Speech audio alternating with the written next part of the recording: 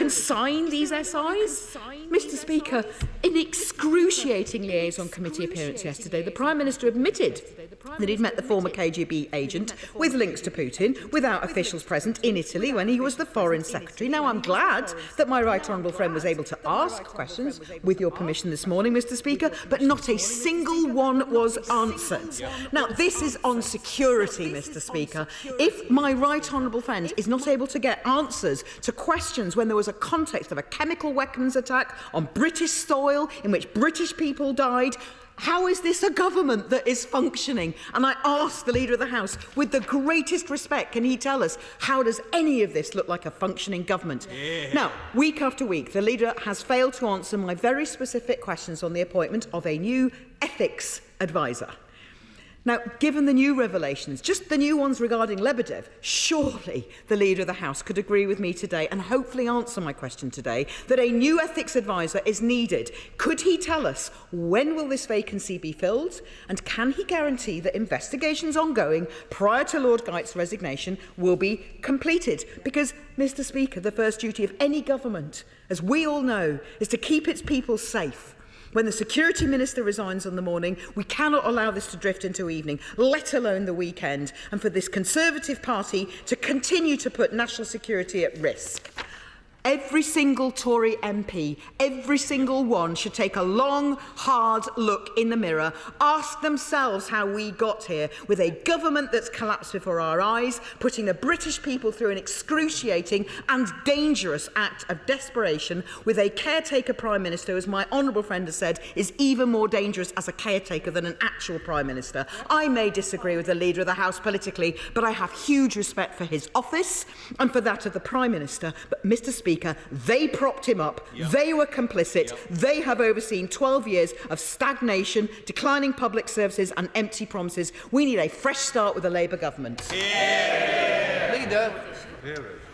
Thank you, Mr. Speaker, and I think that there's a very clear difference between the two sides of this dispatch box. Now is the moment for calmness and for professionalism, not for ranting and not for overexcitement.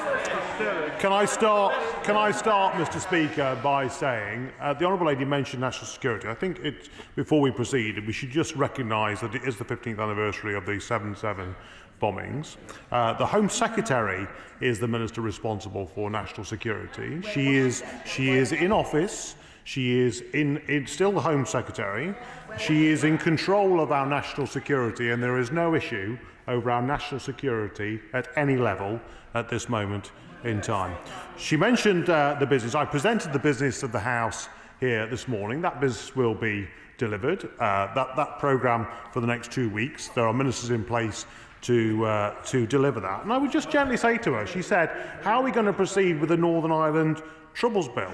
Well, actually, we've concluded the Northern Ireland Troubles Bill in this House, if she paid attention. That bill is now concluded. I would say she's very concerned about legislation. There were only 4 members of the opposition in this House to debate that motion. That's how seriously they take the troubles in Northern Ireland. There were 0 Liberal Democrats. Only 4 of them could be bothered to turn up to debate that. She mentioned Salisbury and the issue over the chemical weapons. She supported a leader of the opposition who wanted to send the evidence back to Russia for them to consider. Just pause for a moment and think about who she supported at that moment in time. And I think it's all right heckling and saying we've got nothing to say. We're getting on with the business of government in a calm way. There are some bill committees that will not run today, but they'll be back up and running very soon. And she finally finished with Lord Geit. I declare my interest, Mr. Speaker, at the beginning of that, in that I'm assured that there are processes in place and those matters will continue to be reviewed and the results of those will come forward very soon. Just shrug, Arlie. Mr. Speaker, as the Leader of the House continues to have confidence in the Prime Minister, my question requires a simple answer. Does the Leader of the House agree with the Prime Minister that if a complaint is raised against a Member of Parliament that is so grave that it triggers an investigation, that Member of Parliament or Minister should not be promoted or continue on the front bench? So my question to the Leader of the House is simple. Does he agree with the Prime Minister? Leader. Mr. Speaker, I'm not sure how that question is relevant to the business of the House in any way, shape or form, but if the Honourable Lady wanted to apply for an adjournment debate on any matter, she'd be welcome to. Can I just say, those who were late, please don't embarrass me by standing. Can we now come to the SNP spokesperson? We're all waiting for Pete Wishart. And we most certainly can, Mr. Speaker, and thank you ever so much. And he's away, and hasn't the Leader of the House been curiously quiet over the course of the past 24 hours? One of the few Johnson loyalists that was left standing last night, I thought we might have found him chained to the radiator with his beloved Prime Minister in the bunker this morning. But can I reassure him, he's a rank outsider to follow his Prime Minister. I think he's something like 80 to 1 just now to take over from the Prime Minister, but I think that's even a long shot even for him. But what a mess they have made of this. This is a Prime Minister who can't even leave the scene without almost burning the house down. He's the first Prime Minister in history who, when receiving that tap on the shoulder from the men in grey suits, told them to go and get stuffed. Surely there is no way on earth that he can remain in a position as any sort of caretaker, particularly with all the big issues that we have to consider and address as we go through the summer period. He's more an undertaker than a caretaker. And what a joke, can I say to the Leader of the House, of a business statement this is, with a government at half capacity. There's barely enough ministers to respond to debates and to answer the questions, and business has been cancelled for the rest of the day. What happens to all these vacant positions? Will they all now return to the post? Does the Levelling Up Secretary now get his job back? And, Mr. Speaker, we need to debate this Prime Minister's legacy, because he will go down in history as one of the worst Prime Ministers in history at one of the worst possible times. In just 3 years, he's managed to decimate our international reputation, our economy and our democracy. He will be their 4th Prime Minister in 6 years. Maybe the problem isn't quite with whoever leads the shower over there. And people ask us, why do we want independence for Scotland? Well, I'm not asking that this morning. Independence would mean we would never get another Prime Minister who we never voted like him ever again.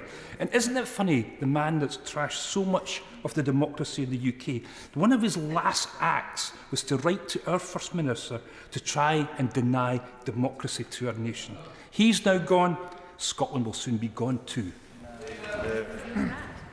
Well, Mr. Speaker, once again, there was not much in there that was relevant to the business of the House, but we await the Prime Minister's statement this afternoon. I can assure the honourable gentleman that vacant positions will be refilled as the reshuffle progresses today and tomorrow, and the government will continue to function in a professional way and deliver for the people of the United Kingdom. Andrew Selous.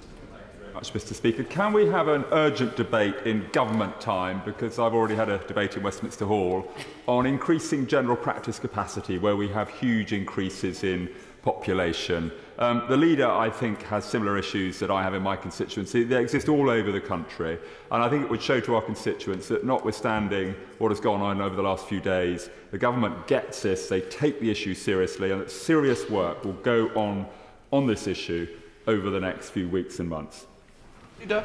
Well, thank you, Mr. Speaker. And can I pay tribute to my honourable friend who's done a lot of work on this matter, and pay tribute to his leadership on this. He'll be aware that we are investing £1.5 billion to create an extra 50 million GP appointments by 2024. We want people to feel confident that when they have a problem, they can see a GP face to face, but I think it is something which is worthy of further debate, and I know my honourable friend will continue to press. I would encourage him to seek a debate in this House.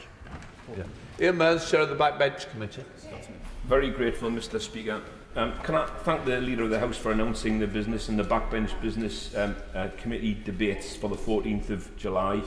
And can I also give the House notice that on the 21st of July, which has been allocated to the committee, that it would be our proposal in the first half of the day to have a debate on United Kingdom sanctions for human rights abuses and corruption. And Mr. Speaker, for quite a few years, the final Thursday before the summer recess has been a time which, when allowed, has been allocated to a debate on matters to be raised before the forthcoming summer adjournment. And the committee has agreed that it would be a fitting tribute to name this debate after Sir David Amess, who was truly taken from us last October. So our proposal is that this tribute would see the debate renamed the Sir David Amess Summer Adjournment Debate.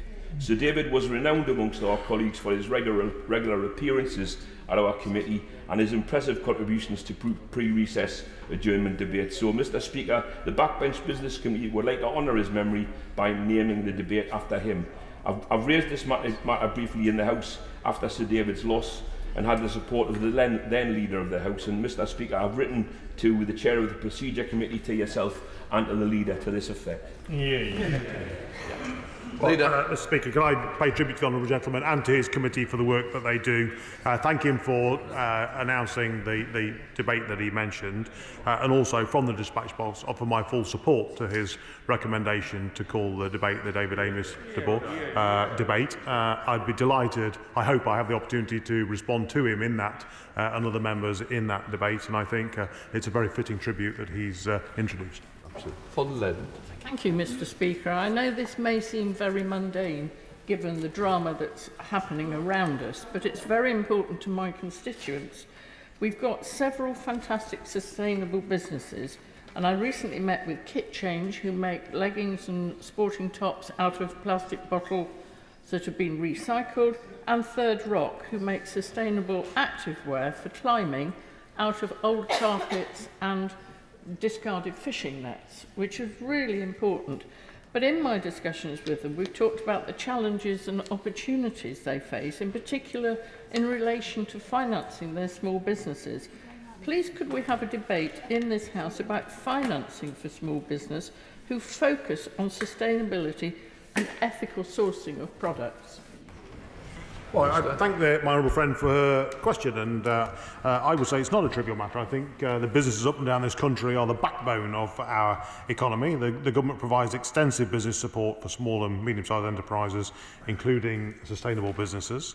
The British Business Bank programmes are supporting over 1.77 million smaller businesses with £89 billion worth of finance. And I know she'll have the opportunity at Bay's questions next week if she wanted to highlight the fantastic recyclable business that she has in her constituency.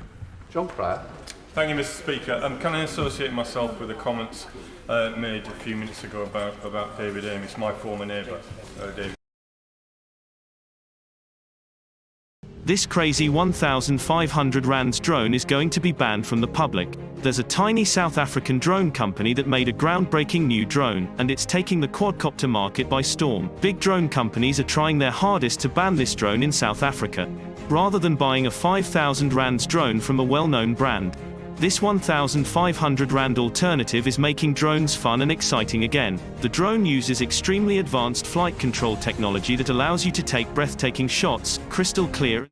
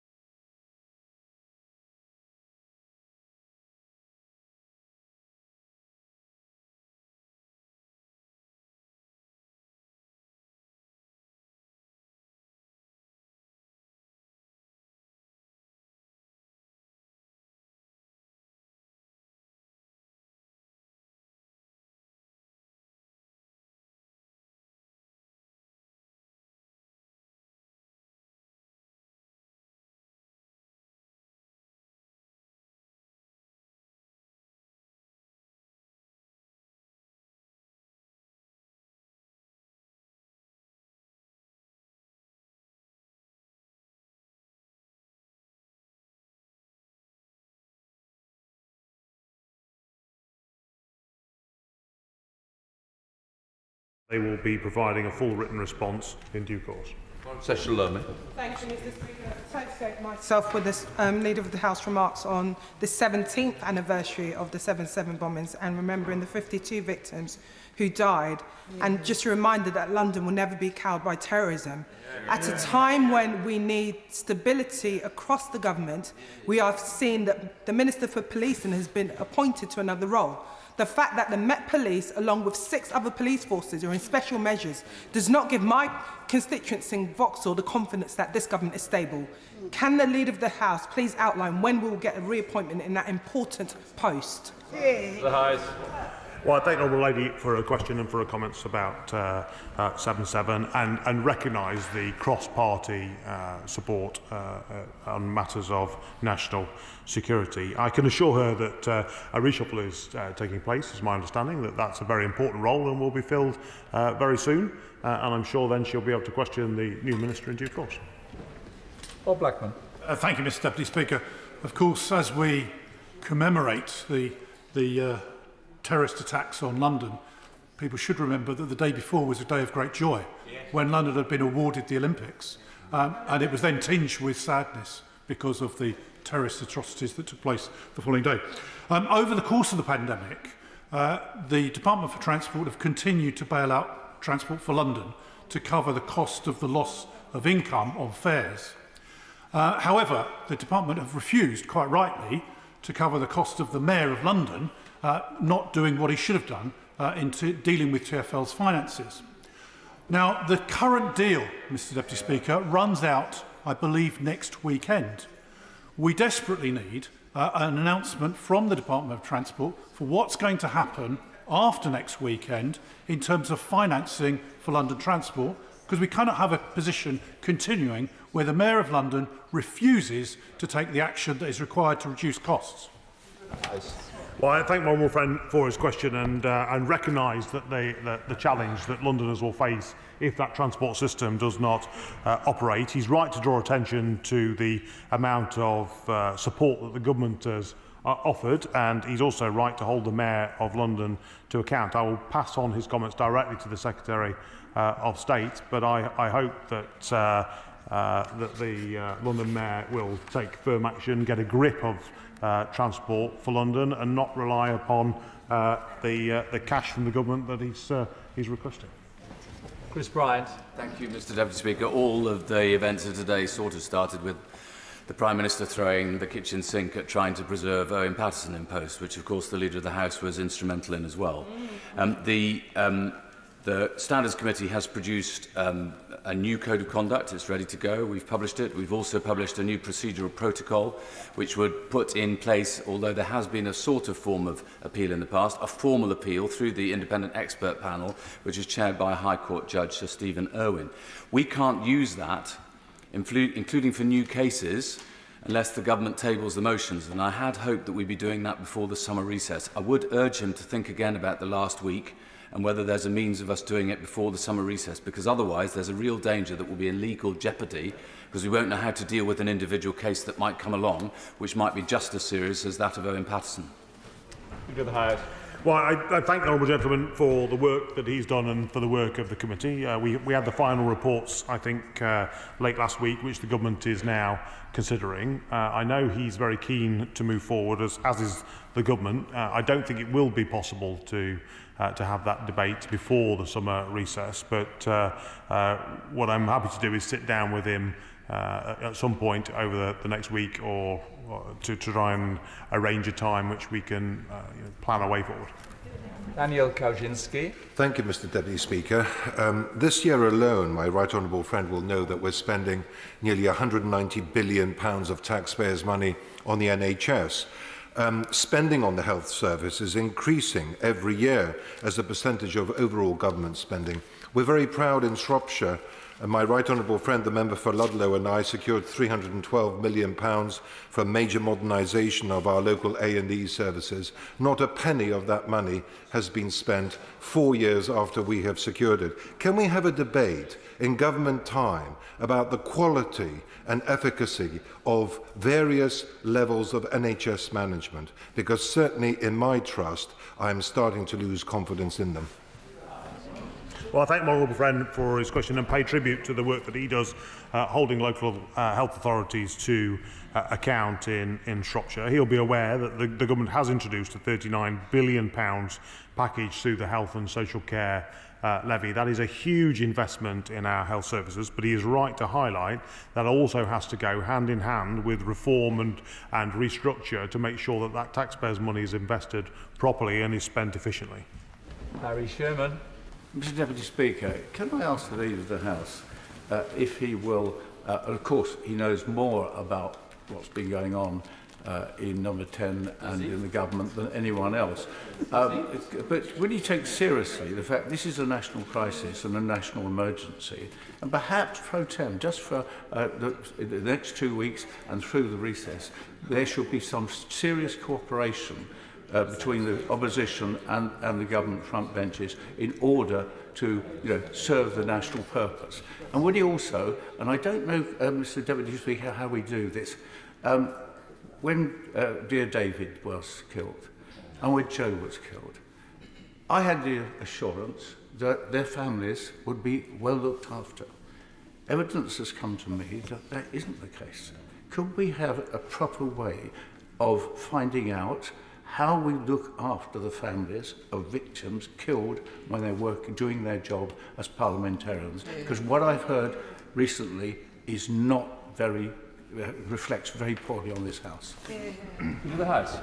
Well, I thank him for his question. I'm more than happy to pursue that away from the dispatch box if he wants to raise that with me privately and send me the information that he's in possession of. I think clearly there is a responsibility for us to look after families of those people who sadly were murdered brutally. I think it's also worth just reaffirming that there are support mechanisms out there for security, and I know through the Speaker's office and through the security services within the House of Commons, if any members are concerned about their own security or that of their family, there is support out there. Alison Thewlis. Thank you, Mr Deputy Speaker. At the Treasury Select Committee on the 6th of June, the now former Chancellor promised action in weeks on what he called the extraordinary profits of electricity generators, sparking significant uncertainty in renewables investment in Scotland. There is nothing in the business statement presented today which deals with this proposal. So before recess, so can the Leader of the House restore confidence and help Scotland's net zero ambitions by confirming that the current government won't go ahead with these half-baked plans? Leader of the House. Well, I thank the Honourable Lady for a question. Of course, we have announced the oil and gas levy bill, which is coming to the House very soon, so she'll have the opportunity in that debate to question the Minister at the dispatch box. But I think we can afford a little time for the new Chancellor of the Exchequer to find his feet and to come to the House, and I'm sure she'll have the opportunity to question him when he does. Terry McCarthy. Thank you, Mr Speaker. I shouldn't actually be here at the moment. I should be in the Bill Committee of the Genetic Technology Precision Breeding Bill.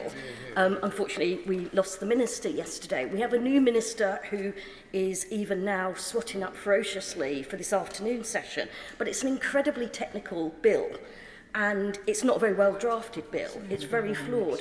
Does the Leader of the House really think that that Minister, no disrespect to her, but she's going to be in a position to take us through the remaining stages of committee by this afternoon? So I thank the Honourable Lady for a question. The Bill Committee will meet at 2 o'clock this afternoon. I can assure her that the Minister of State in that department is very informed on this matter, is right across the detail of that, and I'm sure the Bill Committee will proceed with great speed at 2 o'clock this afternoon. Ian Paisley. Very much, Speaker. I welcome the fact that the business leader has not listed any business on the Northern Ireland Protocol for the 12th of July, given that there will be celebrations about the Glorious Revolution taking place on that day. And a number of Northern Ireland members would not be available, but I do welcome the fact that he has listed for 3 days, 13th, 18th and 19th. Can I confirm that as personalities are changing at the top, that the policy on this matter, the Northern Ireland Protocol Bill, will not change, and it is the Government's intention to complete this business by the end of this particular session? And could I recommend to him the evidence that the Northern Ireland Affairs Committee received from the renowned international law expert Professor Alan Boyle of Edinburgh Law School, where he confirmed that all of his advice to the Government is that the protocol bill does not breach international law. Well, I can assure the honourable gentleman that the bill will continue on the dates that have been announced. He'll be aware it is a Foreign Office bill, and the Foreign Secretary remains very much in her place, and I hope he'll be in his place to scrutinise the bill as it progresses. Marshall Kutova. Thank you, Mr Deputy Speaker. And can I associate myself with the comments made earlier by the Leader of the House and many other members across this House on the 17th anniversary of the 7/7 terror attacks? Mr Deputy Speaker, for the good of this country, we need a functioning government, and at this precise moment, we do not have one. There are many government departments that is without ministers. And now I have met with many ministers over the past months and also have written correspondence to them on very important matters that matter to the people of Battersea. So can the Leader of the House give me some assurance that I will get responses at the earliest opportunity and in a timely way, please? Well, I can offer the honourable lady that assurance. There are ministers being appointed as we speak. Those vacancies will be filled, and she will get a timely response, and her constituents will receive the service that they deserve. Vera Hophouse. Thank you, Mr Deputy Speaker. In Bath we have soaring ambulance waiting times, NHS dentists and GPs in crisis, and a cost of living emergency bringing misery to scores of my constituents. There is no functioning government left. How is it possible that the Prime Minister can continue in office even as a caretaker amidst the chaos that he has created himself? Will he bring forward a debate and vote of no confidence in the Prime Minister? Well, it's good to see the honourable lady back in her place for business questions. I know she's missed a couple, and I hope she's now well. I can assure her that there is a functioning government. The government, there are a few vacancies that are currently being filled. They'll be filled very soon, and level of service will continue at the high level it has for some time. Jake Twigg.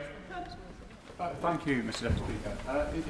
Can I say to the Leader of the House, in view of the Secretary of State for Defence's comments to the Defence Select Committee this week on the ongoing situation in Ukraine, can we have an urgent debate in government time to examine the need to increase defence spending and defence personnel? Well, the honourable gentleman will be aware of the commitment we've made for extra cash for Ukraine and for the security the security situation.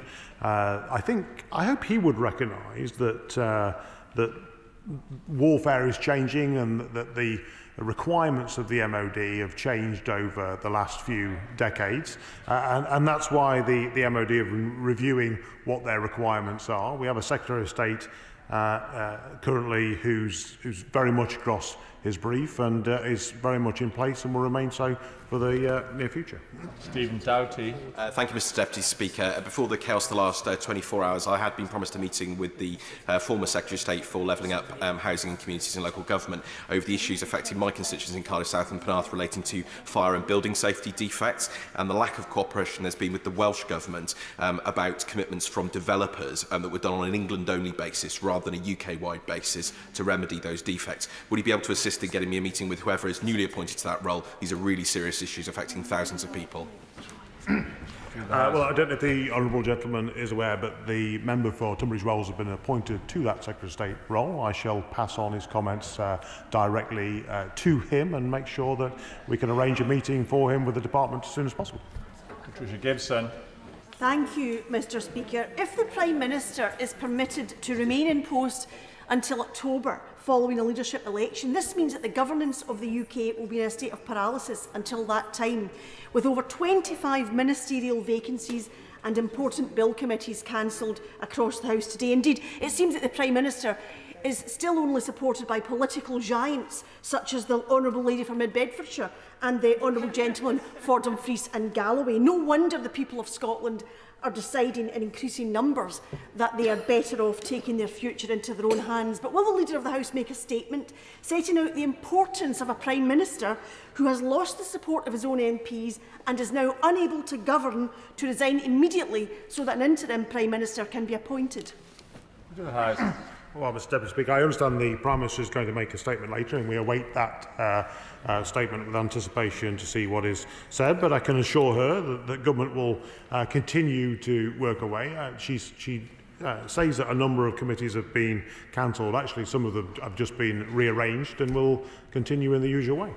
Ruth Cadbury. Thank you, Mr Deputy Speaker. And I also want to associate myself with the remarks about Hounslow Council lost a wonderful social worker, Ajaro Ikiagwu, on that day. One of the key tasks of government are the basic functions that currently seem to be collapsing. For example, and just examples, the issuing of visas and passports. And members are not getting answers. So can the Leader of the House explain how the basic parliamentary tools of scrutiny will be addressed, such as answers getting written answers to questions, whether oral or written, where there are either no ministers or these ministers are so new they're going to take time to get their feet under the table? The House.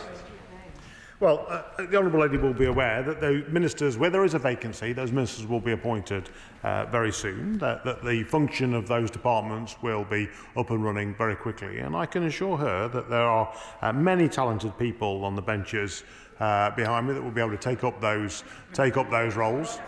Well, they're probably all waiting by their phones, but I can assure her that once they're in place, they'll be ready to give her the level of service that she requires. Dame Diana Johnson.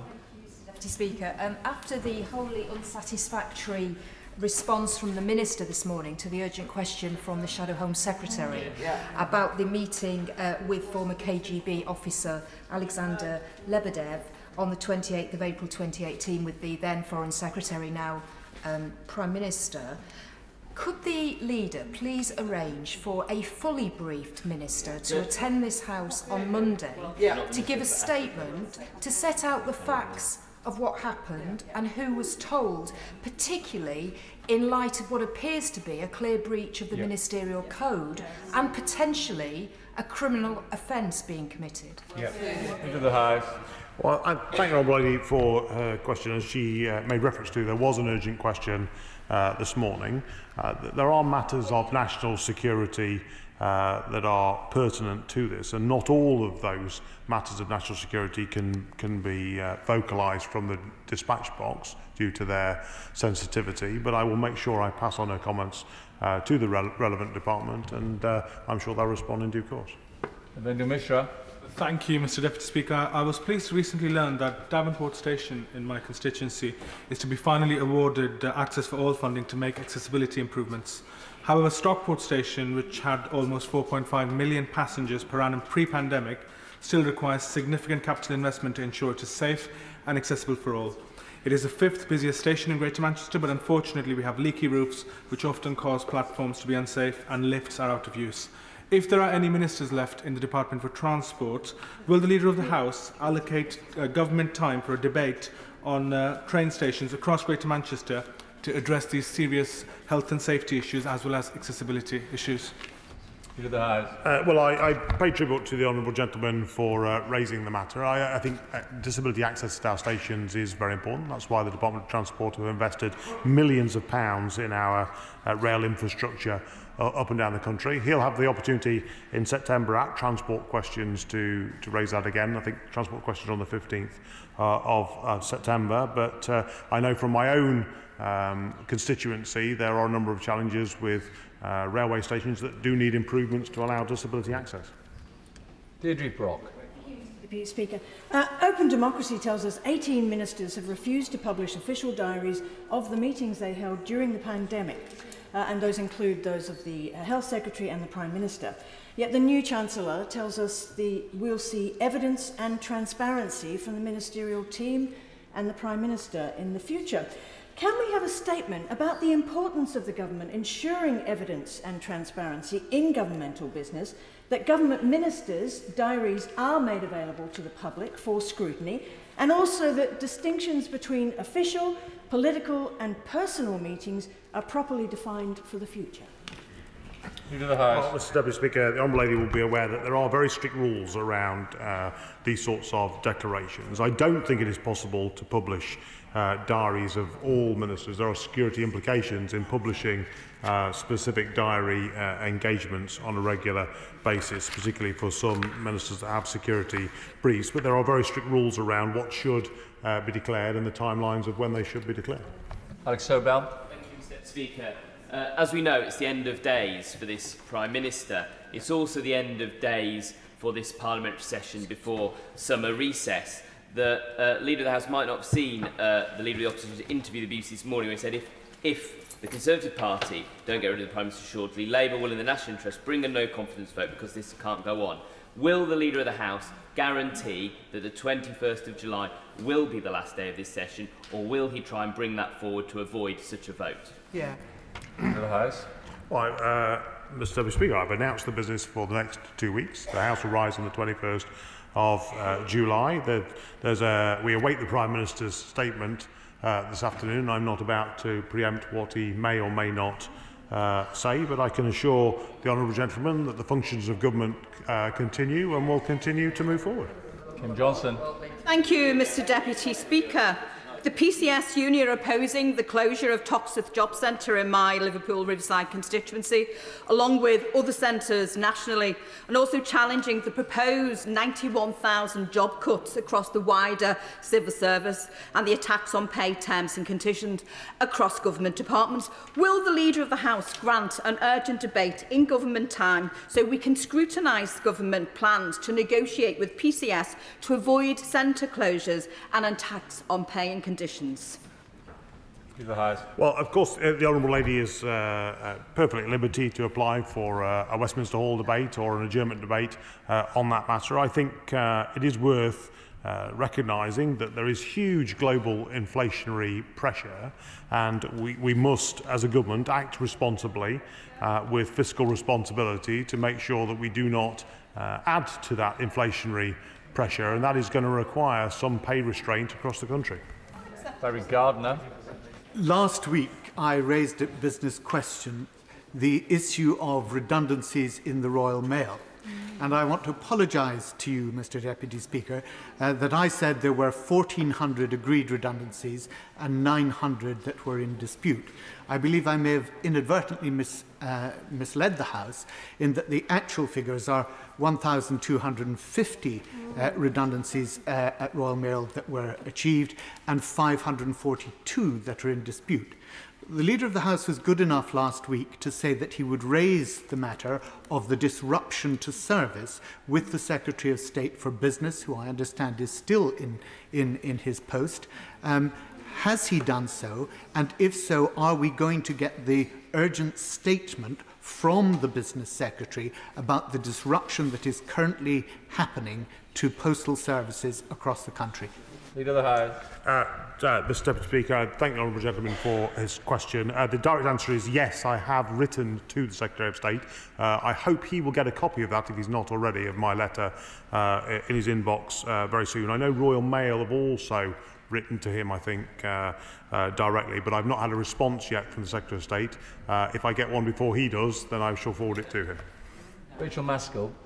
Thank you, Mr Deputy Speaker. Greater than the crisis in Downing Street is the crisis we're seeing currently in the Donbass and across Ukraine. However, the Prime Minister remaining in office is playing into Putin's hands and undermining President Zelensky. So will he convey my concern and that of many other members to the Prime Minister that he can't continue in office if he wants to support the people of Ukraine, and therefore bring a statement to this House about the impact of his behaviours on our foreign policy?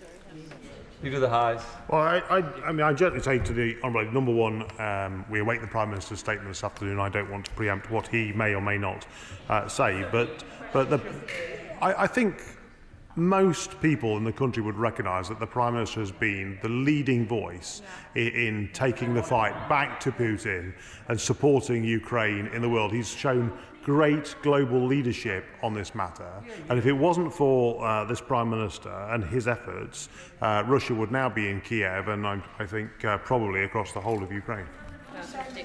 Jim Shannon. Thank you, Mr Deputy Speaker.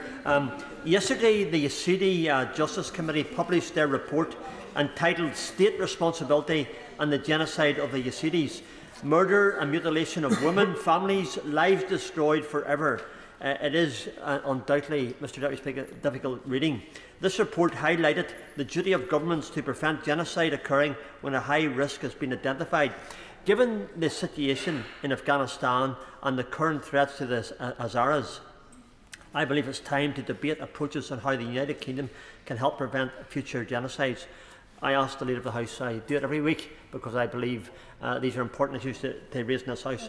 Will the Leader of the House make time for a debate on this very, very important matter? Thank you so much. Leader of the House. I thank the Honourable Gentleman for his question. I've not had the opportunity to read the report. It does sound quite a harrowing report to read. He is a true champion of religious freedom around the world, but it's something that the government does take very seriously. I shall make sure I pass on his comments to the Foreign Secretary, who I know shares his level of concern about the terrible actions around the world that some states commit. Helen Morgan. Thank you, Mr Deputy Speaker. Since my election, I've been campaigning on the issue of ambulance response times in Shropshire, and as a result of that campaign, local health leaders have been preparing for a visit from the Minister in the coming weeks to see how they've been doing to improve that situation. My understanding is that the Minister resigned yesterday evening, and so now that visit is on hold or postponed or maybe even cancelled. I'd like to ask the Leader of the House if he can bring a debate in government time on the national ambulance situation, because people are dying avoidable deaths, not only in North Shropshire, but across the House, and it's time we saw the government get a grip of this across the whole country. Leader of the House. Well, the Honourable Lady will have the opportunity at Health Questions on the 19th of July to question Secretary of State directly, but I hope she will recognise the huge investment that's been put into our health services up and down the country by this government. Ambulance waiting times are something that I know the government is working hard to improve on and to support her constituents and those across the whole of Shropshire. Before I do that, can I thank the Leader of the House for his statement today on what has clearly been a very busy day for him and responding to questions for over 3/4 of an hour. So thank you very much. Point of order, Angela Eagle. Point of order. Thank you very much, Mr Deputy Speaker. We've had two statements today where ministers have come to the dispatch box and told us that they have no knowledge of the things they're meant to be answering UQs on. This is completely undermining the point of having UQs. Certainly, Mr Speaker, when I was a government minister, we wouldn't have thought of coming into the House of Commons and merely saying, oh, I don't know, nobody's told me, I don't know what the information is. Could I ask you, Mr Deputy Speaker, I know that the Chair doesn't have any say on the content of ministerial responses, but this does seem to be a sinking of standards to such an extent that it's causing UQs to become a laughingstock, and this cannot surely be right for accountability of government ministers to this place. I'd like to thank Dame Angela for her point of order, and as she has stated, it's not the responsibility of the Chair for either the contents of responses or indeed who gives that response. I suspect the only thing I can say is we live in interesting and exceptional times over the last 48 hours, but I'm sure the Treasury bench will have heard exactly what she has said and will get that through to the relevant government departments. Thank you very much.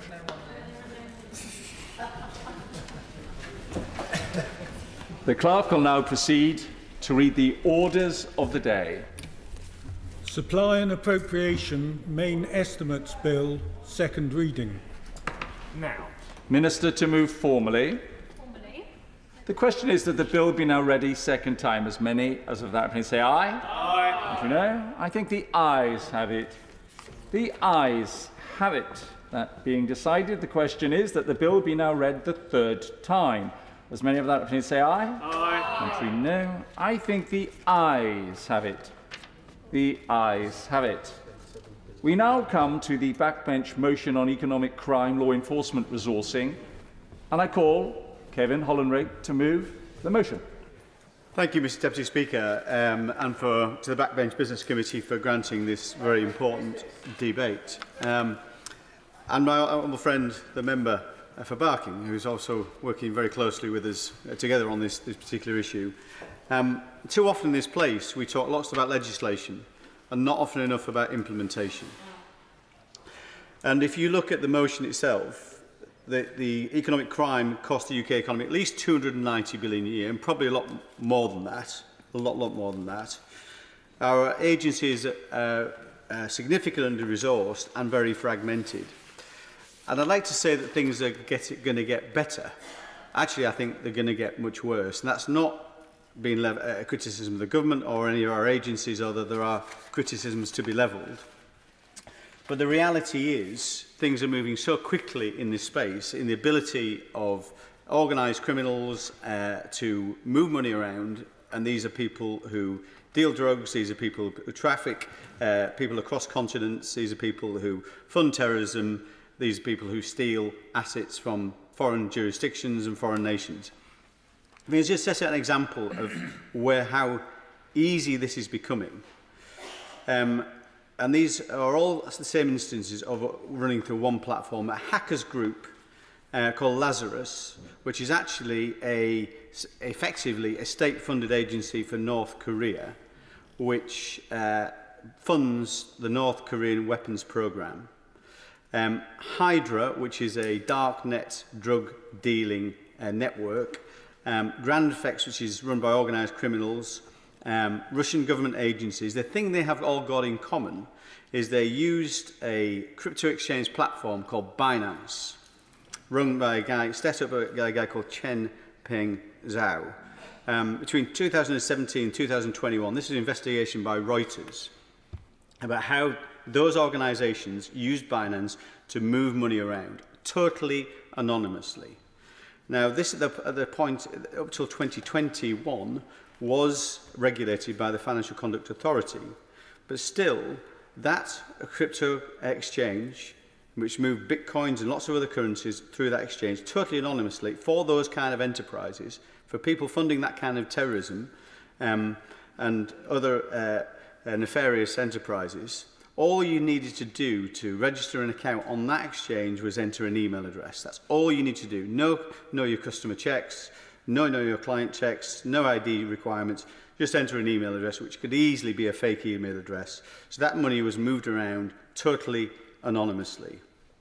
And the owner of this organisation, Mr. Zhao, had said to his own staff, as recently as 2020, in his talking about his staff, how he grows his enterprise, he was driven by one thing and one thing only. He's still driven by this. And this platform has now been banned within the UK in terms of regulated activity, but that doesn't stop UK people actually using it, because obviously that's the internet works. But to his staff, he said, do everything to increase market share. He talked about know your client checks as being unfortunately a requirement. Unfortunately a requirement. And in the investigation by Reuters, £2.35 billion have moved around in this way for those nefarious ends. And this is just scratching the surface. A couple of £1 billion when we know the amount of money just washing through the UK is in the hundreds of billions of pounds. And the UK plays a key role in this, and it's a role we must acknowledge and we must take responsibility for clamping down on. But we're getting nowhere near that at the moment, Mr. Deputy Speaker. What we know in terms of economic crime is that 40% roughly of our crime now is economic crime, yet only 0.8% of our resources in terms of man-hours is dedicated to the tackling of economic crime. So there's huge disparity. 290 billion a year as a conservative estimate, I think it is fair to say, which represents about 14.5% of our GDP across the UK economy. Yet, in terms of the application of resources, adds up to 0.04% of GDP. So it's a massive gulf in terms of the cost to society, the cost of this nation, and cost in many ways, not just financial cost, of course. It is, as I say, it is drug dealing, people trafficking, all the things we're trying to tackle. And yet the money's going out through the back door to all these illegal enterprises. We know Action Fraud reports and the impacts on individuals. As constituency MPs, I think we all deal with individuals who have had money stolen from their accounts through things like authorised push payment fraud.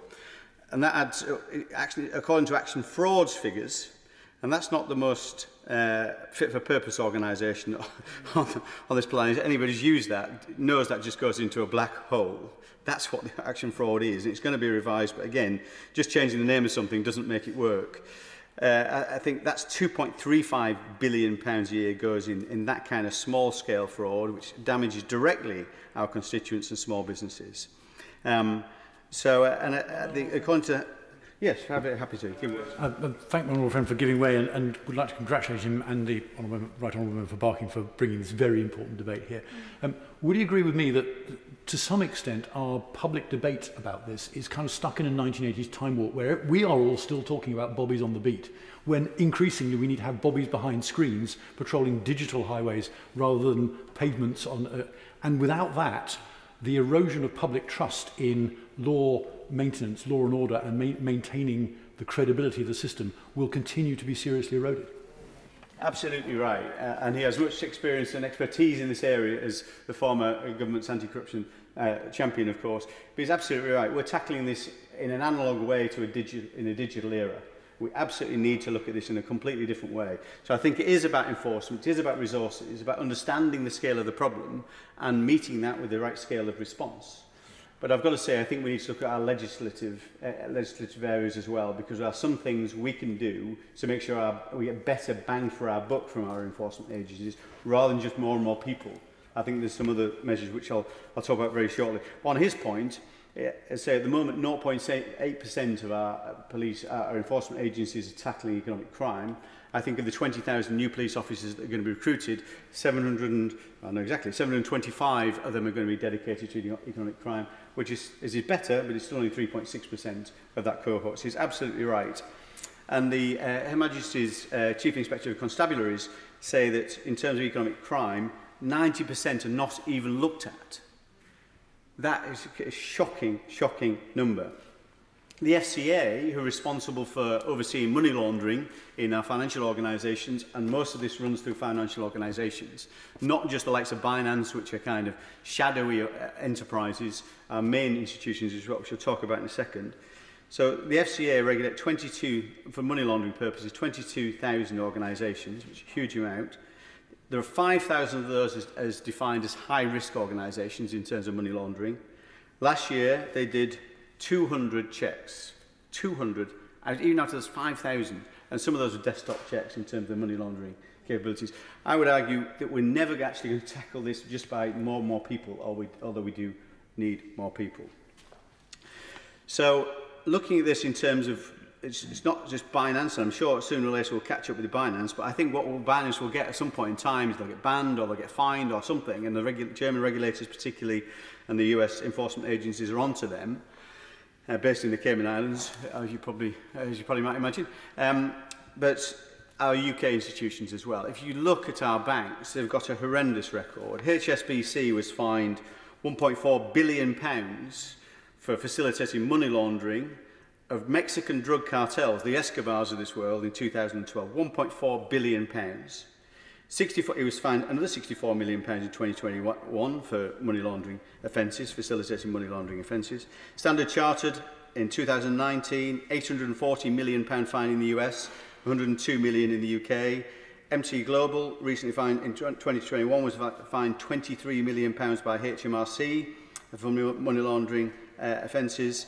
NatWest this year was fined about £260 million, actually the first ever corporate criminal prosecution by the FCA, and I welcome that, the first time ever that has happened this year for offences, for historic offences in terms of money laundering. UBS had the biggest ever fine, which is £3.2 billion, that was by the French authorities in 2019. Danske Bank, which facilitated £200 billion of money laundering. £200 billion of money laundering offences. It hasn't been fined yet, but this has been identified. It will be fined. But £200 billion of Russian money coming out of Russia, being spread around the world, all going through small banks in Estonia, in Danske Bank. Horrendous. So we talk about how Putin funds his his invasion of Ukraine, and he funds it by keeping this coterie of people around him, stealing Russian assets, making the wealthiest person in the world. There is no doubt about that. But we are facilitating this. UK companies were involved in some of the shell companies in terms of moving that money around. I could quote other examples of economic crime that I've been involved in on the all-party group on fair business banking. Lloyd's HBOS, where there was proven criminal fraud that was proven in 2017, and the cover-up associated with that is an utter disgrace. And yet we're due to see the Dobbs review later this year, which will should identify the scale of the cover-up that Lloyd's have covered up that fraud that went on at HBOS. And then we also saw RBS, GRG, of course, which devastated tens of thousands of businesses, effectively defrauded businesses their assets. All those occasions, all those businesses, all they ever got was a fine. Not a single person in any of those cases, not a single person in terms of senior executives has gone to jail. And that's what we need to do. We need to have personal liability, because this stuff will just be seen as a cost of doing business. That's the reality. Very happy to give way. On that point, my honourable friend has spoken with real knowledge and clarity around these crimes and in regard to constituents and the global impact, and the two are very much interlinked. And in my own constituency, I've seen many constituents impacted by hundreds or thousands of pounds, which is filtering into this global impact. How does my honourable friend think we can tackle this, that people don't feel this is beyond them in terms of the answers? Because we're talking on a global scale, but this is affecting individuals, and the two are inextricably linked, and they want to see action in regard to that. It's absolutely the right question, and these problems are not that difficult to solve if people are willing to apply the right rules. So the money that she talks about from a constituent is probably obviously there's a organised criminal, probably organised gang behind it, who's contacting the constituent and saying, I can move your money over here, and they do that, and then that money's moved through a mule account, probably in one of the banks, major banks, and off somewhere else offshore, and then disappears off into the ether. Of course, the banks can clamp down on mule accounts. That's the reality. If they had the right incentive to do that, or the willingness to do that, this stuff can be stopped. But people will not stop it until it's in their interest to stop it. And that's what we need to make sure. Yes, we need the enforcement. Yes, we need the people. But we need the people that currently are facilitating that, which are largely UK-based in terms of this context, just to be willing to do that. The UK plays this particular role within all this stuff in terms of economic crime. And the UK is seen as the place where money is laundered, not necessarily where it's kept, all that's different in terms of things like kleptocrats or Russian oligarchs, but the money is usually laundered in the UK, then off elsewhere, off into other jurisdictions, largely the US, actually. But and the reason that is the case, of course, is a consolidation of expertise we have in the City of London, of which the City of London is something we should be very proud of. But a consolidation of expertise, both financial organisations and the advisors that sit around them, which are also culpable in this regard. We have strong regulations in some areas, very weak regulations in others, and particularly when we're offshoring. We're moving in terms of offshore regulation, and the UK has this particular relationship between domestic regulations and what happens offshore. Very happy to give way to the Honourable. For giving way, and he's absolutely right. That point is one point I wanted to intervene on. The banks are very strict with local customers, and as they should be, by the way, and as it is right to do so. But unfortunately, as the honourable gentleman referred to earlier on, the movement from money, Mr. Deputy Speaker, from Estonia to Northern Ireland was on the Panorama programme, I understand it was, where it showed £200 million of money moving. I'm very conscious that the government seems to focus upon the ordinary account holder and regulates that person in a very strict way. But when it comes to the big monies moving, it doesn't seem to have any level of regulation. And does he agree with me that that's where the focus needs to be, the bigger picture? Well, I think he's right. I think the regulations are there. It's just that the penalties are not sufficiently appropriate. And they're sufficiently down the line. Although Danske Bank knew it was doing wrong when it was moving that £200 billion of money out of Russia into other parts of the world. It knew it was doing wrong, or the people within the organisation knew they were doing wrong. It just that it was their incentive to not do anything about it because they made a huge amount of money as it flew through their systems, of course. Now, if you're the local manager or even the mid-tier manager or even the senior exec, you're thinking, well, we're making money, nobody's going to find out. If we find out, it'll be a fine down the line, I'll have gone anyway. Where's the incentive to clamp down on it if I'm going to make lots of money out of it? Everybody's got their budgets to hit at the year, and everybody's got their targets and their bonuses on the back of it. That's the problem. The penalties need to be different. The enforcement needs to be different. The penalties need to be different.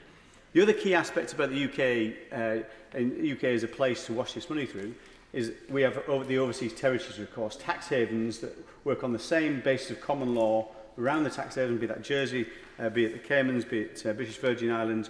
So if you're going to launder money, you don't want to pay tax on it, so you want to make sure you put it through a jurisdiction with low taxation or zero taxation.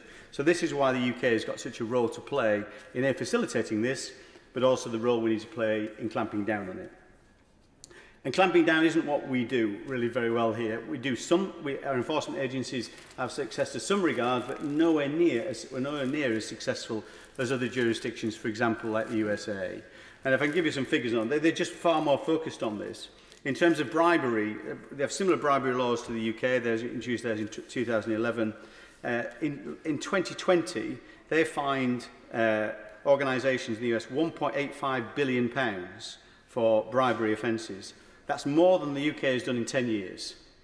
In terms of money laundering sanctions, it's a very similar number. In 2019, the UK fined our banks £260 million in the entire year in terms of money laundering offences, the US £7.5 billion, including £2.5 billion of criminal sanctions. If you look at almost every agency we have, it's underfunded and under-resourced in terms of tackling this problem. So what do we need to do? Well, I know my honourable friend, the Right Honourable Member for Barking, will talk about some other measures, but I'm going to focus on my key measures that I think we need to do. The one thing we need to do is ring-fence a budget for tackling economic crime right across the piece in terms of the UK to see exactly how much we're spending on tackling organised crime. And we need fewer agencies, and it needs to be more consolidated so the lines of reporting are less fragmented and more direct. Action fraud cannot just be a rebadged enterprise. It needs to be something meaningful, and the offences that are reported into it, people need to think they're actually going to be done something about. I was recently nearly scammed through WhatsApp, actually, and managed to realise it wasn't actually my son contacting me. It was some other person. But I think, shall I report that to action fraud? Well, what's the point? What's the point? Not going to do anything about it. So you don't do that. So many more offences that have been reported. The number one thing I think we need to do is extend something that the government's talked about doing. We have currently something called failure to prevent offence. You get corporate criminal liability if you fail to prevent bribery in your organisation. This was introduced some years ago, I think it was 2011, I might be wrong, but some years ago in the UK, failure to prevent bribery, also failure to prevent tax evasion. So you have to it's not that you have to just stop this happening, you have to put the rules in place to stop it happening. That's the key thing, it's what you can do to stop this. So if you then you put systems in your organisation to alert you to certain things that are happening, and you obviously also train your staff that you can't do bribery or facilitate tax evasion. We need to extend that to failure to prevent economic crime. Now, the government's been talking about this for some time. The Law Commission's reported on it. What it said is, well, we should do that probably for fraud. That's all we should do it for fraud. Not for money laundering, and not for things like false accounting, which to me is a big mistake.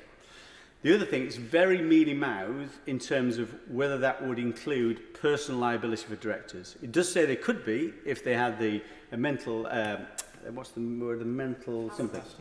It's not past, anyways, it's the mens res. Thank you very much, Chair. That's right, whatever that means in English. Anyway, but, the guilty mind. The guilty mind, okay, there you go. But if you can prove they had a guilty mind, if you prove that the directors had the guilty mind, that they were actually participating in the fraud, you can then potentially go to jail. To me, that is wrong. That is not what the Health and Safety at Work Act said in 1974. What it said, if you fail to prevent accidents on your workplace, then you would, if you fail to prevent them, then you can go to jail. And construction deaths died in the following year, dropped in the following year by 90%. What would happen if you put this in place? That if you are not preventing this stuff, if you're failing to prevent it, preventing what's reasonable in terms of clamping down on this stuff, then you can go to jail without having to prove you deliberately facilitated that fraud. That's what we need to make sure that happens. This would have make a fundamental difference to this whole argument we're discussing right now. We need to support whistleblowers. That's the other thing we need to do. Most of this information will not come from our enforcement agencies, not come from our investigations by regulators or from our enforcement agencies. They will come from people within the organisations. And currently those people are not protected. They are not compensated. Just to remind the mover of the motion that the guidance is up to 10 minutes. And we're now on more than that, times 2. So perhaps with a bit of focus, he could now bring his remarks to a conclusion. I've got so much to say on this. I do apologise, Mr. Speaker. Whistleblowers, one final thing I think we should do, as well as beefing up the numbers, one final thing I think we should consider doing. What we've done on unexplained wealth orders, we did it in the government's legislation it brought forward, it was welcome it brought forward in the last session. It's capped costs for unexplained wealth orders. We should consider capping costs for all prosecutions of economic crimes to stop these very wealthy individuals preventing our enforcement agencies taking them to court by just the fact they've got huge financial firepower, much stronger than ours. That's one other thing we should do. On that, I will conclude, Mr. Deputy Speaker, and I'm very, very sorry I've taken too much of my time, but as I say, I could talk for much more time on this, given the chance. Mind him that at the end of the debate, he has 2 minutes to conclude, not 4. The question is, as on the order paper, Dame Margaret Hodge. Thank you very much, Mr. Deputy Speaker. It's a bizarre day to be debating a really important issue. And I'm grateful to the Backbench Committee for selecting, and it's a privilege to follow the Honourable Member for Thurston Moulton, with whom I'm working very closely on many of these issues. I'm going to say something a little bit general and then move to it. I hope you're not being too... Are you being... Mr. Deputy Speaker, have I got 10 minutes or a little bit more? No, you're not constrained, but all I would say is... I'll keep it short. I'll keep it tight. I'll keep it tight. Okay, but it is shocking, but it's true, that it was the tragedy of the war of Ukraine that got our government to start thinking about the serious threat that this country is facing at both our economy and our society, with the spiralling menace of illicit finance and all that goes with it. I've said it many times in this House, and I'm going to repeat today, that we will never, ever enjoy sustained good economic prosperity on the back of dirty money. We have earned the reputation on which our superb, successful financial sector now was built. We've earned it by being a trusted jurisdiction, and we must maintain that. Today, we're in danger of losing that trust. The US sees us as a high-risk jurisdiction. They see us as being very similar to Cyprus. London grad is becoming a popular term among many. We've moved off our perch as the world's leaders in fighting economic crime. Moody's have downgraded us. We're slipping down the ranks of Transparency International's Corruption Perception Index. Everything is moving in the wrong direction. And it's no surprise, because as the Honourable Member for Thirsk said, this is massive now. £290 billion is more than a quarter of the total public expenditure of this government. And it's an annual figure. And in all of our views, those of us that are in this, concerned in this area, it's a conservative figure. And the latest figures, there were figures out last week by UK Finance, suggest that in 2020 there was an 8% increase in fraud. And fraud, of course, is the biggest component of economic crime. Much of the illicit finance, but not all, comes from Russia, Russian companies and from Russian individuals.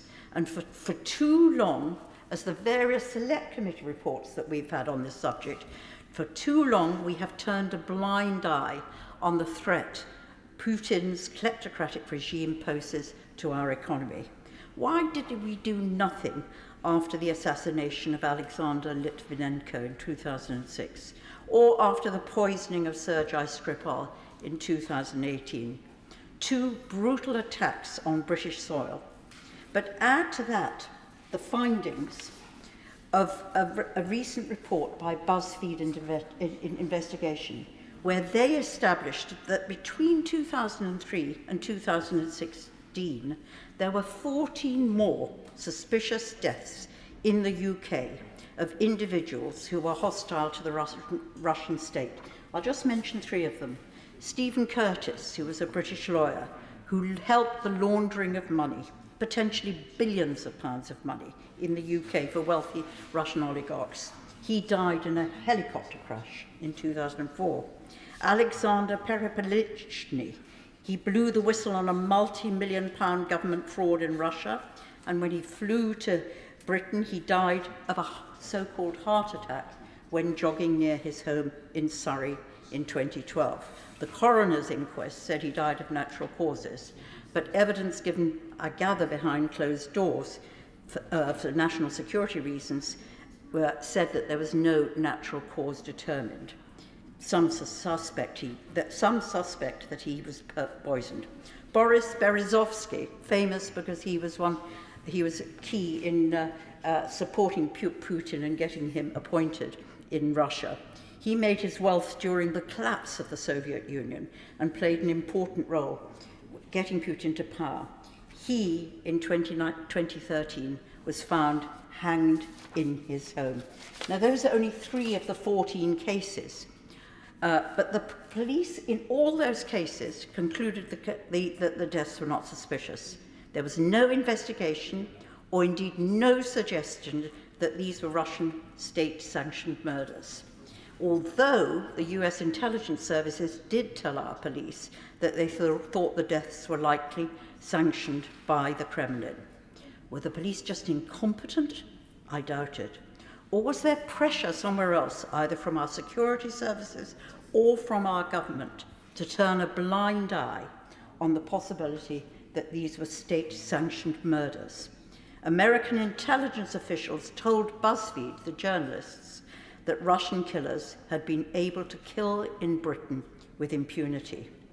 And they said that one of the reasons for the reticence of the enforcement agencies to act was, and I quote, a desire to preserve the billions of pounds of Russian money that pours into British banks and properties each year. So as we debate today the failures of our enforcement agencies in tackling illicit wealth, we should bear in mind that the problem goes well beyond the funding, the skills, the effectiveness of the enforcement agency. If we are really to eradicate dirty money, we require action on a very wide number of fronts, as indeed the 2 APBGs have said, and we've put together, I think, a good manifesto which could form the start of concerted action to rid us of this terrible, terrible bad. And I talk about it, and we talk about it in this manifesto as being action on 4 fronts. We need smart regulation, we need much greater transparency, we need proper accountability, and we need enforcement. And enforcement is the issue that we're debating today. All those measures are interdependent. And I worry a lot that what we hear about the economic crime bill that should be with us in the early autumn is that the response of the government is too little and too fragmented. Reform of Companies House, we've been arguing that for a long, long time. Necessary but not sufficient. Reform of the anti-money laundering regulations, again, necessary but not sufficient. An open register of property ownership, property owned by foreign companies, necessary but not sufficient. We need action on many fronts in a coordinated way if we are to clean up dirty Britain. Today we are focusing on enforcement. Our performance is abysmal. Our record in successfully bringing the bad players to account is miserable, and our commitment to doing the job properly is questionable. And the evidence is overwhelming. The Honourable Member has already talked about some of the evidence. The Bribery Act was introduced in 2010. Look at the UK. We've had 99 criminal convictions and 6 deferred prosecution agreements. USA, very similar legislative framework, have had 236 convictions in the same period. We have never, as I understand it, I couldn't find it, and if I'm wrong, I stand to be corrected, but I think we've ever pursued a criminal persecution against a bank for money laundering or sanctions busting. We use civil measures, we never use criminal measures. In 2019, we got fines, we had civil fines of £260 million. In the same year, the Americans pursued criminal action and secured £2.5 billion against just 6 banks. And they secured £5 billion in civil fines. We have the FCA finding, as the Honourable Member said, but I think it's worth repeating because it's so shocking. HSBC, we fined them £64 million in 2021 for AML failures. In America, nearly a decade before, they were fined £1.4 billion for their anti-money laundering offences. Chartered Bank, Standard Charter, it's a British bank. We ought to be the ones who are really responsible for ensuring that they behave themselves. What do we get from them? Fines for wrongdoing under anti-money laundering regulations, £102 million. What do the Americans get? £842 million. That's over 800% more. Yet we know from the FinCEN files that too many of our banks, too many individuals who work in our banks either passively collude with economic crime or actively promote and facilitate money launderings. And the banks that are implicated are so often British-based banks, HSBC, Barclays, Standard Charters, the biggest British banks. What we do in Britain is we pursue the little businesses, the little men and women who are trying hard to establish new businesses in here. And it came home to me very much when I chaired the Public Accounts Committee and we had the leaks relating to HSBC. They were called the Falciani leaks. And of course, in those documents, the ones that related to British individuals, there were more of them than there were, I think, from any other nation. There were 3,600 British accounts. At the time, the tax authorities said to us that about a third of those there was cause for concern. Out of those third, let's say it's about 1,200, they finally found 150 cases. How many did they pursue? One individual has charged, and I couldn't find in my search of Google, I couldn't find whether that individual was ever convicted.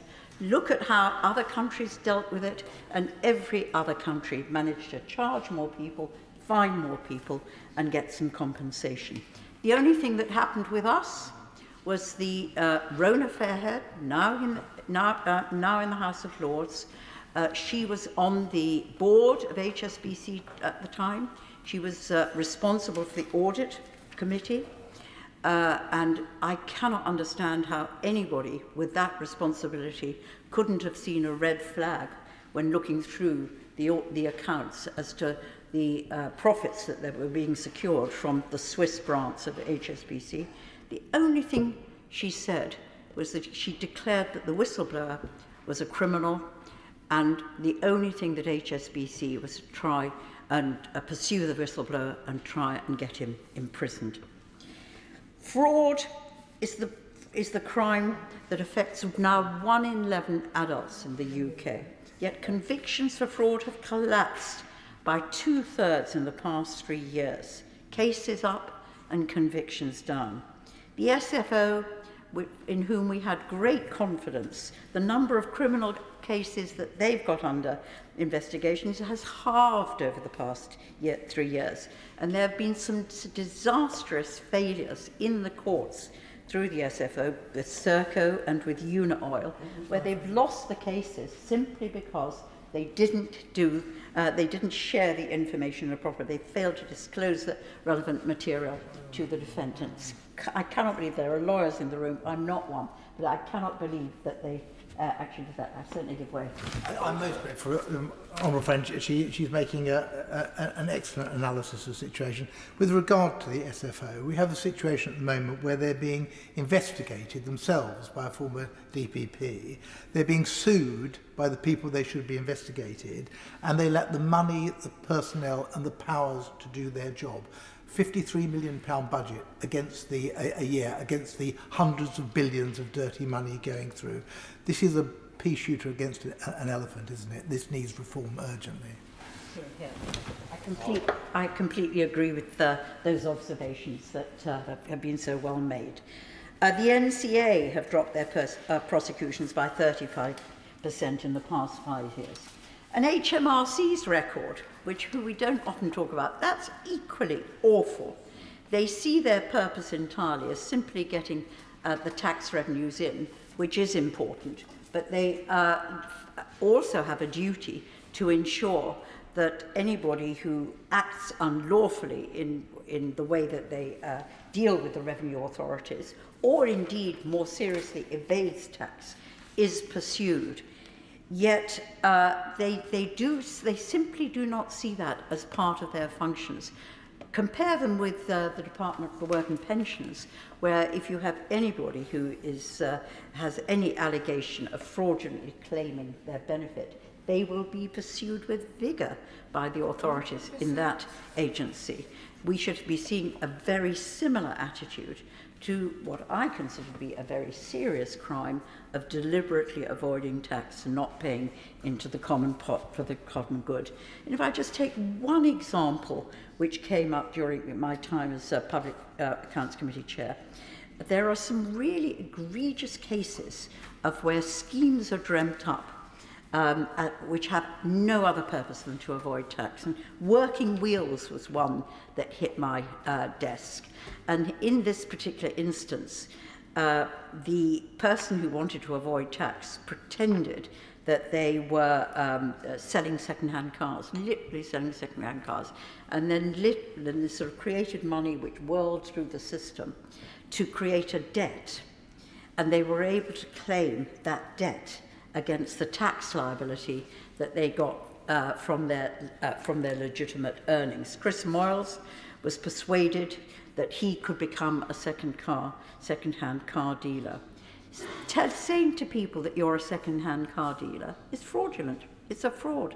And why that is not pursued with the same vigour as somebody who who tries to lie about their circumstances to get a better benefit settlement is beyond my belief. Basically, the HMRC, and it's one of our recommendations, should have the absolutely statutory duty to pursue wrongdoing with the same vigour that they try and pursue and get money into our coffers. All these agencies are grossly underfunded. They're all grossly underfunded. The government trumpet the £100 million that they're going to get from the economic crime levy, but it's peanuts when it's set alongside actually what the banks themselves currently spend on anti-money laundering, and certainly what other countries spend. Under Biden, the Americans have increased their expenditure on enforcement by over 30% because they define it as a security issue. And what have we done here? We've got a real cut of nearly 5%, 4.5%. So we've got lots of ideas which wouldn't require a call on taxpayers' money. We could enable a percentage of the files that are collected from successful action to be used to fund further activity and staffing within the enforcement agency. We could follow the American examples and say that costs incurred by the defendant, were we to lose cases, should in no way be met from the public purse. They just get no contribution to costs. Why should people who we are alleging of wrongdoing have, in relation to government funding, be allowed that? And then the other thing which we will come back to, but on the sanctioning of individuals, we currently have seized the assets of a lot of, we have frozen the assets of a lot of Russian oligarchs, but we have no mechanism to seize those assets, and trying to move from freezing to seizing, where we are doing some work, in fact, next week to look at the practical changes that would have to be brought in to enable that to happen. Trying to ensure that we seize as well as we freeze would release more resources, not just for enforcement activity, but in this particular instance to help us with the reconstruction of Ukraine after the war. Staffing does have to grow. If we look, for example, at the suspicious activity reports that are received by the agencies, over 500,000 a year go in, with only 118 employees to deal with that. I think my correct arithmetic puts that at 4,250 reports per official. In Germany, they have 500 per official. In Australia, they have 1,400 per official, all better staffed than we are here. And this is so much an invest to save activity.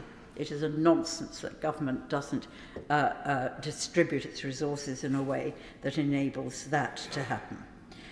There is also the chaos of our existing infrastructure of regulation.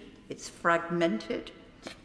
And as again, the Honourable Member said, lots of stuff falls through the back hole. I get a lot of whistleblowers and people coming to me with cases, refer it to one agency, who then tell me to refer it to another, and it disappears and I never hear again. The failure of the professionals to self-regulate is something that we must take on board. There are too many bodies. There are 13 bodies supervising the accountancy sector, and the Honourable Member for Thirth and myself met one of them the other day, and I don't think they had, I think, suspended 7 people in the last year. And if you look at that in relation to the activity that's taking place, the collusion and the facilitation of wrongdoing, it's a nonsensical figure. So we think we've got to sort out the regulation of the enablers and the regulator. There is an overarching regulator that regulates all the regulators. That too is to be sorted out, and personal responsibility has to be undertaken there. I just want to say two other things. The most egregious case that I've come across, which is a comment on all our regulatory systems and our failure to enforce, is one that relates to the Lebanon. There was a tragic explosion in the Lebanon, which resulted. It was in a warehouse that had fertilizer in it, which was supposed to be going to Mozambique, and it resulted in hundreds of deaths, thousands of injuries, and massive damage to property. And a few weeks after that occurred, I got a phone call from a Reuters journalist with whom I regularly work, and he told me that the company that owned the fertilizer was a British registered company.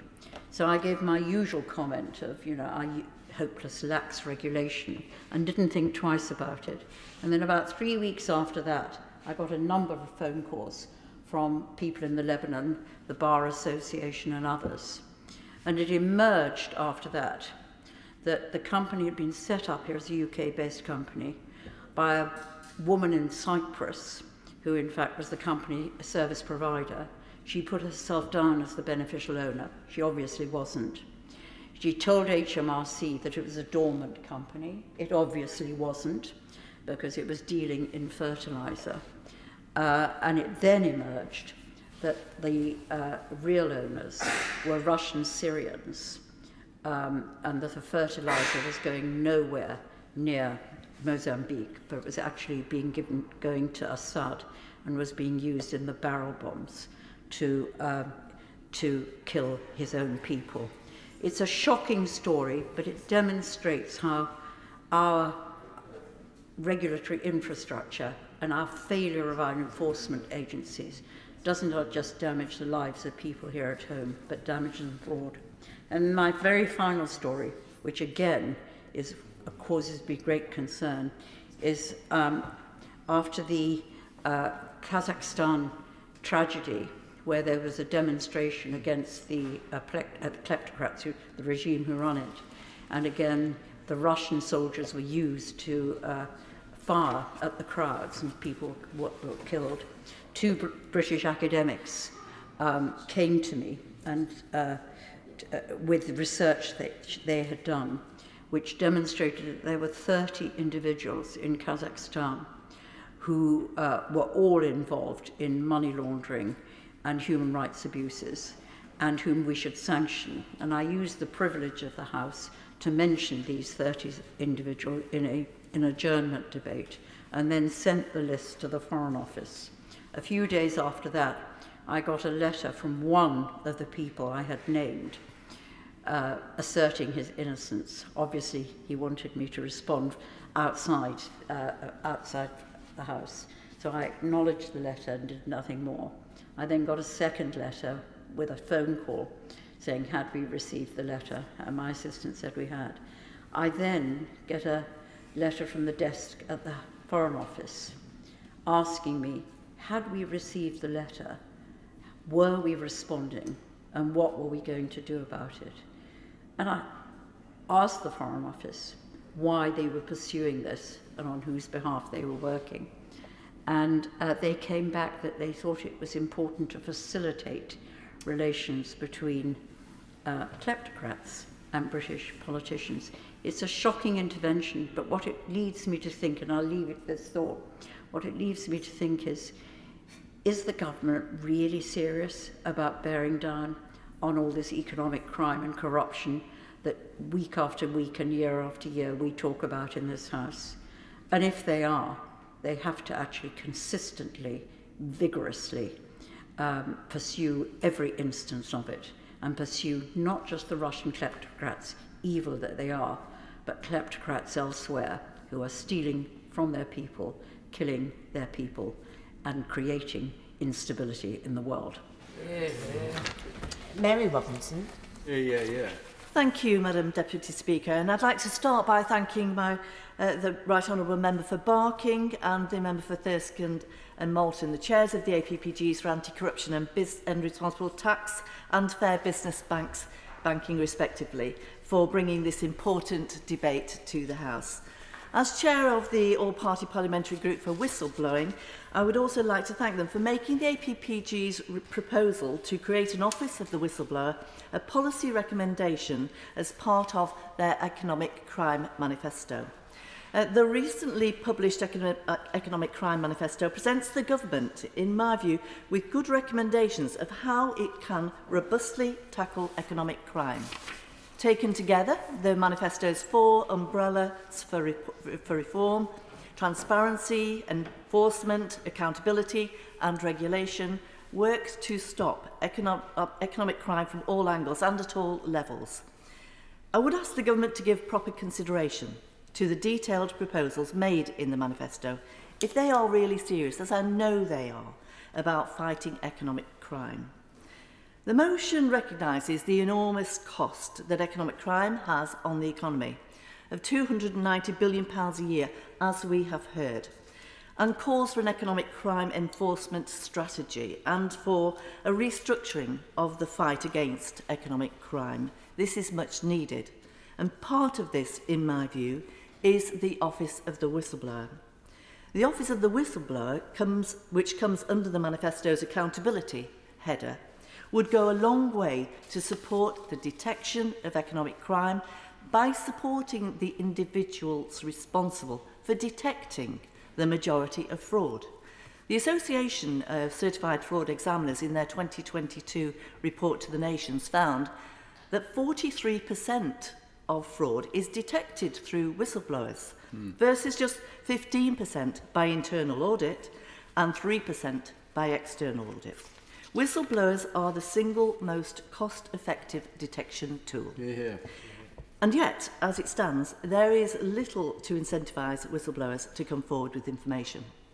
When they face, at best, when they come forward, being ignored, stifled and gaslit, and at worst, face having their careers and lives destroyed.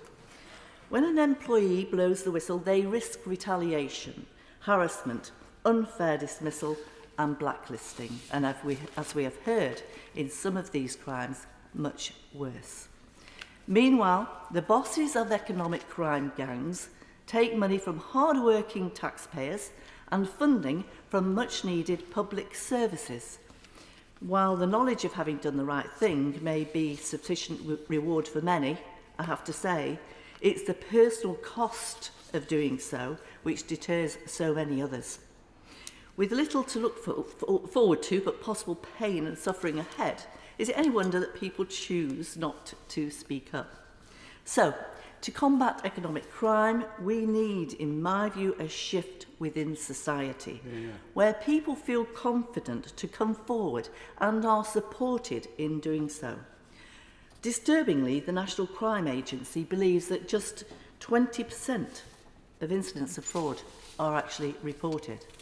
And while the ONS Crime Survey reports more than 3 million incidents of fraud a year, the true figure could be 5 times that. While a whistleblowing positive culture will uncover more economic crime, which will need investigating, the Office of the Whistleblower would support law enforcement. The Office would be responsible for setting, monitoring and enforcing standards for the management of whistleblowing cases. It would also provide advice services and a clear avenue for disclosures. In addition, it will direct investigations and handle redress for whistleblowers. While current whistleblowing legislation only covers employees, anyone who blows the whistle, witnesses, contractors, many more, will be supported by an Office of the Whistleblower. If we want to combat economic crime effectively, we need to know about instances of it to understand the scale. If we want to understand the scale, we need those with the information to come forward. If we want people to come forward, we will need them to be able to do so without repercussions. Serious and organised crime gangs, funds gangs, and results in both public and private money commingling with drugs, human trafficking, arms dealing and more. At a time when both the state and individuals can least afford it, billions of pounds are being funnelled into illegal activities. This, despite modern, sophisticated crime detection techniques. Despite government efforts over recent years, we are continuing to lose vast sums to criminals.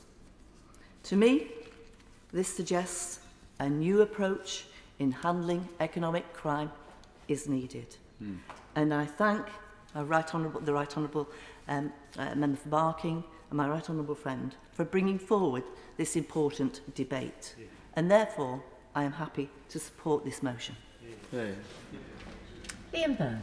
Thank you, Madam Deputy Speaker. Let me start by thanking the Right Honourable Gentleman and my Right Honourable friend for bringing this debate to the House and for all of their work, bringing together what is a just superb set of proposals in the Economic Crime Manifesto. This debate, even on a day like this, is important for us to have for this simple reason. At the heart of every autocracy, every dictatorship and every tyranny is corruption. And those who enable that corruption enable dictatorship, tyranny and autocracy. And as a country that led the Industrial Revolution, that is a proud hub of the global financial services industry, it is imperative on us, just as we once destroyed slave trading around the world, so we must destroy economic crime around the world in the 21st century. That's why this debate is so important. So I commend the all-party groups on the publication of their Economic Crime Manifesto, and I want to draw the House's attention to the Foreign Affairs Committee's contribution to this debate that was published last week, because the conclusion that we reached as a committee set out clearly on paragraph 14 is actually a pretty damning indictment of where we have ended up. The substance of the conclusion that we came to is that it was this government's unwillingness to bring forward legislation to stem the flow of dirty money is likely to have contributed to the belief in Russia that the UK was a safe haven for corrupt wealth. That means that the ecosystem of wealth managers, of lawyers, of PR merchants, of bankers, of estate agents that enabled Putin's kleptocrats, they have contributed to the strength of Putin in Russia and therefore the prosecution of war in Ukraine. That is the conclusion that we came to on the Foreign Affairs Committee last week. I'll give way to one. Very well on this subject, as he always does. We've heard that the oligarchs use Londongrad as a playground, but not just for leisure and lifestyle, for criminal activity as well. And that is because law enforcement is too weak. What adds insult to injury is that when journalists and private investigators step up to expose what is going on, they are then subject to the institution in this country, the courts, through slap litigation, to being punished, and the people who are getting away with this are the people who should be in the dock. Exactly. But my friend is absolutely right, because there are actually sort of 5 parts of the Economic Crime Manifesto I just want to very quickly run through, because they have got to be at the core of the next economic crime bill. So one of the virtues of us having this debate today, in this moment of great flux in our politics, is I hope to put on the record the cross-party consensus that there now is about what are the provisions that need to go into the Economic Crime Bill 2. Although many of us were arguing for it for a long time, we know that it was brought to the House and rushed through the House in record time for obvious reasons. Many of the amendments that improved that bill came from participants in this debate. But what we are saying to the government today, through the good office of the Minister, is that it did not go far enough. It did not begin to touch the scale of the problem, and therefore there is an expectation on the government in the Economic Crime Bill 2 that they look at this Economic Crime Manifesto, they look at the Foreign Affairs Committee, and they look at the text of this debate when they are drawing those provisions together. The starting point, of course. An excellent speech. And I also recommend that the Minister, or the Minister responsible, when that Minister is in place, is also reads the Treasury Select Committee report on economic crime, which also sets out some similar recommendations to the Foreign Affairs Select Committee. You're right. I mean, the joy of the Minister in his position must surely be that members of this House have done the heavy lifting for him. Between us, we have actually sketched out a pretty comprehensive catalogue of the clause. We haven't quite put the clause numbers on, but actually I think we've got most of the measures set out. Those measures have got to start with information about the crime.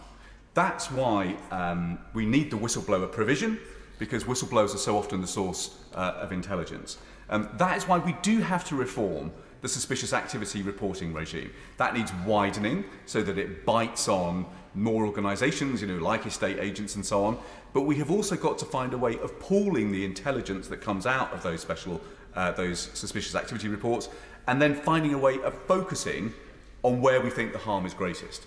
Because we've heard loud and clear as a committee, not least in New York last week, where our excellent consular team pulled together a wide-ranging discussion for us. Lots of banks and law firms and so on to say, look, we're just spending all of our time running platinum-plated processes without actually sieving the information intelligently and focusing on the 0.01% of reports where we really should pay some attention. And my honourable friend drew attention to the way our courts are being used to shut down journalists.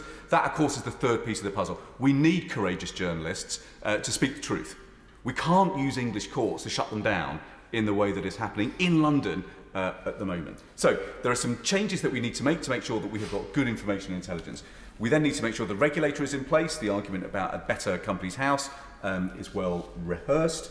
It's just crazy that the kind of know your customer provisions which bite on so many commercial organisations do not bite on Companies House. And so they're recording directors with names like Mickey Mouse. Or, you know, in some cases, they're still not recording directors at all. I fully agree then, as a third set of provisions, that we need criminal liability on directors. I think the Honourable Gentleman is absolutely right to sketch out the parallel with the health and safety at work provisions, which require people to identify the harms that their organisation may be guilty of, and therefore put in place provisions to stop those harms happening in the first place. Prevention is always better than cure.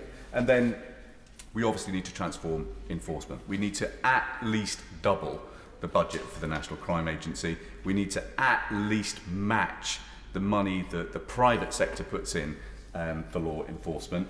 And then we need to take steps to reduce the costs. That's the only way we're going to start getting unexplained wealth orders through. In America, they would love the power for unexplained wealth orders. We have to then explain to them, actually, that they're currently useless because we just cannot prosecute them successfully through the courts. There is, however, on top of that architecture, one further set of offences that I think we need to create.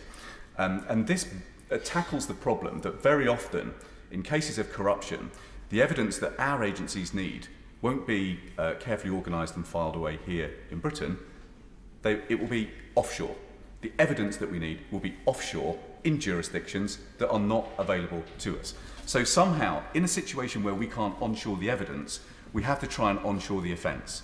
And so what we need to think about creating are tough obligations on enablers, on company directors, and I would say on politicians, both in this House and the other place, to declare anything that is suspect or corrupt. We almost need a suspicious activity reporting regime that allows us to prosecute people for failing to disclose things that they should be disclosing. And that needs to carry a sanction that leads to civil proceedings for confiscation of assets. Unless we find a way of onshoring these offences, we will continue to be bedeviled by a problem of just kind of getting hold of the evidence that we need. The final point, Madam Deputy Speaker, that I wanted to make just very quickly is that out in the world, people are saying, how on earth is it that this place has not acted on economic crime? And you can understand that people draw the connection between the flood of dirty money into our politics and our failure to act. It is a matter of tremendous regret that over £7 million of the £54 million that has gone into the party opposite in high-value donations has come from individuals with very suspect links to Russia. Now, Ehud Sheleg, for example, is somebody that has been discussed in the New York Times. He is deeply commercially connected with his father-in-law, Mr. Korpitov. The New York Times has recently revealed the way in which money came from the father-in-law to Mr. Sheleg from business activity in Russia. That was the suspicious activity report. But when a number of us here, reported it to the National Crime Agency just said, well, look, it's come from the bank account of a UK citizen, nothing to see here. This is nuts, not least because there is now further evidence that Mr. Korpitov is closely linked to business in occupied Crimea, and that money came out of that Crimean business into Mr. Sheleg's accounts in 2018. And worse, Mr. Sheleg's father-in-law is closely connected now commercially to Alexander Babakov, who has been sanctioned by countries all over the world. It's not a good situation for any of us to have to raise these kind of concerns in the House. Not least because sometimes we here in this House will make mistakes. I talked about Yuri Lopinetsky earlier in a debate on the 17th of January. I said that he had questions to answer. I'm glad that he has now answered those questions and given me reassurances that he has never had links to the Russian intelligence services. I'm glad to be able to accept those assurances and apologise to him for any distress caused. But it's not a good situation where we don't have regulators and intelligence agencies and police services that are able to tackle this kind of dirty money. Dmitry Lias, I'm afraid, is another example. There is a clear knowledge of his recruitment by the FSB, who got him out of prison. He has a criminal record in Russia. Intelligence sources I have seen say that he is, quote, absolutely dependent on the FSB, unquote, but he's a significant donor to the constituency of Esher and Walton, the home of, well, I'm not quite sure what position he's in at the moment, but he was Deputy Prime Minister last time I looked. The donation from Mr Leas that went to the Prince of Wales charity was returned, but the Conservative Party has not returned it. It's not a good situation that we're in when we're having to discuss this kind of money coming in to political parties. And that's why I hope that part of the Economic Crime Bill provisions will be to make sure that the only money that can come in to a political party is from profits that have been created here in this country. Madam Deputy Speaker, I will draw my remarks to a close there with my thanks to the honourable members for bringing this debate forward. Sir Robert Neal. Thank you very much, Madam Deputy Speaker, and can I congratulate both honourable members upon securing this debate and upon the APPG reports. A lot of the debate so far has focused upon what I might term high-level and high-profile international and economic crime, and I understand that. I'll touch upon that briefly, but then I want to move on. In relation to those very high-level matters, there's certainly more that we need to do to tighten the rules around money laundering. I do agree that the Economic Crimes Bill that previously came before this House in relation to sanctions was much improved in the course of its passage, and we certainly ought to be looking to tighten and improve the provisions of the, if you like, second bill when it comes forward. There's an opportunity for us to do that. There are things that need to be done around corporate criminal responsibility and liability.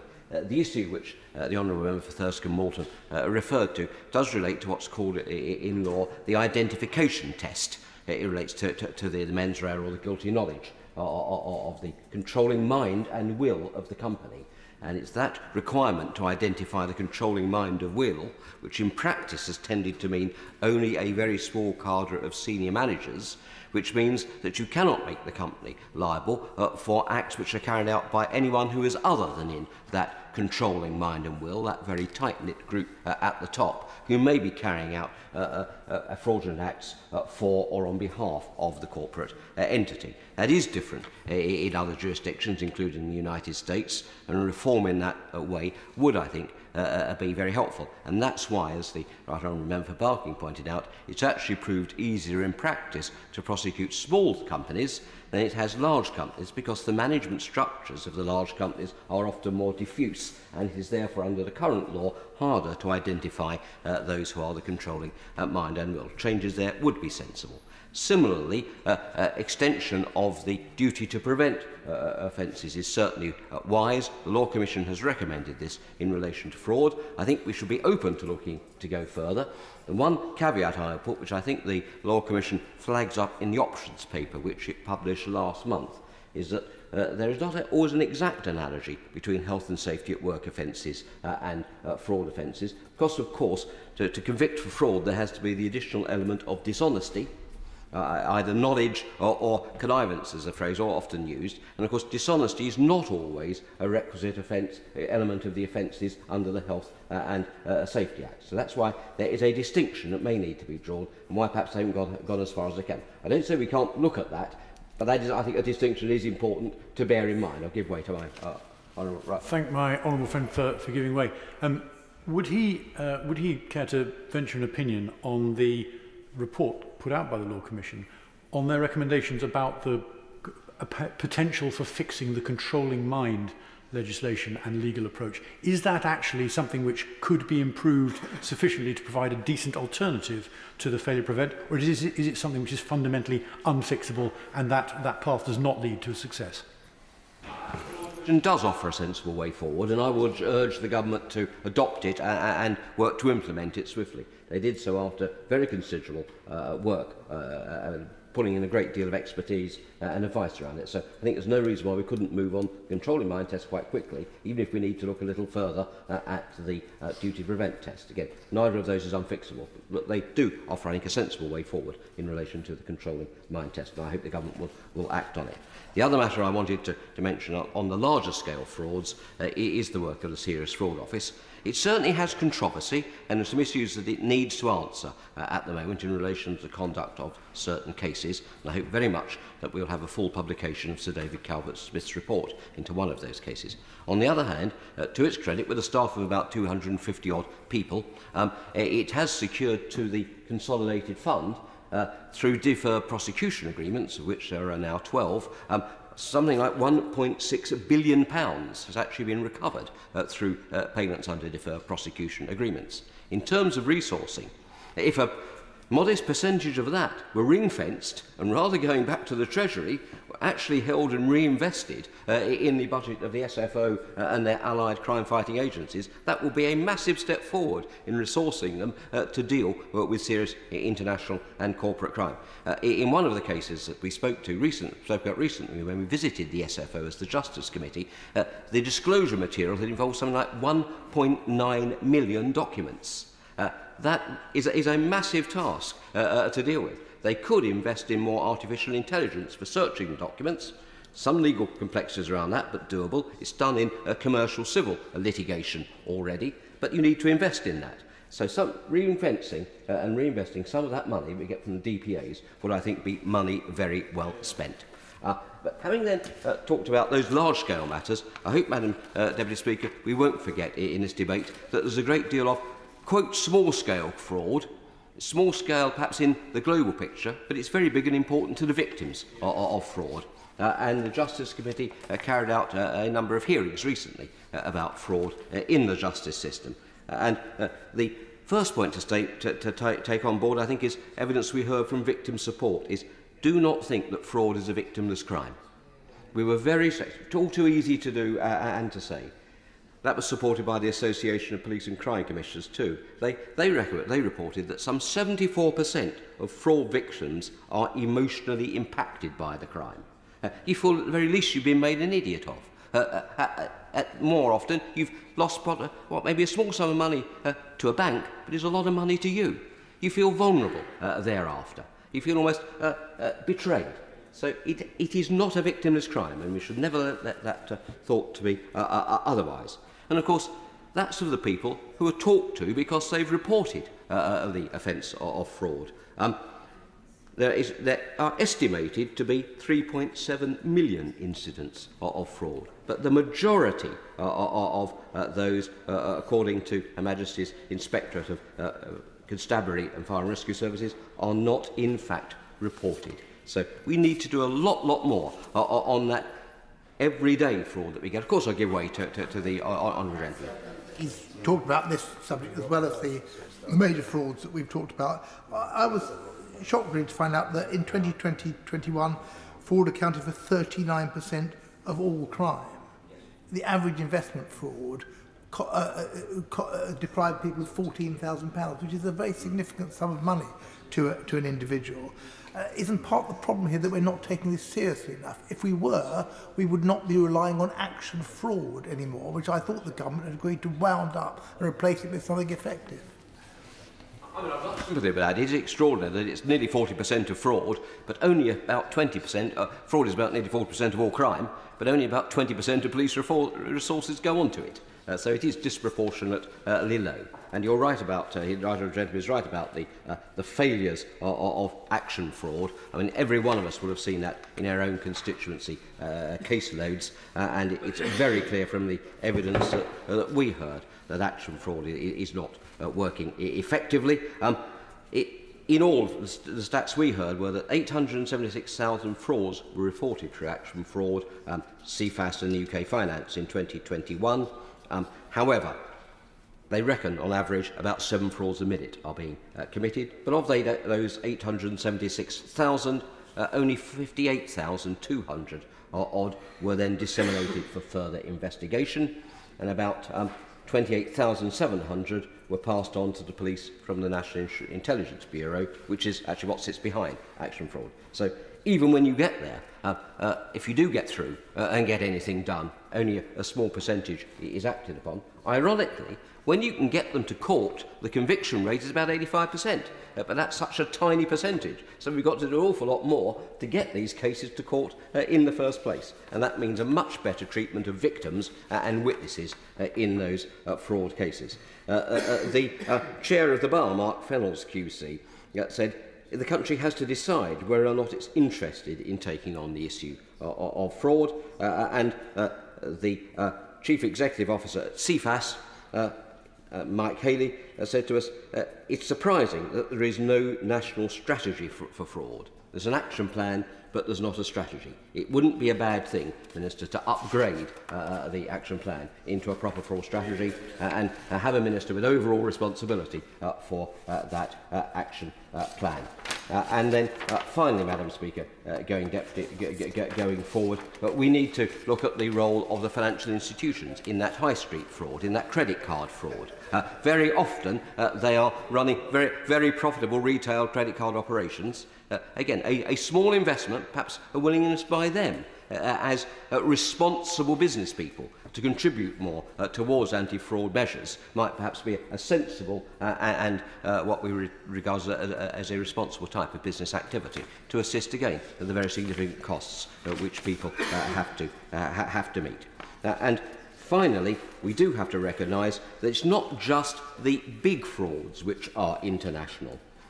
The CPS, when they gave evidence to our committee, stated that 75% of the fraud that they prosecute, the fraud crimes they prosecute, have an international element. That doesn't mean that they are Russian oligarchs or kleptocrats, but it may be that they're coming from foreign servers, for example, and it may be that there are foreign-based scammers hitting not businesses but individuals through insurance types of fraud, scammings of various bogus products and so on, but based overseas. We need to find means of improving our international cooperation and around tracking down those matters too. All of that indicates to me, Madam Deputy Speaker, that although good work is being done, it is not at the scale that is necessary or commensurate with the level of the problem and the harm that is done.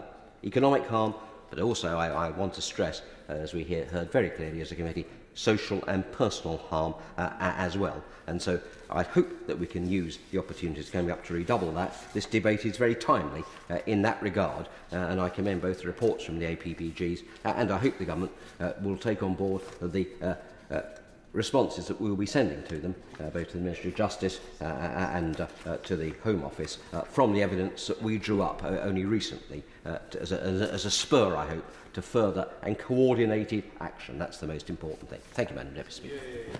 Jim Shannon. Madam Deputy Speaker, and it's always a pleasure to follow the honourable gentleman for Bromley and Chislehurst, and he always brings a wealth and breadth of knowledge to these debates, and we thank him for that. It certainly adds to the focus and perhaps the direction that we wish to go. Can I also put in record my sincere thanks to the honourable gentleman for Thurston Moulton and the honourable lady, right honourable lady, for Barking as well for their contributions, terribly helpful to this debate today, and we thank them for that. Others have contributed as well and have all added their experience and knowledge to this as well. The Government stated in July 2020 that the economic crime represents a significant and ever-changing threat to the UK that has had a harmful impact on our economy, on our competitiveness, on our citizens and our institutions. It is therefore imperative for our own economic progression that we have an efficient strategy and proper guidelines to enforce punishment for economic crime. So all the right honourable members who have spoken have indicated just what direction we want to go and what needs to be done. I'd just like to start with some figures to give a real insight into the depth of the UK's economic crime. A total of 14.5% of the UK's annual 2 trillion GDP is taken in economic crime. To give you an idea of the magnitude of the issue, 190 billion of our losses come from fraud and a further 100 billion to money laundering. London has been described as a laundromat for corrupt money, and in 2019 the Treasury had found many failings in relation to legislative guidance on tackling economic crime. So we must, I believe, do more to ensure the resources are there to properly tackle economic crime. And they have clearly, at this moment, not been up to the level or indeed to the scratch, because hence the billions of pounds in theft that have been lost over the last period of time. I do look very much forward to the contributions from the shadow ministers, and in particular from the Minister, who will endeavour to, as he always does, to answer our questions. In response to the Russian invasion of Ukraine, Government fast-tracked the Economic Crime Act 2022 to track down on the elites and on the dirty money in the UK. And as a result of the debate today, I'm hoping that the Minister will give us some updates on where we are and how that has improved, and perhaps maybe what other steps we can take here in the United Kingdom of Great Britain and Northern Ireland to make and improve and do better. Government must tackle the economic crime as a much higher priority, especially as this comes to as a threat to our national security. And we've heard some discussions with that in the UQ this morning. We've had other discussions in this chamber and indeed in Westminster Hall on the very same issue. We've seen some of the most intensive sanctions imposed on Russia in our history to ensure that oligarchs and business owners cannot operate in an illicit manner outside of their own borders, and how important that is. A welcome step, but given that economic crime is on average some 40% of all crime in the UK, there is more regulatory action that we should take. It's seen that we must have a strategy that encompasses all of the United Kingdom of Great Britain and Northern Ireland. The Honourable Gentleman for Thirsk and Malton referred to the Panorama programme, to the dirty money that came from Estonia right through across Europe and ended up in Northern Ireland in one of the banks there. And I, in my intervention, referred to the regulation is very clearly there for those who are domestic customers, and I understand the reason for that, and in no way do I say it shouldn't happen. But I do feel quite questioning the issue, Madam Deputy Speaker, just how does that happen? And is it down to the bank in particular? It just happens to be the bank that I'm a member of, and I do know some of the regulations that the bank enforce upon their customers, and I'm one of those, and I understand those. But whenever you hear this £200 million moving, it does concern me. It also tells me that while paramilitarism in Northern Ireland has been very significant in the money laundering, in the crime and criminal activity that they're involved in, whether it be money lending, whether it be protection money, whether it be drugs, whether it be in the case of the IRA and along the border, fuel laundering, all those things. And government has tried significantly to address those issues. But many of those paramilitary groups, of course, have bought properties and businesses across the whole of the United Kingdom, and at that level. So I would really love to see, through this legislation, a more focused attention to those paramilitary groups. Who are the criminals living off the backs of the local communities that they state that they protect, but they don't protect. They take advantage of and they brutalise. So for me, as an MP from Northern Ireland, I'm really keen to see how this legislation can squeeze the paramilitaries from both sides of the community in Northern Ireland who are taking advantage of good local people. We also need to take into consideration the impacts of cryptocurrency. Again, I'm not an expert in cryptocurrency, Madam Deputy Speaker. I'm not sure if who is in the House, but I'm sure there are many who are. I'm just not one of them. And personally, I have little or no knowledge of it, but I am an old-fashioned in that I'm the cash, cheque and credit card now since COVID-19 came in, and I prefer to use the cash if at all possible. But this is becoming cryptocurrency is becoming a more popular mode of financing among the younger generations. I don't think there's a week that I don't see some story in some of the local presses, the national presses here, warning about cryptocurrency, and I'm not sure if the warnings are heeded. I'm not sure if the regulation is there to ensure that people don't get caught in it and maybe in a sting in it. So again, the Minister will give us his valued knowledge of cryptocurrency and what has been done to regulate that, monitor those involved, and to ensure that we do not go and find some of our constituents in bother. A proper regulation of the crypto assets. There must be intense efforts, I believe, to ensure that people are not misled by the thousands of online scams that there are in relation to online money.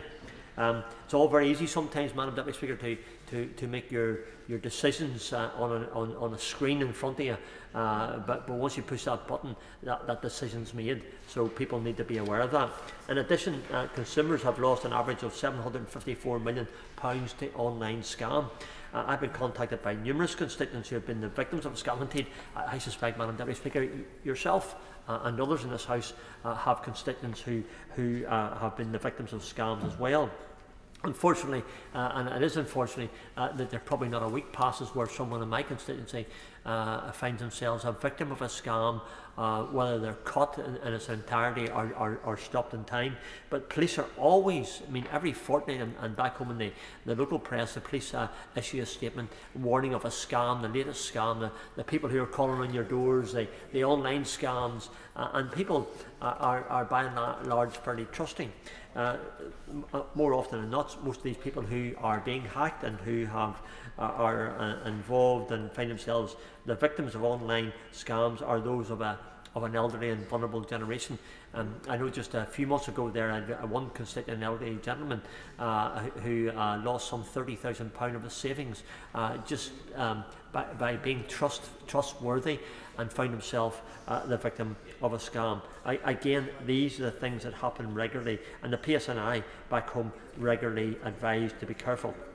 So be careful when you're putting your online information and you're using your bank accounts and what can happen. People are not aware of how big of an issue fraud is in the UK, and whilst our focus is often on the large scale oligarch type of dirty money and laundering, the very issue that the Honourable Gentleman referred to in the Panorama programme. We forget about normal consumers who are having money taken from them, and in many cases daily and weekly. So we must do our due diligence in this House today to ensure people are aware of the scope of the problem. And to conclude, Madam Deputy Speaker, and to give the front benches the time that they deserve to have for this, their contributions, I welcome the numerous actions that the Home Office and the Treasury and the Ministry and the Minister have taken to ensure that there is more efficient regulations and checks against potential crime to the economy. However, if we have seen substantial figures of money that come through the UK either through fraud or laundered means, then action and severe action and regulation needs to take place. So we must ensure that the Treasury allocates the correct and sustainable funds, the staff, the necessary monies that are there to ensure to enforce the punishment against economic crime properly, as this is an issue, I believe, which is ever evolving and becoming even more advanced. So I would call again upon the Minister and Government to take this into consideration. I know they will, I know the Minister will, and I'm very sure that the answers we'll get will answer some of the concerns that we have.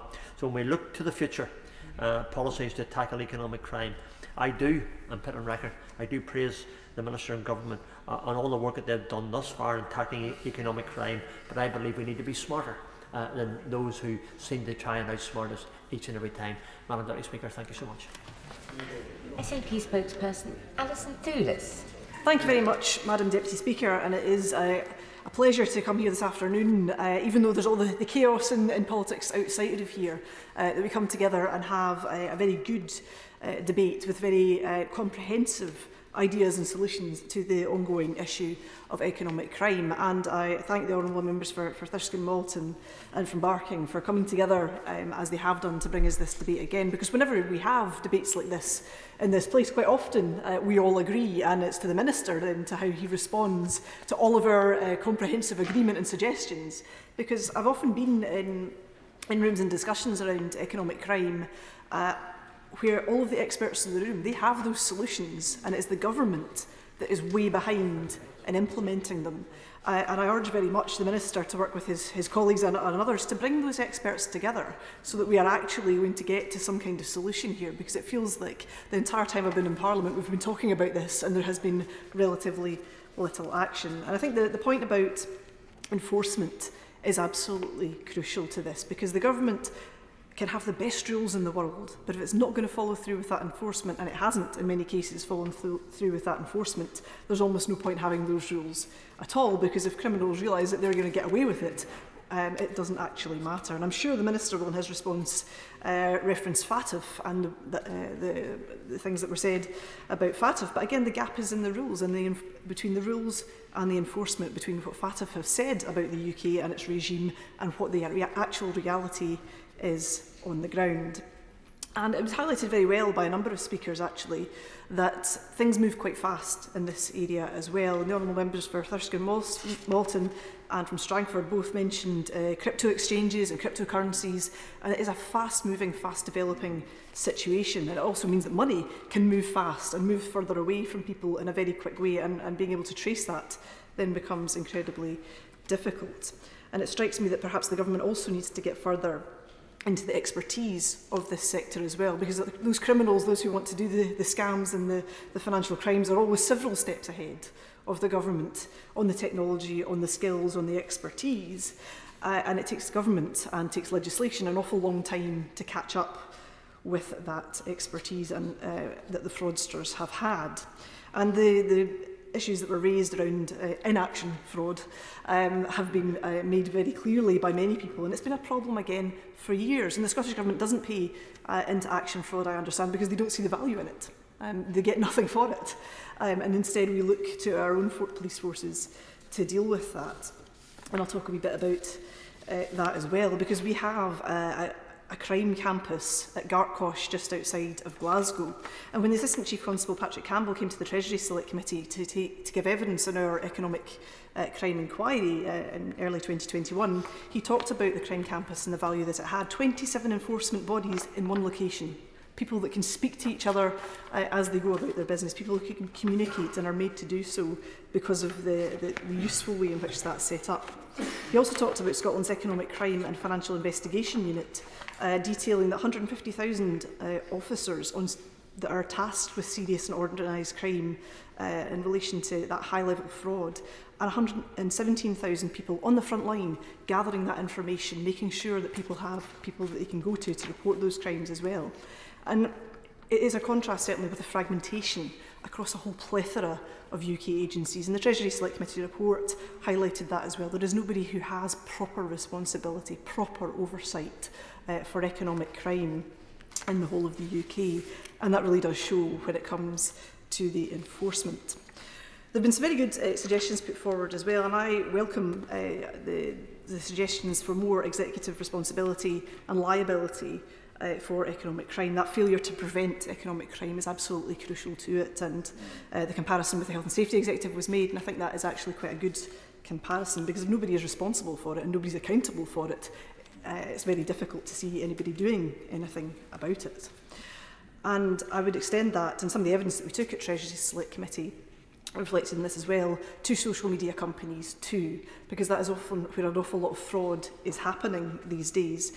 And I went to one of the events that gets held in this place, this time with the TSB, and the TSB sent me some more information about the levels of fraud that happen on social media platforms, and they reported that between January and March 2022, 70% of fraud came through Meta companies, 24% on Facebook and 46% on Instagram, 4% in Snapchat and 23% of frauds on other social media platforms. Now, why are Meta not being held to account for the fraud that happens on those platforms?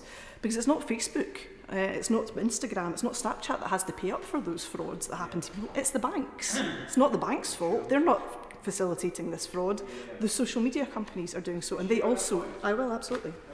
She makes a very, very important point. And the point about the failure to prevent offence, of course, it doesn't just apply to the banks. It could also apply to the companies she talks about, which are facilitating the scamsters, who are then facilitating the crime. So it will also apply to the senior executives in those organisations she refers to.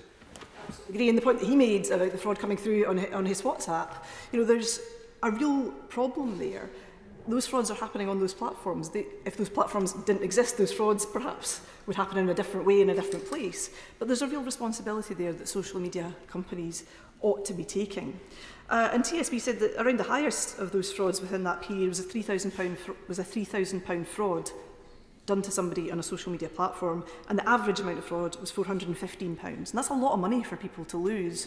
Many people on social media might not be on particularly high incomes, but they're buying and selling across marketplaces. Frauds such as advertising a games console, which is just a games console, so people pay the money over and it never arrives because it's literally just a picture of a games console. And somebody will then try and pass it on to somebody else, and more people get scammed of it. It's a real issue, and purchase scams in particular TSB ran a sample across a week, 67% of those purchase scams were happening on Meta. And I think the government needs to do an awful lot more to understand the levels of those frauds, how those are happening, and how you go about chasing them down. And I think there's an awful lot more that can be done in that regard. Moving on to the issues the Honourable Member for Barking so excellently set out and comprehensively set out around kleptocrats, around Londongrad, around the money, the dirty money washing around through the City of London and other places. The government, again, should be seeking the experts on this, getting them to come in, exploring with them through experts like Oliver Bullock and other journalists who have done so much to expose this. Why is it still happening? Why is it still being allowed? What opportunities are there in the Economic Crime Bill to actually nail this down, to do more than what they have done so far? Because the first Economic Crime Bill, a welcome reaction as it was pretty small scale. Let's be honest, and there needs to be an awful lot more done. There needs to be more done, of course, on Scottish limited partnerships, as I often mention, which have been used so well to facilitate that fraud, and that fraud has spread as well, as it does. If you push down the bubble on the wallpaper, it comes up somewhere else, to Irish limited partnerships. What discussions has the government had with the Irish government about what our failure to tackle this has done to their limited partnership system? And what progress and what dates can he give on the register of overseas entities? Because we've talked about this again for years and nothing has yet happened. The Scottish equivalent has now been set up, is now operating, and the UK government is behind. And what impact on the wider economic system? What impact on sanctions and what impact on Russia? And I understand Bill Browder spoke this week and said that the UK is the world's biggest destination of dirty money from Russia. There has not been a single prosecution of economic crime for Russians in the UK, not a single one. Why is that? And what is the government doing to ensure that nobody can get off scot-free? And while I'm here, I want to talk just briefly about Companies House, because I always do, and I will continue to keep doing until this gets fixed. Because Companies House, Madam Deputy Speaker, is utter guff. The register is full of complete nonsense. And will the Minister meet with Graham Barrow, who is an expert on this area, to talk about the timescales and the process for reforming Companies House? Graham Barrow pointed out that on Tuesday this week, 4,063 new companies were registered on Companies House. And that's not a sign of a booming legitimate economy, it's a sign that something is very wrong with Companies House. And as an example of this, Wendy Siegelman, a journalist, I think in the States, pointed out that a company was registered in Edinburgh in December 2020 under the name of President Donald John Trump. When she flagged this was Companies House, the response was, that person was no longer president of the USA at the time. That is entirely missing the point. I don't think Donald Trump is alive and registering companies in Edinburgh. I think he's somewhere else in the world doing other things just now. And Companies House should be taking these issues a lot more seriously. And more seriously for the government also, Martin Williams in Open Democracy mentioned that fraudsters have been exploiting Companies House to set up companies in the names of officials of the Ministry of Justice and HMRC. This identity fraud being perpetrated through Companies House should be of great concern to this government. Not just that it's government officials being affected, but anybody, Madam Deputy Speaker, you, I, or anybody else could be affected by a company being registered in our name, and then we become somehow liable for it, despite perhaps never knowing anything about it.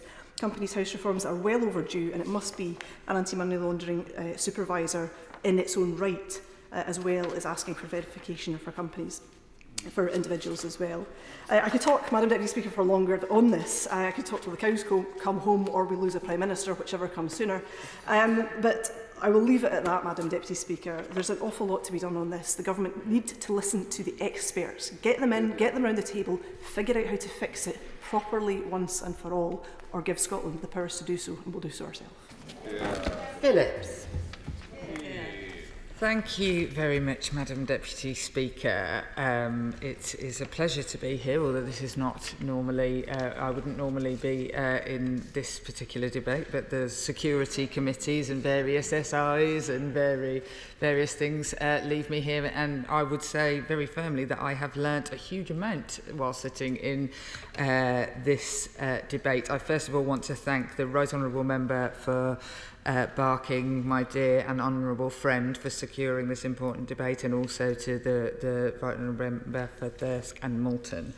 The member for Thirsk and Walton Moulton, I've written it down wrong here. I'm very glad that he took on some of the technicality about cryptocurrency, which my husband sometimes talks to me about, but I can't say that I am particularly across it.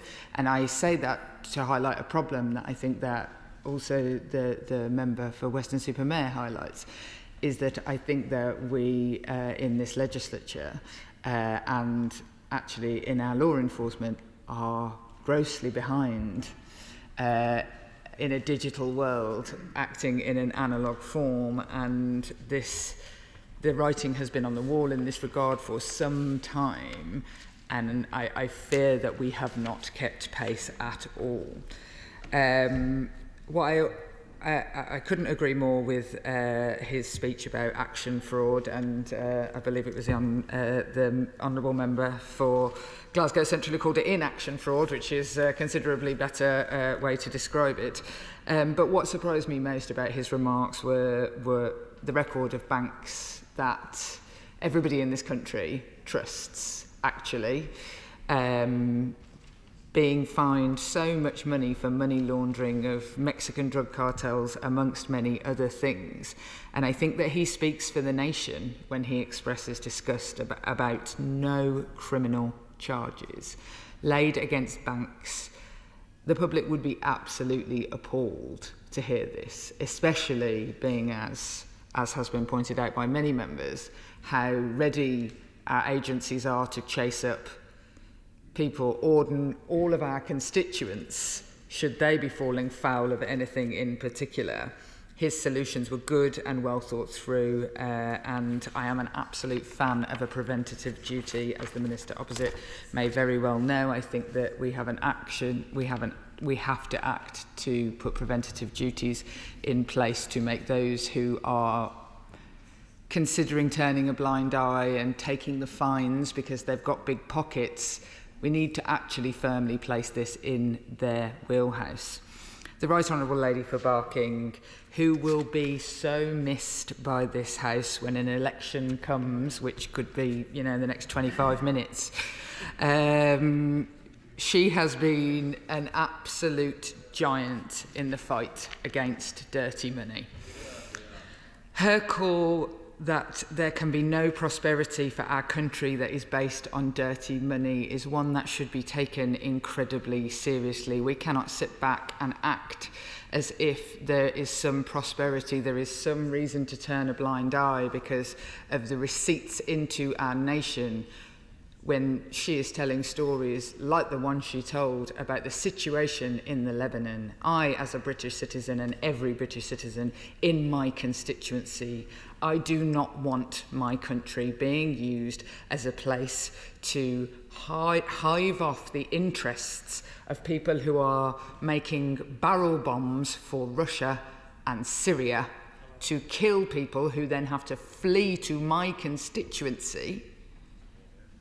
I do not want that. I never want to hear a story like that again. If anyone thinks that our prosperity should rely on that, it harms our nation, and we must act. She reminded us about the heinous reign of murder and suspicious deaths that is linked to dirty money. This is not just about receipts, especially where Russia is concerned. The chilling idea that Russian killers had been able to kill at will in the United Kingdom because of a reliance on dirty Russian money. She highlighted some of those cases, and just this morning we had to have an urgent question in this House because at the height of one of those murders, the poisoning in Salisbury, we do not know whether our then Foreign Secretary and now Prime Minister, not sure, we do not know who he was meeting with. In fact, no, sorry, we do know who he was meeting with. He met with Alexander Lebedev without officials, without putting anything on a public record. These are dangerous instances where we are lying down in the face of what my right honourable friend clearly highlights is not just dirty money, it is murder and deceit. She reminded us that enforcement is abysmal, and if I could give her some assurances that she is not alone in calling this enforcement abysmal. Enforcement of all crime in this country is utterly abysmal. It is no surprise to me that economic crime is falling foul of the same dreadful regime of falling charging, falling conviction, failing cases. The NCA is, in the face of this, facing cuts of 20%. So the Right Honourable member from Barnet's concerns about her ability, about their ability, is not about to get any better. Both of the members who have led this debate compelled us to take seriously the APPG recommendations, and so we on this side of the House absolutely will. The member for Cheadle speaking up of the importance of whistleblowers, and once again this is something I would totally agree with, especially when we're hearing about whistleblowers dying mysteriously. It is no small thing to step forward about crime, but when we're talking about crime with organised crime, the highest level of protection is undoubtedly needed. And my neighbour and friend from Hodge Hill made an impassioned plea that we in the UK should be leading the world on ending this corruption. Instead, we have advertised ourselves to Russia as a safe haven, and much more must be done. The government's economic crime bill is long overdue. For far too long, our country, and particularly our capital, has been a hotspot for dirty money. It doesn't need to be overdue from what I've heard in this chamber today. All the amendments are written by, whether it's the Justice Committee, as highlighted by the member for Bromley and Chislehurst, whether it is the APPG reports variously from different APPGs on whistleblowing and fair banking. We have the Foreign Affairs Committee. We have the Treasury Committee making recommendations. Good work has been done. So why is that economic crime bill so overdue? The illegal war in Ukraine and Russia's aggression has brought that into sharp focus, but let's be very clear, it should not have come to this. The National Crime Agency said in 2020 there was a realistic possibility that money laundering alone in the UK was hundreds of billions of pounds annually. The first economic crime bill was delayed for years, with the government blocking Labour amendments which would have reformed Companies House and left Russian oligarchs with fewer places to hide. I think that the member for Glasgow Central highlighted quite what is going wrong in Companies House for the House to hear. Meanwhile, economic crime continues to rage across this country. Fraud now accounts, as has been said, for 40% of all crime, yet less than 1% of police resources goes to tackling them. Millions of people are scammed every year. Like so many other crimes, nothing is done. Only 1 in 1,000 fraud offences are prosecuted, and the Serious Fraud Office made only 2 convictions in 2020 to 2021. Just 2, which is 1 more than the government managed to prosecute on child trafficking, because that was just 1, to the point that enforcement across the board is down on every form of harmful crime. Has the Minister ever tried to refer a crime of fraud? Many members have talked about their constituents and, in fact, themselves. And I'm here to tell him that I have, as there was literally a person using my name and my details to book a hotel. I knew because they were checking into the hotel and it appeared on a Google calendar of mine and at the time. And I know that they checked in because I did the sleuthing, because when I tried to report it, I mean, I might as well, I won't swear, Madam Deputy Speaker, but I might as well have not bothered. Yet I was able to ring that hotel, find out that somebody had checked in. They were literally in the hotel when this was happening, and nothing was being done. I'm a Member of Parliament. Imagine what it's like for somebody who is not a Member of Parliament. I got absolutely nowhere. We are still waiting for the fraud strategy. The member for Strangford, the member for Bromley and Chislehurst have both mentioned the fraud strategy. Where is it? We are waiting for it from the Home Secretary. When it comes to fraud, the government and the Home Office, I'm afraid to say, have been missing in action. Now, I know it has been a stressful day for the Minister. His entire government has collapsed around him. He's one of the few ministers left standing, one of the few ministers who hasn't had to cancel parliamentary business today. But despite all of that, I shan't let him off the hook. I'm hoping he will take this opportunity today to just answer a number of important questions, many of which the opposition have been asking for many months. Will the second economic crime bill promised in the Queen's speech be introduced before recess? Or will this important bill meet the same fate as so many others? Will this bill, like the Victims' Bill, be promised in multiple Queen's speeches before we even see it in draft form? Will the Home Office finally bring forward a fraud strategy, a promise the Minister, potentially not this particular Minister, but a Minister, made months ago? Or again, will this be a promise broken? Will the Home Office finally action fraud, which anyone who has fallen victim to fraud will know is completely failing? And if so, will the Minister update the House on what steps are being taken to replace it with something that can actually function?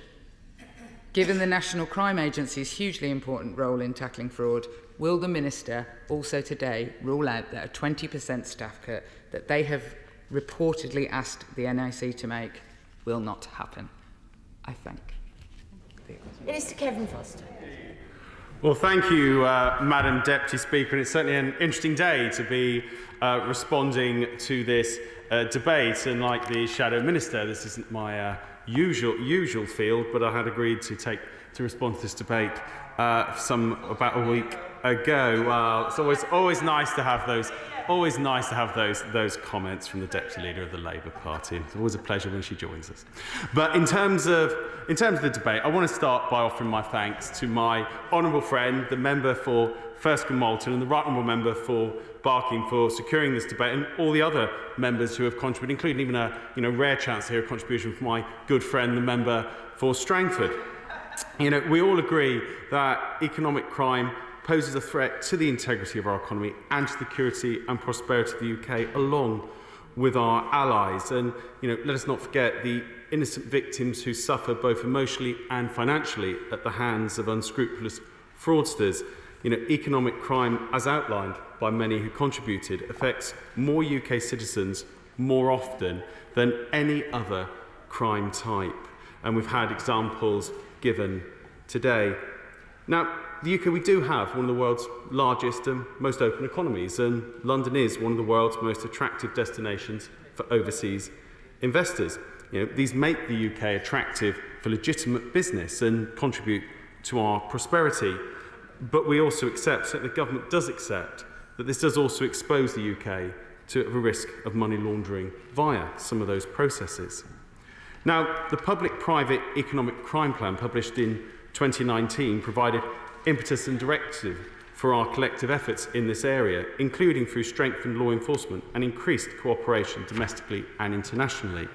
And there has been progress in tackling this threat.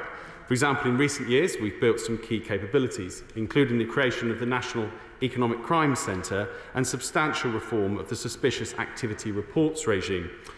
As touched on by a number of members in the debate, we've enacted the Economic Crime Transparency and Enforcement Act 2022, introducing reforms to enable law enforcement to take more effective action against kleptocrats who launder their funds in the UK. And we have legislated for a levy on the anti-money laundering regulated sector, which from next year will raise £100 million a year to help us combat economic crime. But I hear some of the concerns from colleagues this afternoon on the potentially fragmented nature of the enforcement landscape. Yet I would emphasise this does not mean there is not joint and coordinated working between the law enforcement agencies concerned. The ever-evolving and clandestine nature of economic crime does require a multi-agency response, drawing together the relevant expertise, capability and resources to effectively tackle this challenge head-on.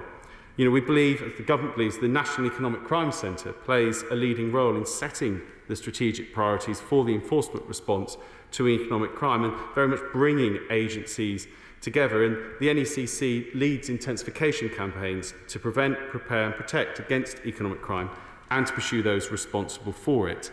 And coordinated by the NECC, the Joint Money Laundering Intelligence Task Force serves as a world-leading model of best practice, enabling tactical and strategic intelligence sharing between the public and private sectors to better tackle economic crime and support high-priority operations. But we very much recognise the need to go further, as many members have set out, and I'll briefly give way. I noticed his theoretical description of what happens, but the practice, if anybody who puts any allegation that we get from whistleblowers into the system, it does just get passed from one of the agencies to the others, and it then falls down a black hole and you never hear about it again. So whilst theoretically cooperation and coordination take place, in practice it doesn't. And the other thing I have to say to him is, if in practice the system was working so brilliantly, why are prosecutions down so much, and why are convictions down so much when we know economic crime is going in the opposite direction? Well, we would accept that there's a need to go further, and certainly look forward, certainly following today's debate, to the debates we'll have on the forthcoming bill, where I think from what we've heard today, members across the House will have thoughts and opinions and valuable contributions to make in terms of how we can strengthen our regime, both in the way it's legally constructed, but also in terms of the direct impacts it has. And we recognised in the 2021 spending review the need to invest in this area, and the economic crime levy, combined with public contributions, is now an overall package of about £400 million to tackle economic crime over the next 3 years. And we have, for example, in the wake of Russia's invasion of Ukraine, the National Crime Agency established the new Combating Kleptocracy Cell to specifically combat corrupt elites, their dirty money, and those which enable them to abuse our financial system. And we do recognise we need to further empower law enforcement through the forthcoming Economic Crime and Corporate Transparency Bill, which will be designed specifically to tackle economic crime, protect our national security, and while supporting enterprise. And the bill will include some much needed reforms to Companies House and limited partnerships, including Scottish limited partnerships, with additional powers to seize suspected crypto assets more quickly. And a number of... Briefly. I welcome all reforms of Companies House, but will he put it on a proper footing and make Companies House an anti-money laundering supervisor in its own right, rather than relying on third parties to do that function? Well, certainly we'll set out in the details of the bill, and we'll look forward to the debates on them. But certainly we're clear that the Register of Companies' powers should become more of an active gatekeeper over company creation and custodian of more reliable data, including powers to check, remove or decline information submitted to. She, rightly in her contribution, gave the example of someone setting up a company as Donald Trump. Well, clearly that wasn't a legitimate company being established. Some who missed that particular things. And it's about the fact, but it's, again, part of the changes are, one, identity verification. It's certainly in my normal role of talking on immigration, that's something that we do quite a range of work on, ensuring people can validate who they are, what their status is, and about bringing a lot of that practice into the area of company formation to remove some of the worst examples we've heard today. I accept that's something that many people will see as overdue, that it needs to be done, but it's certainly something that we intend to legislate on and bring forward as a key change to our enforcement structure, and to ensure there's less opportunity to abuse the system of company registration here in the UK. Now, there's been comments about the National Crime Agency's resources. We have increased its budget year on year since 2019, and taking all NCA funding into account, their budget has increased by 32% since 2019. In terms of the criminal liability laws, which a number of colleagues picked up in this afternoon's debate, following the concerns, we have sought to establish whether there was a case for change. I think it's the member for Bromley and Chislehurst who referred in particular to the Law Commission and the review that we'd asked them to undertake. As he rightly says, they've set out several options for reform. He outlined his view that he would like to see us accept them. I said we are assessing them, but certainly that is something that we specifically asked them to do, because we believe that's something where we do need careful consideration. Briefly. Very Mr. Way. I agree that he wants to assess them, but he will be aware that this debate has been ongoing actually for quite a number of years now. well in advance of the actual reference to the Law Commission. It's been debated in political circles and in legal and judicial circles for a great deal of time. So there's a huge amount of information there, so you can come to his assessment, I hope, very quickly. The honourable member for his contribution. Obviously, it would be very tempting for me with the dispatch box today and in the current situation to make a raft of pledges on behalf of the government of all the things I might like to see. I might like to see happen. But probably at this stage, I'll say that I would share his enthusiasm that we can come to the conclusions of our assessment fairly quickly. Now, the honourable member for Cheadle in particular talked about whistleblowers, and we very much recognise the value of whistleblowers being prepared to shine a light on wrongdoing, and we believe they should be able to do so without fear of recriminations. And what I would make clear, workers can seek redress through the whistleblowing regime if they are dismissed or suffer detriment because they've made a protected disclosure, and it's worth noting uncapped compensation can be awarded by an employment tribunal to reflect this. And if a whistleblower does not feel they can blow the whistle to their own employer, they may make a disclosure to a prescribed person, and there are over 80 prescribed persons. And the Department for Business, Enterprise and Industrial Strategy regularly publishes guidance for them and updates the list of prescribed persons. Yeah, certainly, very happy to.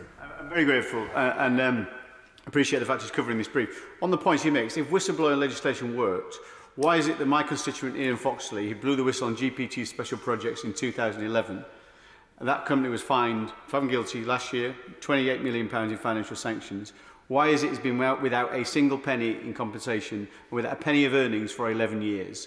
The legislation isn't broad enough, isn't all-encompassing, it needs reform, it needs it urgently. Well, as always, my honourable friend makes a powerful case for going further, and he'll be aware the government's committed to review of the whistleblowing framework. We're considering the scope and timing of this review, and certainly we'd be very happy to engage with my honourable friend about how that can be taken forward effectively, particularly given examples like the one he's cited, although he would realise that I wouldn't necessarily want to comment on individual cases from the dispatch box. But, Madam Deputy Speaker, this has been a helpful and productive debate. I want to reassure colleagues that the Home Office and the Treasury, when leading the policy response for the government, do ensure that we do this versus a governance structure which oversees activity across the system. And this isn't the only area where our two departments work together in the national interest in terms of delivering the overall objectives we wish to see. And in closing, I would again thank members for their contributions in this debate. It is an immensely important subject. It's an area where we will shortly see significant legislation brought before the House for colleagues who I know will wish to scrutinise, examine and develop. Certainly from what we've heard this afternoon, there will be many positive and constructive engagements in that debate, and it's one that we very much look forward to taking forward, because as touched on, this isn't just about tackling crime, this is ultimately about keeping our nation and its allies safe. Evan Hollinrake to wind up. Thank you, Mr. Speaker. It has been an excellent debate, and I can thank all the members across the House for supporting the application for the debate, for the Backbench Business Committee itself for granting it, but also for the contributions today. I have learnt an awful lot, as well as the fact I've been looking at this issue for some time. Coalitions have a bit of a dirty word in our party, perhaps. I'm a big fan of them, actually. Can I invite all the contributors who've spoken to this debate and anybody else interested in this issue to work with us, our all-party groups, on this agenda, because we are not going away. We're going to make sure the future legislation we put together is fit for purpose. I think it's fair to say, for whatever reason, we have taken a blind eye to this issue for too long. Ukraine's been an eye-opener, because we've suddenly realised what this actually means and what this facilitates. Economic Crime Bill Mark 2, and I welcome the Economic Crime Bill Mark 1, but Mark 2 is coming along, and what the reforms will come from that. But I urge the government to look at the Economic Crime Manifesto, include what it can in there, and also provision other areas, particularly on failure to prevent, particularly on whistleblowers, and particularly on beefing up and coordinating and strategising our resources. It's great to see so much cross-party agreement on this. All the work of the Justice Select Committee, the Treasury Select Committee, the Foreign Affairs Select Committee, are all-party groups, MPs and peers right across whatever the political spectrum. It's time we opened our eyes. We have been a world leader in facilitating economic crime. We want now to be a world leader in fighting economic crime. Thank you. The question is, as on the order paper, as many as are of that opinion say aye. Aye. On the contrary, no. I think the ayes have it. The ayes have it. Point of order, Angela Rayner. Thank you, Madam Deputy Speaker. On a point of order, and can I just also reassure Madam Deputy Speaker that I have informed the Minister of my point of order. I hope you'll be able to advise me on how to shed light on a series of confused and potentially misleading comments made by the Prime Minister and his Minister regarding Alexander Lebedev. During his appearance at the Liaison Committee yesterday, referring to a meeting in April 2018 in which he met with Alexander Lebedev, the Prime Minister stated, "I have certainly met with him without officials." This is a significant revelation and something no government minister has ever commented on under questioning. But during the urgent question earlier today, Madam Deputy Speaker, the Minister appeared to contradict the Prime Minister's claim that officials were not involved, saying that the Prime Minister did inform his officials. Later in the debate, she received word from the Prime Minister that he thinks he told officials.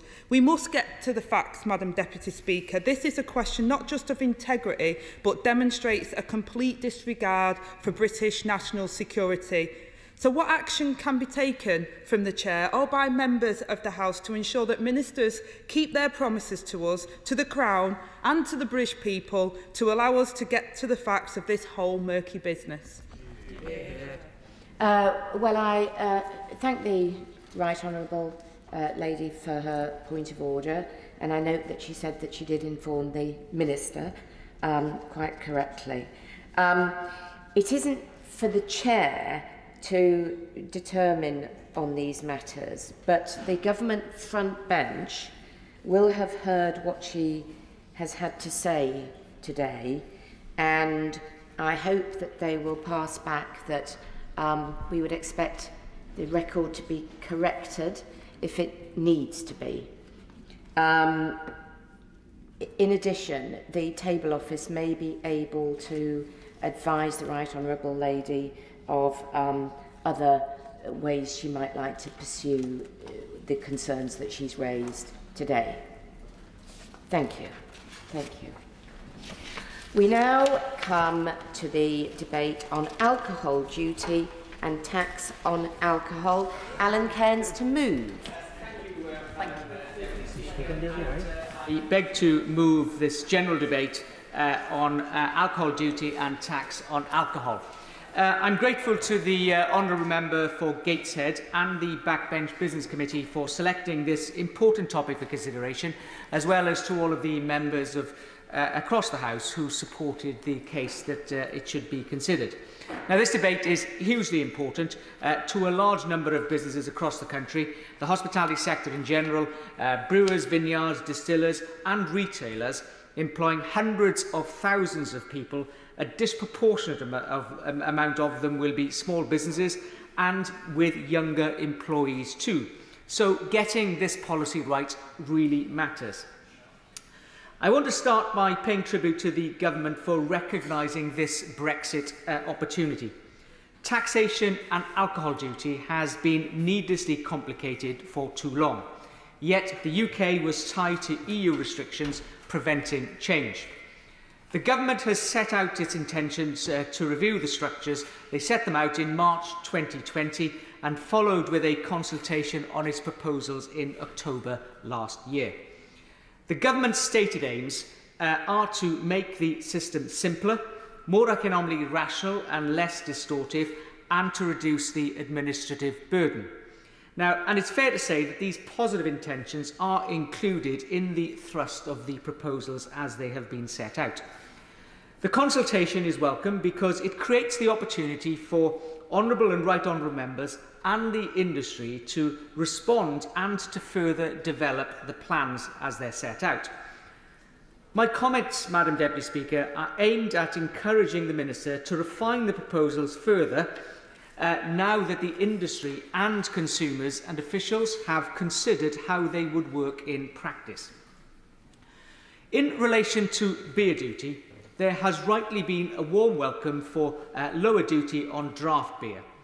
There's also been a recognition that the proposed 5% reduction should also apply to kegs and casks of 20 litres rather than the 40 litres that have been set out. There's been a strong indication, I would say, from the Treasury that this may happen, and I ask if the Minister is able to confirm her intentions when she responds. I would also press for a greater reduction than the 5% a pint in order to support the industry and pubs further in particular. New research published just this week has highlighted that England and Wales has 7,000 fewer pubs than it did just 10 years ago. And we all recognise the important role that pubs play in our community, in our society in large, and also providing a watching influence on people who enjoy to have a drink, rather than merely being encouraged by the cost incentive to drink at home. The plan to widen the reduced rate from 2.8 to 3.4% ABV is also a positive move. But again, a minor adjustment to 3.5% would resonate much better. This would enable the industry to innovate further and to help protect smaller brewers from the larger operators who may simply adjust their recipe to take advantage. It is important that relief, as they currently receive under the Small Brewers Relief, fully applies at this level. It would also make this element competitive with EU directives too, and provide further support to small businesses within the industry. I would happily give way to the honourable member. And for those who have brought this forward, it's a very, very important issue, and commend them for that.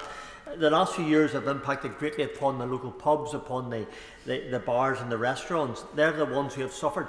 At the same time, Tesco's and Asda's, as two examples, can sell extortionate amounts of alcohol with low tax. Yeah. Others are left suffering. So does the honourable member feel that within this, the steps that government is proposing, and the Minister will speak about later on, that our pubs can pick up the business that they have once had and have lost through lowering their alcohol taxation and encouraging people to support local? Does the honourable gentleman agree that's a positive way forward? The member makes an extremely important point that encourages what I said, some people to drink more at home because of what the large retailers can offer at discounted prices. But I would also add that both in Scotland and in Wales, I'm not so familiar with the position in Northern Ireland in relation to minimum alcohol pricing, where the retailers are the ones that receive the extra differential in comparison to what is available in England. So this gives some room for the Treasury to be able to react in a positive way to support the pubs and the brewers, as the honourable member and I seek to underline. The Small Brewers Relief has proven to deliver major benefits. It enables small brewers to compete with larger operators and to innovate and to generate new options for consumers. This will be replaced by the Small Producers Relief in order to offer similar or common benefits to the wider sector and to prevent the current cliff edge. Now again, the government's objectives here are positive, but I'm concerned that the proposed changes introduced significant complexity to the process. Moving from 5,000 hectolitres at a 50% discount to a maximum of 2,500 hectolitres at a 100,000 maximum up to 8.5% ABV, along with a cash limit and an average ABV measure, is much more complicated than it needs to be. It's hard enough to say, let alone follow the process. It also makes it much more unpredictable for the businesses that we're seeking to encourage, to innovate and to invest and to create wealth at the smaller end of the scale. So, I will give way to my honourable friend. Can I congratulate my right honourable friend? It's an important issue and he's making a powerful speech about it. I was particularly interested in his point about broadening this from just brewers across to the wider sector. In particular, the cider sector, very important in the West Country. Thatcher's Cider, based in my constituency, are complaining on behalf not just of them, but of many other small producers about the massive increase in complexity which this collective set of changes has introduced. It may be easier to understand at a high level, but for individual firms, Martin Thatcher has written to me saying huge increases in red tape and bureaucracy brought in as a result of these proposals result in a need for increased staff to manage monthly excise duty returns, and goes on to talk about the increased costs of that burden. I hope he's going to be able to address that and persuade the Minister to respond. Well, I'm grateful to my honourable friend for the point he makes, and I think that the significant advantage the cider industry receives as it stands is testament to the campaigning that my honourable and right honourable friends from the South West have made to the industry because of the differential in the taxation status, and there are some who call for that to be addressed, but that is not proposed in the government's plans, and I'm not suggesting that that should change, but I think the honourable member makes an extremely important point about the complexity. So even when there are potential advantages to some sectors over another, the complexity detracts from that, and I think that the simpler the process, the better that would be. So, Madam Deputy Speaker, I hope that the Minister agree that the current proposal as laid out is too complex, and a simplified approach would work much, much better. The principles or broad approach of this incentive are important, and I ask why there is no similar support for UK vineyards as well, all of which in the UK are small operators. These are businesses that invest for many years before receiving a return on their investment. The quality of wine competes on par with traditional winemaking countries and wins. Now, Llanerch Vineyard and Glyndŵr Wines in my constituency are excellent examples. They invest heavily, have long lead times, are excellent employers, and are as well great visitor attractions. In reality, they are small operators, and extending either the principle of the small producers relief to include vineyards, or simply by increasing the current arrangement, albeit simplified, from the 8.5% ABV limit would make a major difference and provide significant advantages to wines made in England and Wales. Support to such vineyards here in the UK would not pose risks or undermine the Treasury's ambitions and can be met within the WTO rules. The same principle could also apply to small... I will give way to my honourable friend. My honourable friend for giving way, and this is something very specifically which has been raised to me in my constituency by Bolney Wine Estate, very particularly impacting them and other nearby producers in my honourable friend Lewis's patch in terms of Ridgeview, on the edge of my patch as well, and in regard to Kingscote in East Grinstead. There is a collective ask across the English and Welsh wine industry, and I hope the Minister on the front bench will be able to help these businesses to grow, because they are small producers and tourist attractions, but above all, businesses. Grateful to my honourable friend for the extremely important point that she is making and underlining the issues that we've highlighted. I warmly welcome the proposed... I'm limited on time, but I will give way very briefly to the honourable member. Limited time, but look, could I thank the honourable member for giving way, and as a member of Camera, welcome the comments that he's made about the brewing industry, and if we do get that reduction to 22, then that will be very welcome. But on wine, he references rightly British vineyards, which are a great success story. But is he also concerned that in our trading relationships with many of our strongest allies, in particular when the government is undertaking a trade deal with Australia, and Australian winemakers who are seeking to diversify from their market in China, it's enormously, they're very concerned about the new complexities being introduced.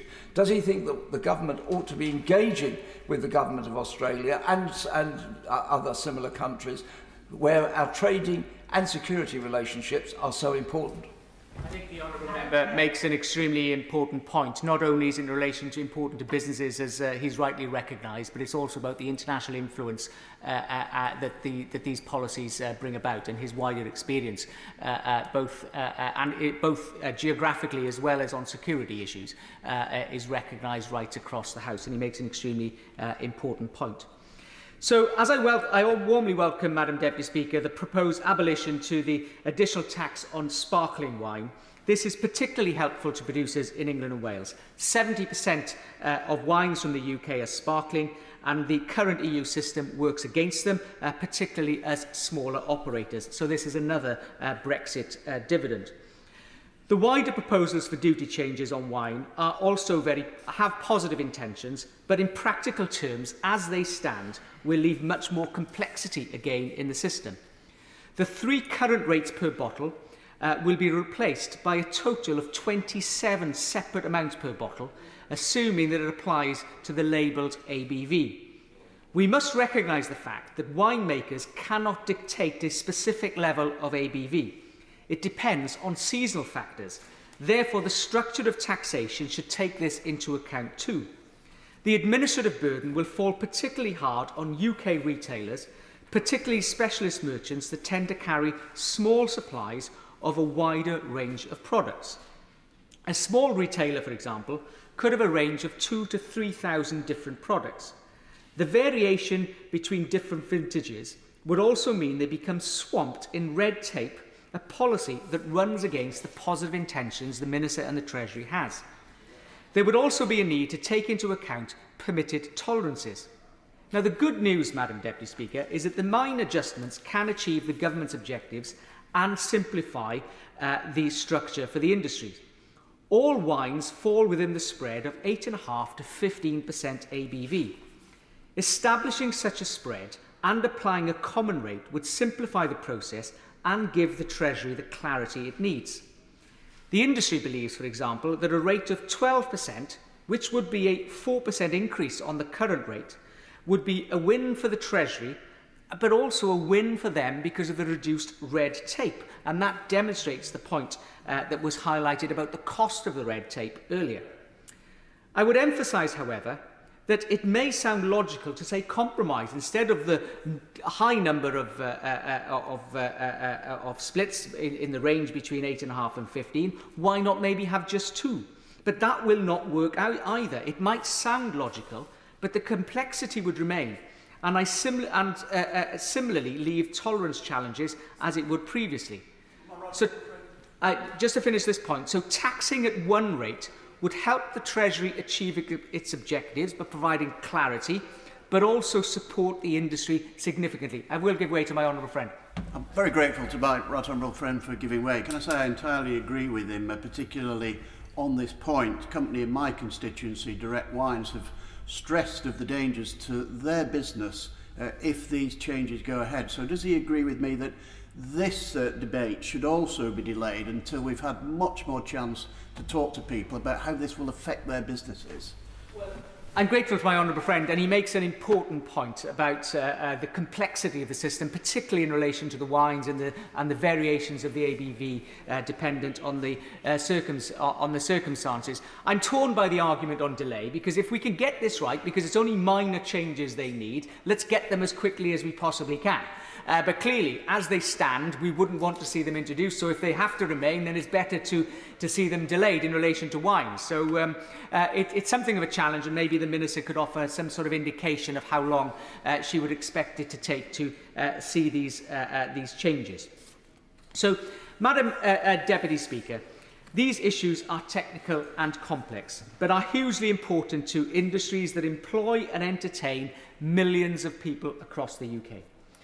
Previous Chancellors have often made a name for themselves by working closely with the drinks industry on such technical issues, and have delivered a huge boost to employment, investment and society at large.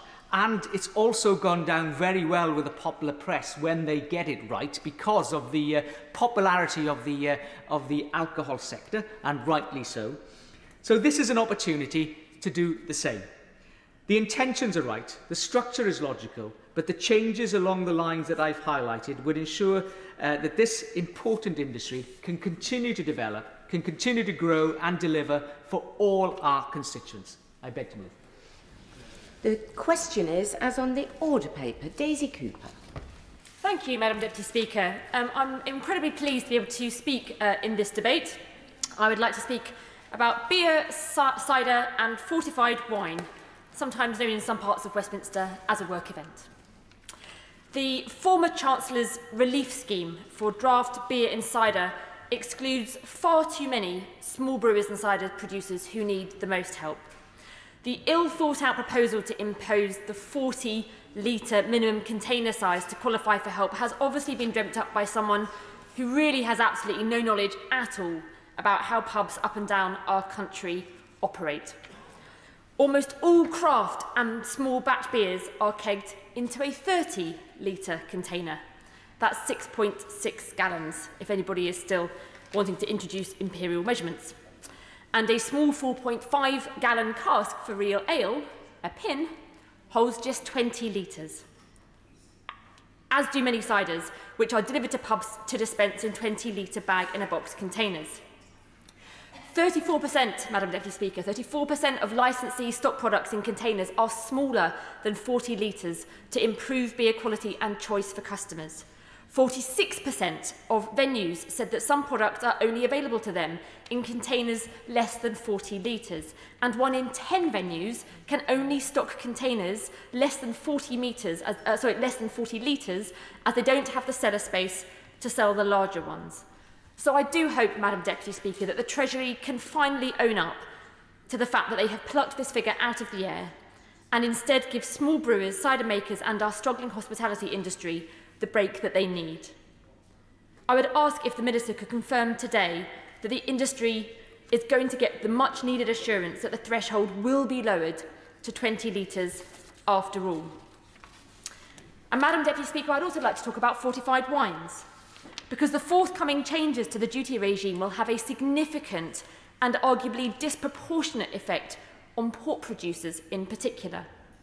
In my constituency, I have one of the UK's leading distributors, Fells. They're a major employer in my constituency and in Hertfordshire more broadly, and they are braced to see a dramatic decline in their sales should this go ahead. Aside from the dramatic price increase that will follow the changes, there are very real and legitimate concerns about the implementation costs and the increased red tape. The system changes, the administrative burden, ongoing compliance with such a system will have further negative effects. The government's objectives of this alcohol duty reform consultation were welcome. It wanted to simplify the regime and reduce red tape, but the proposals simply do not do that. For wine, the proposed model cannot be described as simpler. Introducing taxation by degree will be complicated, costly and impractical.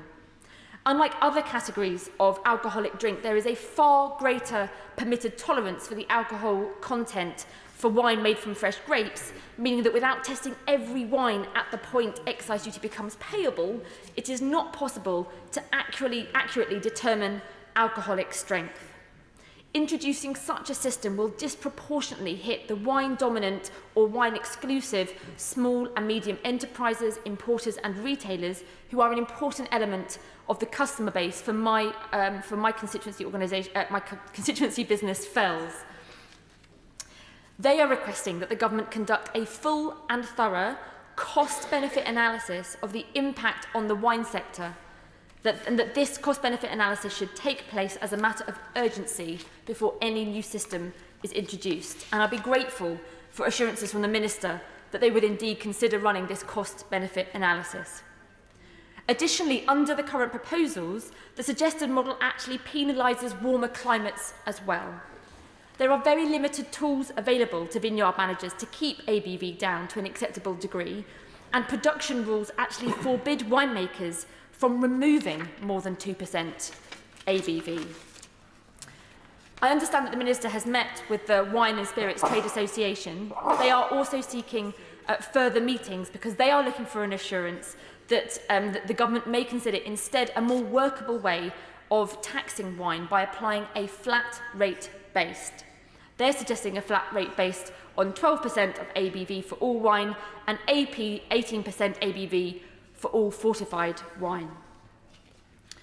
Let me just talk as well about port and sherry, because the government's proposals would have a particularly negative impact on the fortified wine business. The total UK market for fortified wine is £311 million. Within this, port represents £82 million, and Fells, in my constituency, is the leading UK importer and distributor. The government proposals would add £1.09 duty to a bottle of port. That is an 11% increase on the average price per bottle. In a highly price-sensitive market, Fells estimates that such an increase could lead to an 11% decline in sales, roughly 1 million bottles per annum. And we know that fortified wines like port and sherry are generally not consumed irresponsibly. They're bought and consumed at festive occasions and celebrations. People buy them to mark exams and graduations and weddings and anniversaries and at Christmas. They're an occasional treat. But with the cost of living emergency, we know that treats are often the first to go. And therefore, this regime could have a huge impact on this market. So I ask the government to think again, to consult more, and not to rush this through, and to do that cost-benefit analysis. Finally, Mr. Deputy Speaker, I do believe that overall the alcohol duty reforms that are being proposed by the government are really just tinkering around the edges in dealing with the pressures that are facing hospitality. We have a broken business rate system that penalises pubs, restaurants and high street shops.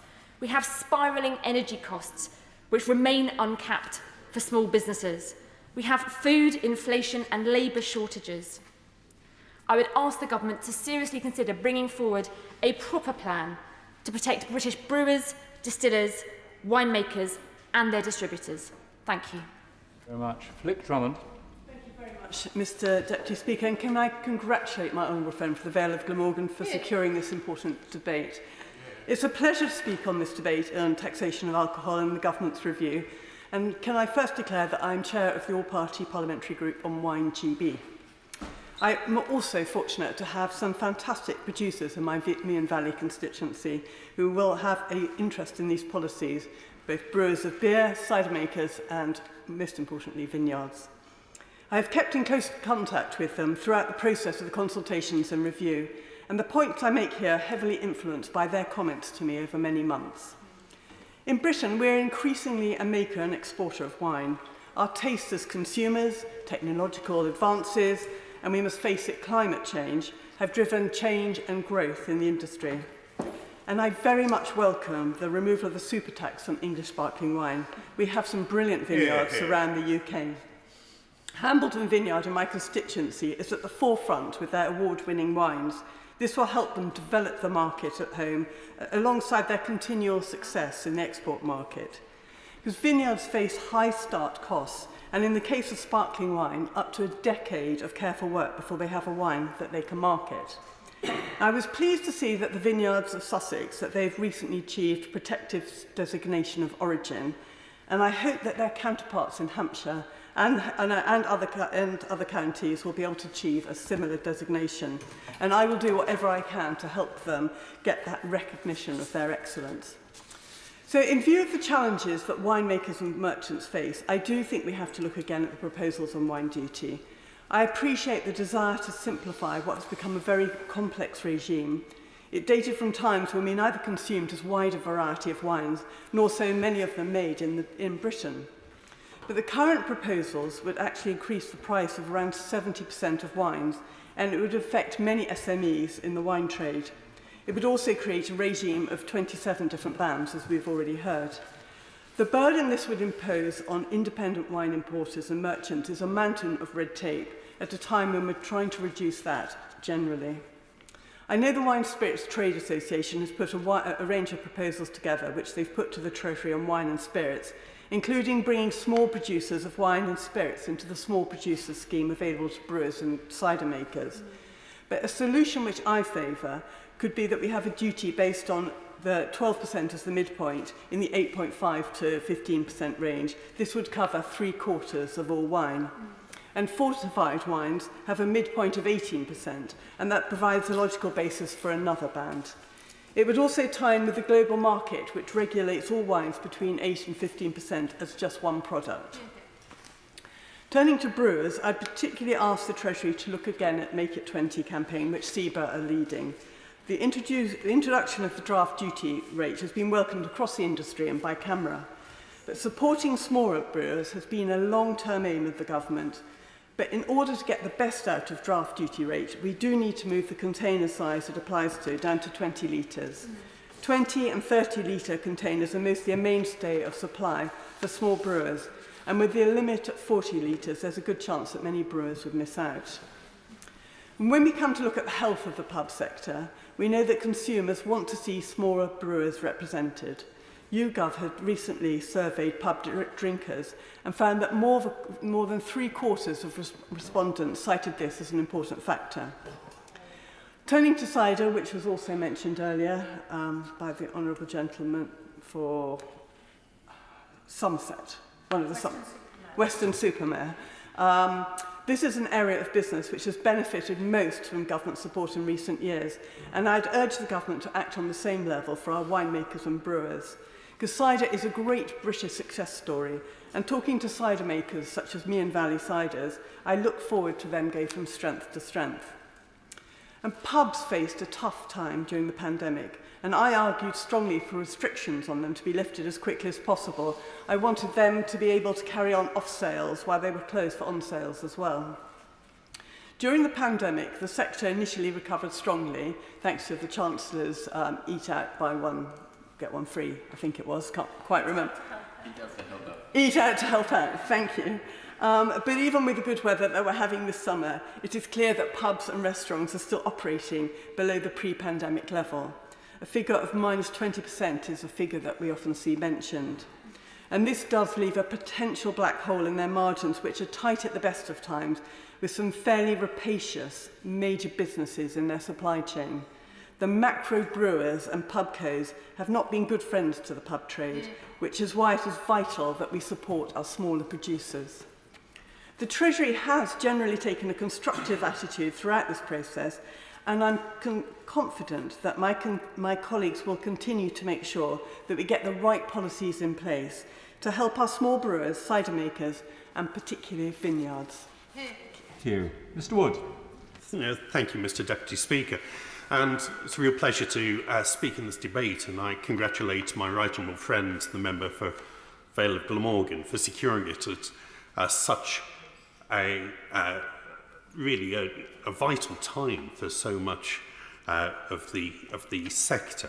It's a pleasure in particular, obviously, to speak as chair of the all-party parliamentary group for beer and brewing, the largest all-party group in Parliament, because a lot of public focus is given to the very real harm that can be caused by alcohol and by overconsumption. But not enough attention is given to the very real contributions that British beer and our community pubs pay to almost every element of life. They genuinely are, on balance, forces for good. They're a force for good economically, with beer and pubs contributing about £23 billion to GDP nationally, and as I'm sure the new Chancellor will become very aware, about £13 billion to the Exchequer. They are present in every single one of our constituencies, every part of the country.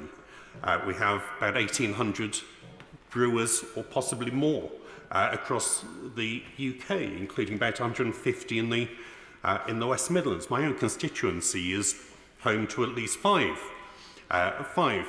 breweries.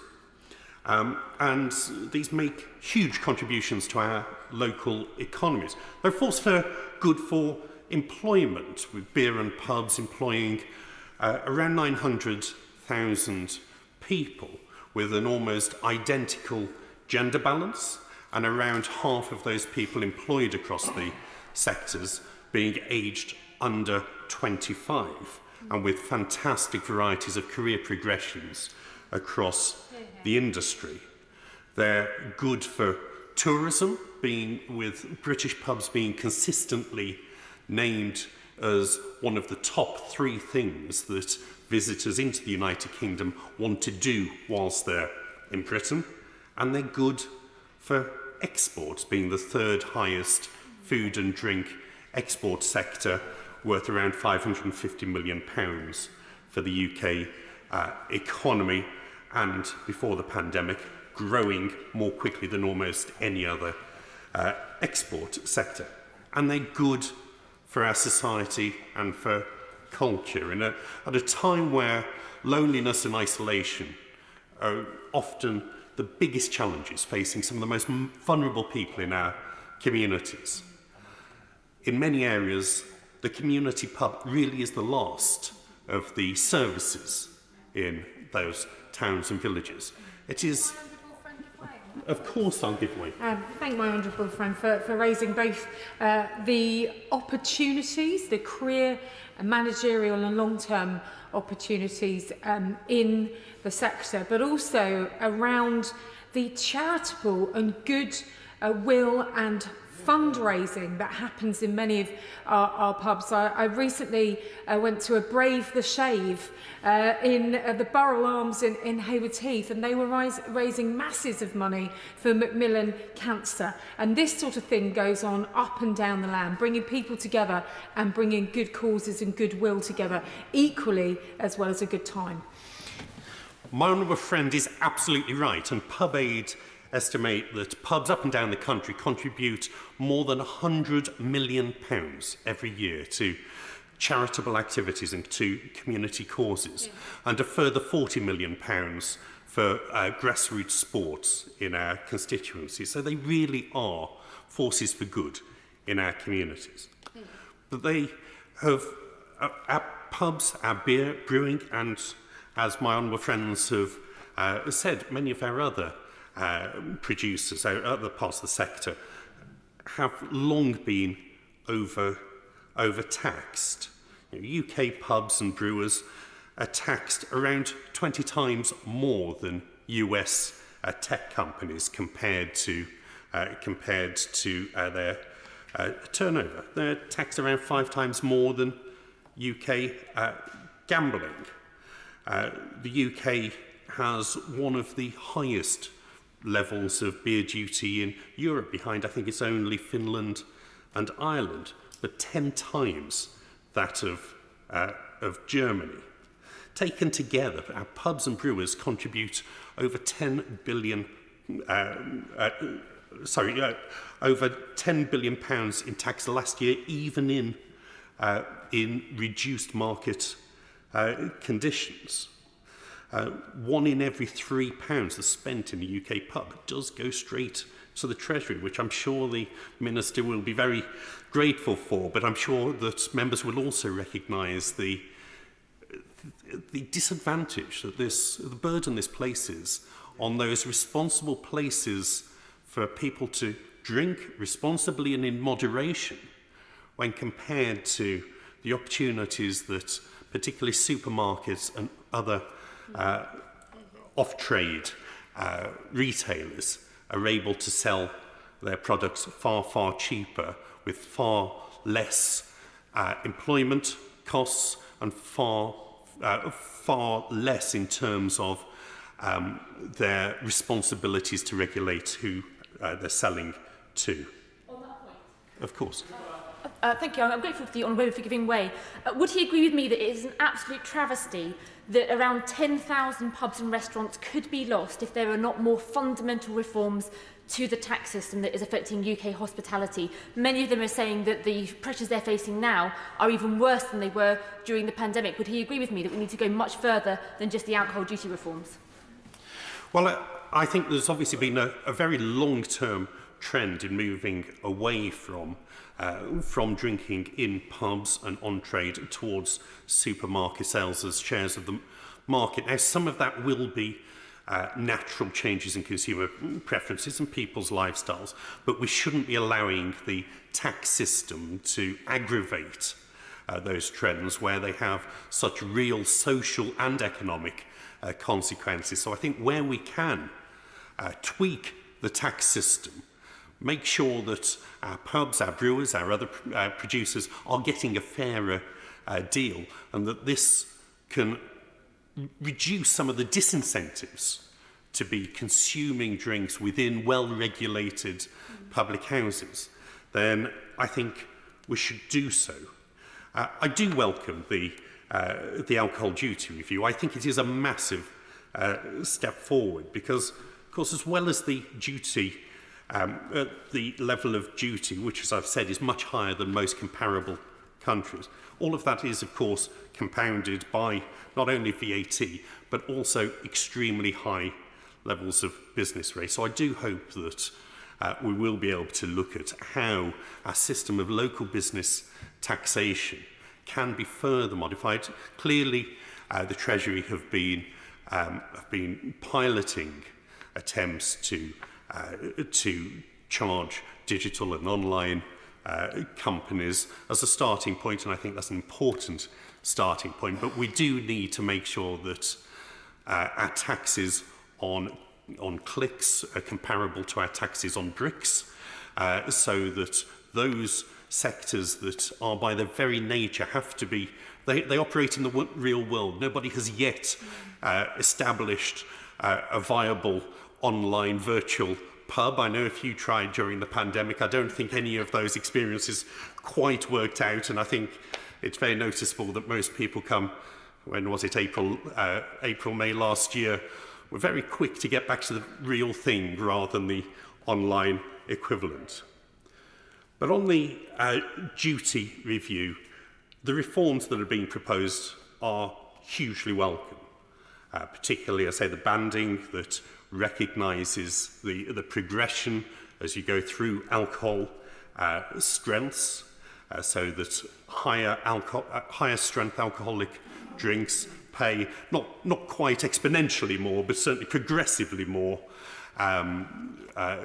levels of duty compared to low strength drinks.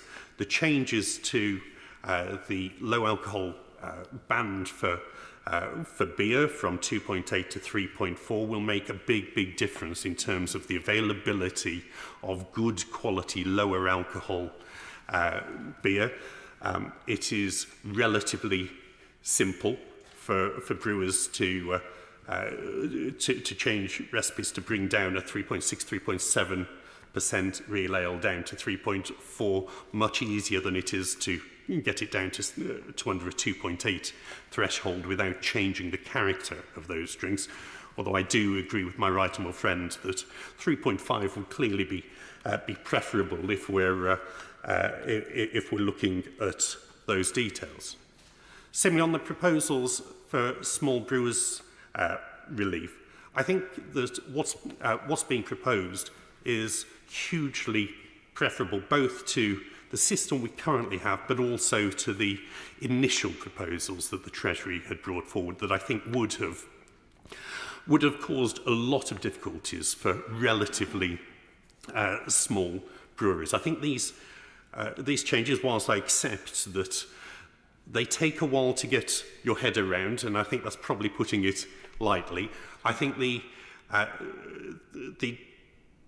distorting effect that the current system has with its sharp edges that act as very strong disincentives for growth, that impose an unnatural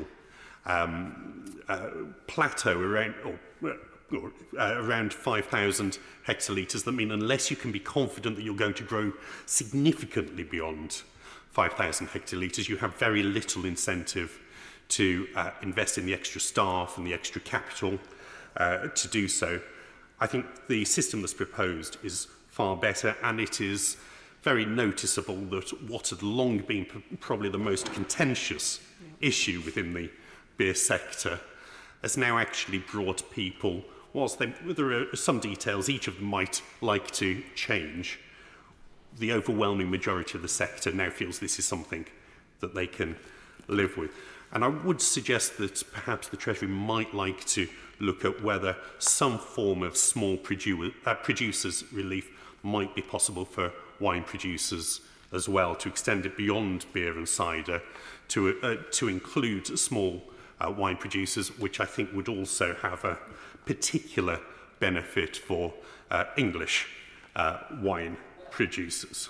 And, of course, Welsh wine producers. And for the SNP bench, I'm sure that I don't know the scale on which Scottish wine producers are operating at the moment, but I would imagine that Scottish producers would probably fall mostly within the smaller category.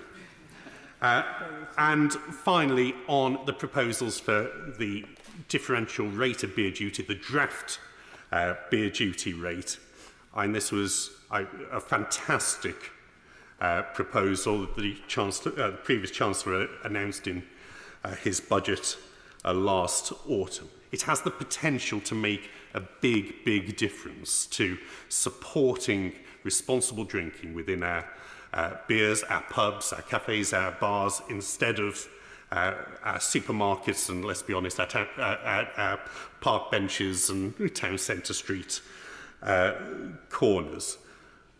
The difference it can make will depend on the scale of that differential. The 5p differential is a good start in establishing the principle, getting a new system up and running. It's likely to mean that almost all of that differential is retained within pubs and brewery, which in itself will typically mean around a £2,000 additional investment available to pubs. But if we want to see consumers, beer drinkers, benefit from the draft beer duty rate, that differential is going to need to be widened. I think it's only really once you get to the 10-15 pence stage that you start to see a real difference in what customers are paying for a pint at the bar, and that's when it also has the difference in encouraging people to drink in regulated on-premises instead of buying from the off-trade. So we'd obviously like to see that increased. We'd also, if possible, like to see it introduced at the first available opportunity. I know that the Treasury were looking at something being introduced probably in spring of next year. Given the difficulties that we all know that the hospitality sector have had over the past 2 years or so, if a suitable fiscal event or financial instrument was to be found that would allow this to come into force before this year's Christmas season, it would make a massive difference in helping the pubs that the Honourable Lady for St Albans was referring to that may be struggling, may be on the edge of either going under or just about managing to stay afloat through the winter. I think bringing this in early would make a big difference. Now, clearly there's been a very lively debate over container size. 20 litres is very obviously the correct answer. I think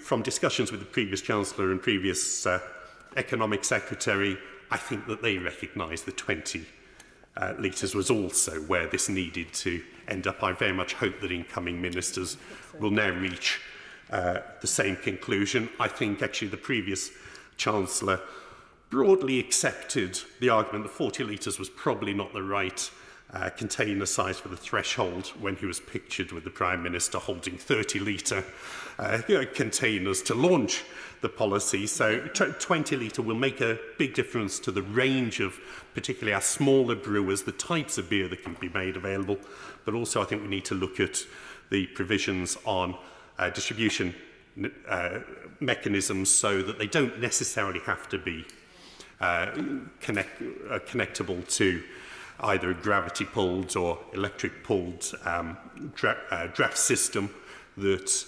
the pins of the kind that you see typically in beer festivals in all of our constituencies, where it's just a tap in the side of a barrel, if it's over 20 litres, I think that makes a lot of sense. So I'm talking to some of our brewers. They estimate it's less than 0.1% of their beer is sold through those taps. We're not risking seeing a massive distortion in the market from people buying huge numbers of them for parties at low rates of duty. It is a minimal cost to the Treasury just to make it apply to all containers over 20 litres. Clearly, the system that they've introduced in Australia a few years back that does have a requirement for the connectors.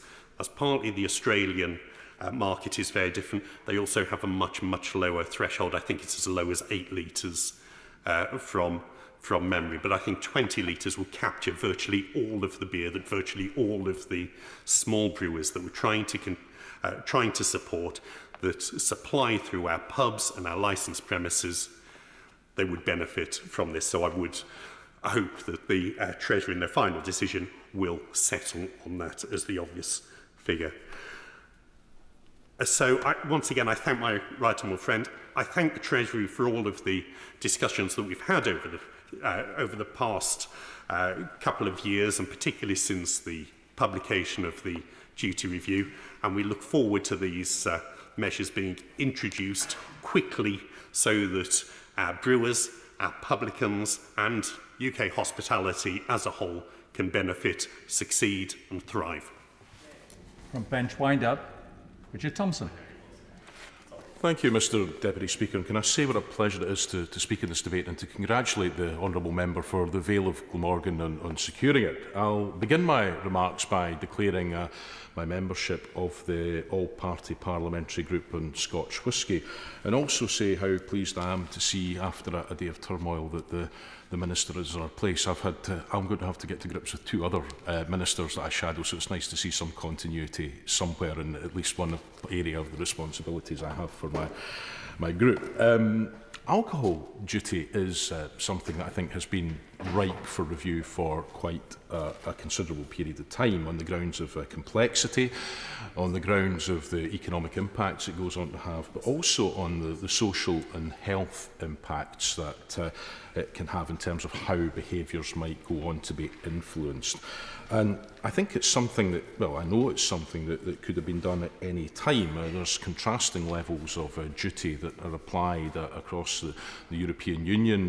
The UK was towards the higher end of that, but there were many other countries that had considerably lower rates. And so, you know, it's certainly not a Brexit benefit that the UK government is able now to turn its attention to this. Now, the previous Chancellor clearly had an agenda to simplify the duty regime.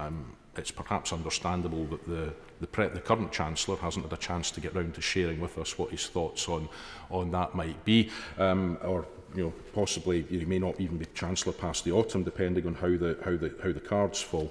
So it is a moment where I think it is ripe for debate and reopening some of these issues, because to my mind, ideally, what any government ought to be looking for is a regime which supports domestic innovation, which product innovation and technological innovation, and there is an awful lot of it in the alcohol producing sector. So supporting that innovation, supporting that investment and production, but also keeping the social and health impacts of alcohol consumption in mind.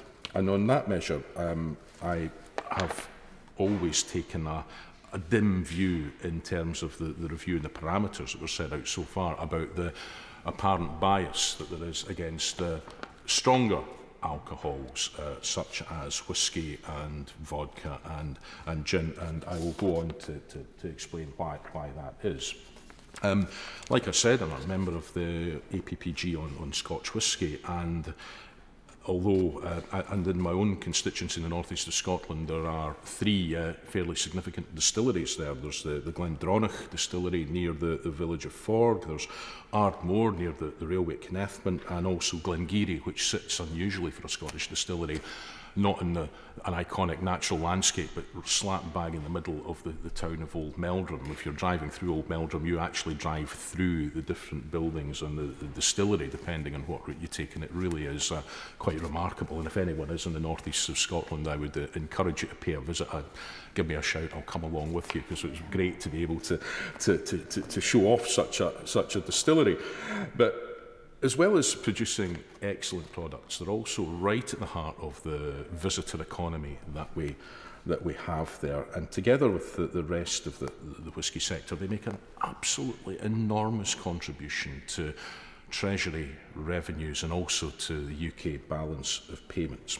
But it's not just the whisky that's important in that. Many distillery sites in Scotland are also producing the spirit that's needed to make vodka or to make gin. And again, in Aberdeenshire, there is a burgeoning sector of craft gin manufacturers and those who produce the botanicals to go along with that. So there is a real innovation there, which is, I wouldn't wish to overstate this, but it seems to be iniquitous that we are taxing that domestic product at such a high rate and perhaps influencing consumer behaviour to prefer other forms of drink that are not produced domestically as a consequence. Now, I think those levels of duty are disproportionate, and that's harmful on a number of levels. For one thing, and I know from my discussions with the industry how significant this is, that it becomes very, very hard when trying to strike trade deals, which the government's obviously doing its best to do at the moment, but to encourage other jurisdictions to similarly, or to bring down sometimes the punitive rates of duty that they apply to those products. Also, in terms of the inhibition that as well as some tariffs, the tariffs put on the bourbon sector, you might think that, or people might think that bourbon is a conflicting product, a competitor product. In many ways, it's actually a complementary product because of the nature of ownership of the distillery, of the distilling industry, because quite often it's multinational companies that own the bourbon, that are trying to sell bourbon in these markets, that are also investing heavily in the Scotch whisky industry and in new production and new practices. So it is all interlinked, and the high level of taxation that we put on that product on the shelf is something which is not very helpful. Finally, Mr. Deputy Speaker, let me get round to saying something about minimum unit pricing. Now, this was a policy which was introduced in Scotland. It was, I think it's fair to say, quite controversial at the time. It was attacked for a number of reasons, good and not so good. But we've now experienced that policy in action for some time, and I can report happily that there haven't been the predicted traffic jams at the border and the A1 at Berwick or the M74 at Carlisle of people doing booze runs there. That did not happen.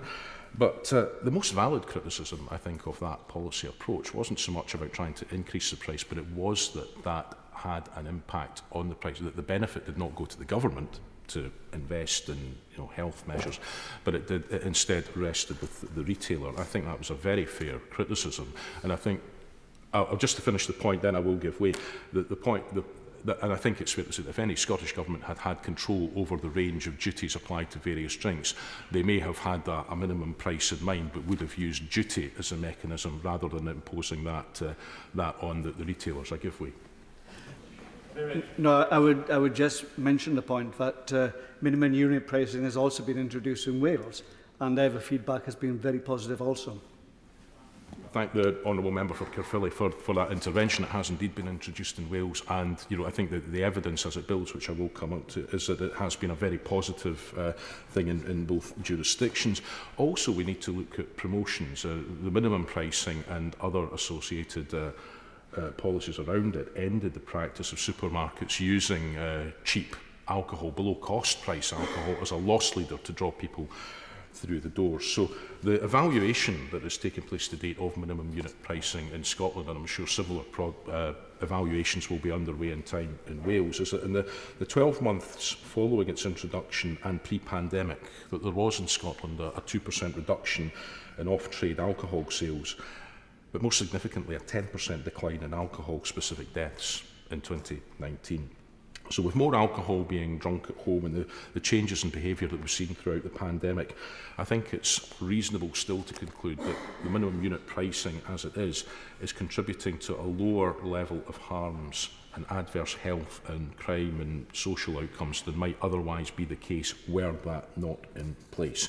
And all of that, Mr Deputy Speaker, in conclusion, has been part of an initial suite of measures about trying to change the relationship that we sadly have in Scotland with alcohol. We can have an incredibly positive relationship with alcohol, but we can't be blind to the impacts that it can go on to have. And I'm very pleased that the Scottish Government is carrying out a review into the effectiveness of the current system of alcohol brief interventions, where people have exhibited problem behaviours, and also to have a review of marketing in terms of how the product is presented to the consumers as part of a way of delivering those improved public health outcomes.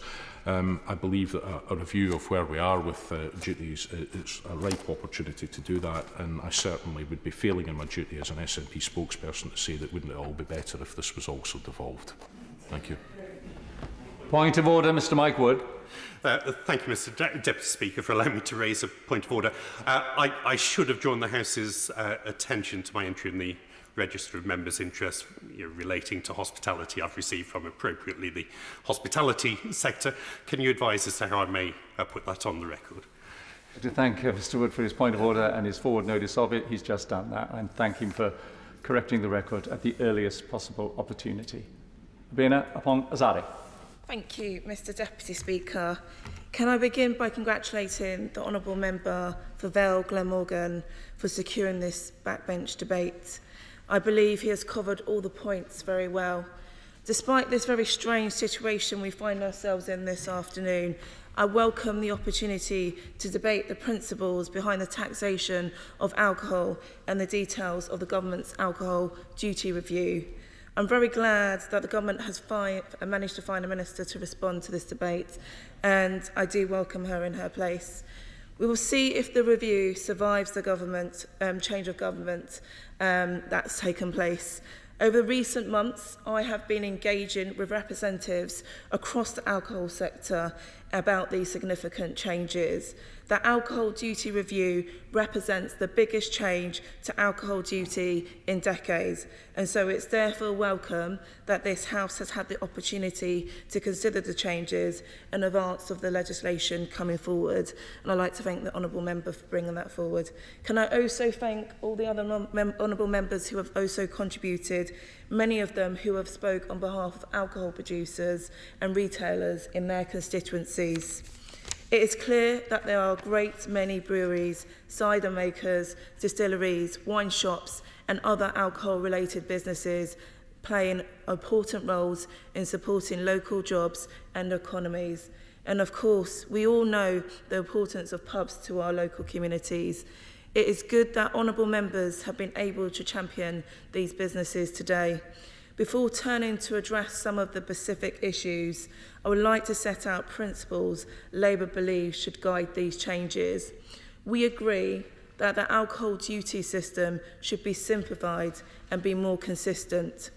For this reason, we do welcome the principles behind the alcohol duty review, but we believe careful consideration should be given to individual changes. We recognise that there is a balance to be struck between supporting businesses and consumers, protecting public health and maintaining an important source of revenue for the Exchequer. Importantly, the Treasury must make sure that there are not intended consequences as they seek to make these changes, and we've heard about some of those today in this debate. We also believe that special attention should be given to ensuring that small domestic producers are able to compete with global players across this industry. I will now turn to some of the specific proposals for each category of products, starting with wine. The government is proposing significant changes to wine duty. Currently, wine is taxed by volume rather than by strength, and the Treasury states that there are a number of anomalies and distortions in the current system. The alcohol duty review therefore proposes that all wine products will be taxed in reference to the ABV. It also proposes abolishing the different rates for still and sparkling wine, which will benefit English sparkling wine producers. Some honourable members have raised some of the issues of complexity in relation to wine duty, and I've also heard these concerns directly from the industry. The Wine and Spirits Trade Association say that the proposed system will replace one band with 27 bands, resulting in a significant increase in red tape for businesses throughout the supply chain. This is likely to cause particular problems for SMEs, including SME importers and retailers, and I hope the Minister is aware of these concerns, and I'm sure all honourable members will be interested to hear from her about any changes the Treasury is considering to mitigate the impact on the wine industry. We believe that the government should set out a comprehensive assessment of the impacts that these proposals will have on the regulatory burden faced by businesses in the wine sector and the steps that the government intends to take to mitigate them. I now turn to beer duty. Overall, the government's proposals for beer duty are relatively minor, as the current system is already based on the ABV of the product.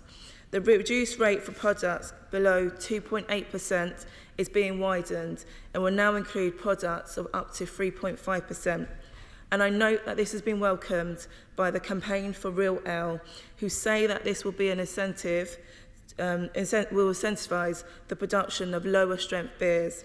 However, the Society of Independent Brewers has raised concerns that this change may allow lower brewers to undercut small brewers. Could the Minister please look into this? The Alcohol Duty Review also announced that the government's intention to introduce a new draft duty discount of 5% for draft products sold in large containers. Labour welcomes these proposals as an important way to support pubs as they recover from several very difficult years during the pandemic. However, there are some concerns that the proposal to set 40 litres at the minimum container size risk excluding small brewers and small community pubs who often use about 20 to 30 litre containers. We believe that the government should set out how many small brewers would benefit at a different minimum of containers. So can the Minister address this in her wind-up? Turning to cider, the Alcohol Duty Review states that cider duty is not well-structured tax, as high-strength ciders currently pay proportionately less duty than those at lower ABV. The review also directly links this to high rates of problem drinking associated with strong white ciders. But this review continues to treat cider favourably, with rates less than half that of beer. We do recognise the importance of cider making to many rural communities, but is the Minister concerned that these proposed changes will not go far enough in tackling the problems drinking associated with very strong ciders? And will she set out what assessment the Treasury has made of public health impact of different rates of duty on high alcohol cider, given it makes up a disproportionate amount of alcohol-related harm? I now turn to spirits. Spirit distillers, and in particular the Scottish whisky industry, make very important contribution to the UK economy and are a very important export to the UK. So I do urge the government to work with this industry to ensure it remains competitive. The government is not making significant changes to structure a spirits duty, but we welcome the government reducing on spirits below 22% to encourage the development of lower strength spirit-based drinks. Finally, I would like to say a few words about the proposals for new small producers relief.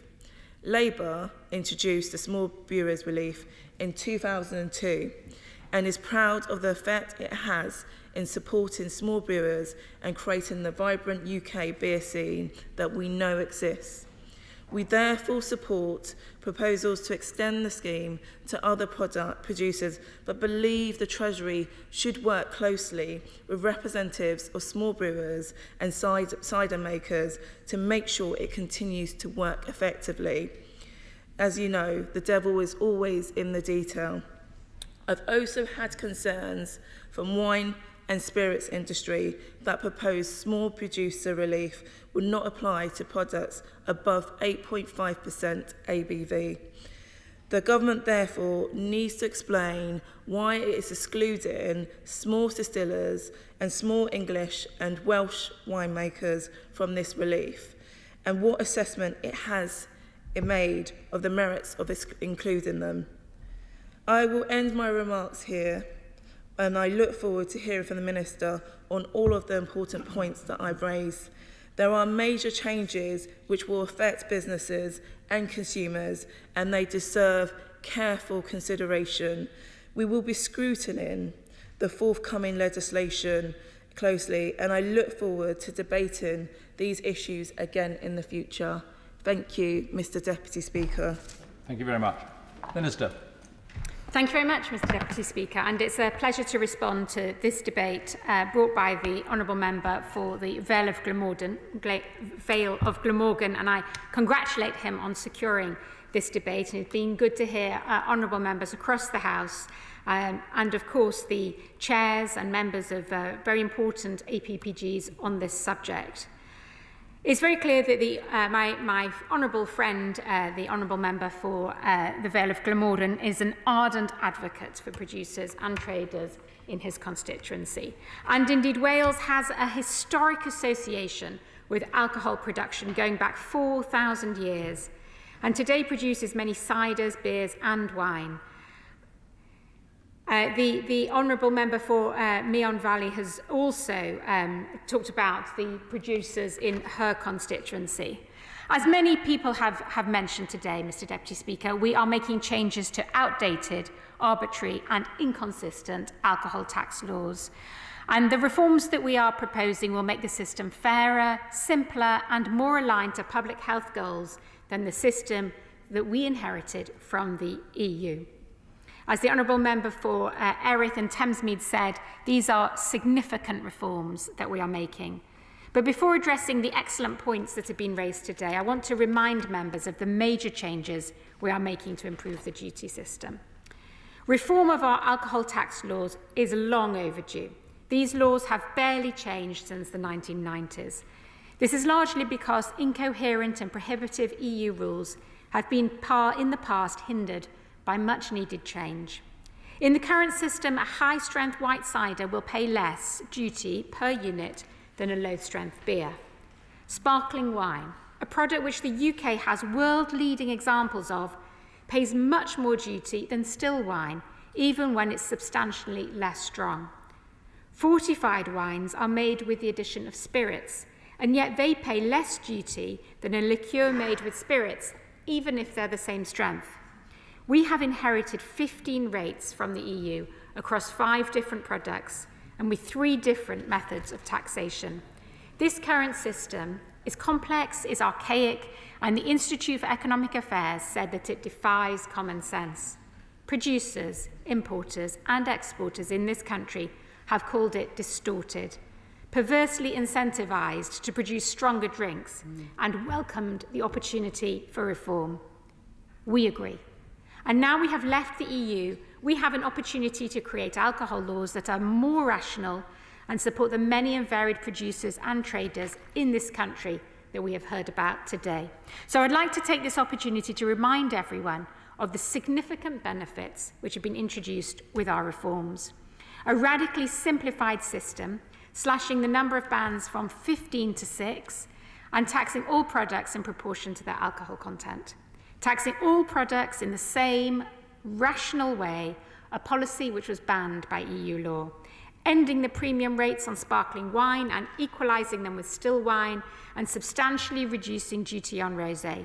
New rates for low-strength drinks, below 3.5%, encouraging innovation and reflecting consumer preferences for the low or no alcohol market, and cutting duty on a 3.4% beer by 25 pence a pint.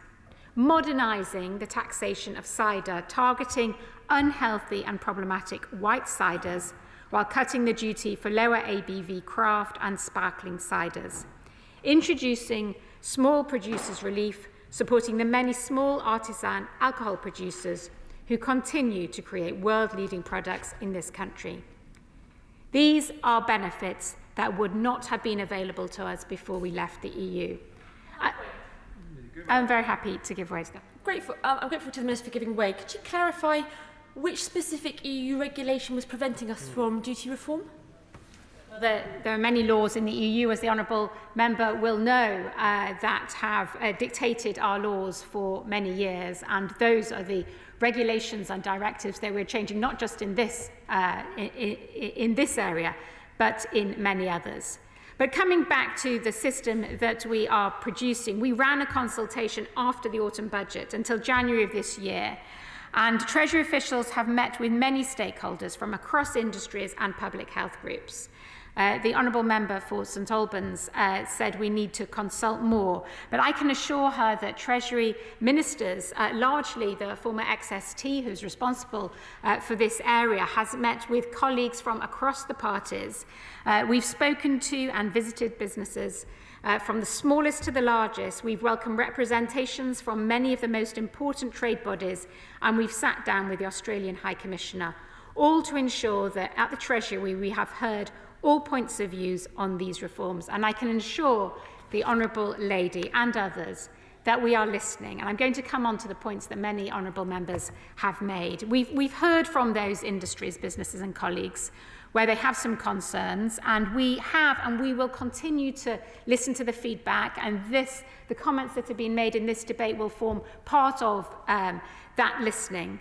And we're actively thinking about how we can reduce burdens on businesses while still preserving the many benefits of the system, not least the clear and obvious public health benefits of taxing products by their alcohol strength. Now, many members have talked about issues with keg size. The Honourable Member for Neon Valley, the Vale of Glamorgan, the Honourable Member for St Albans and Dudley South.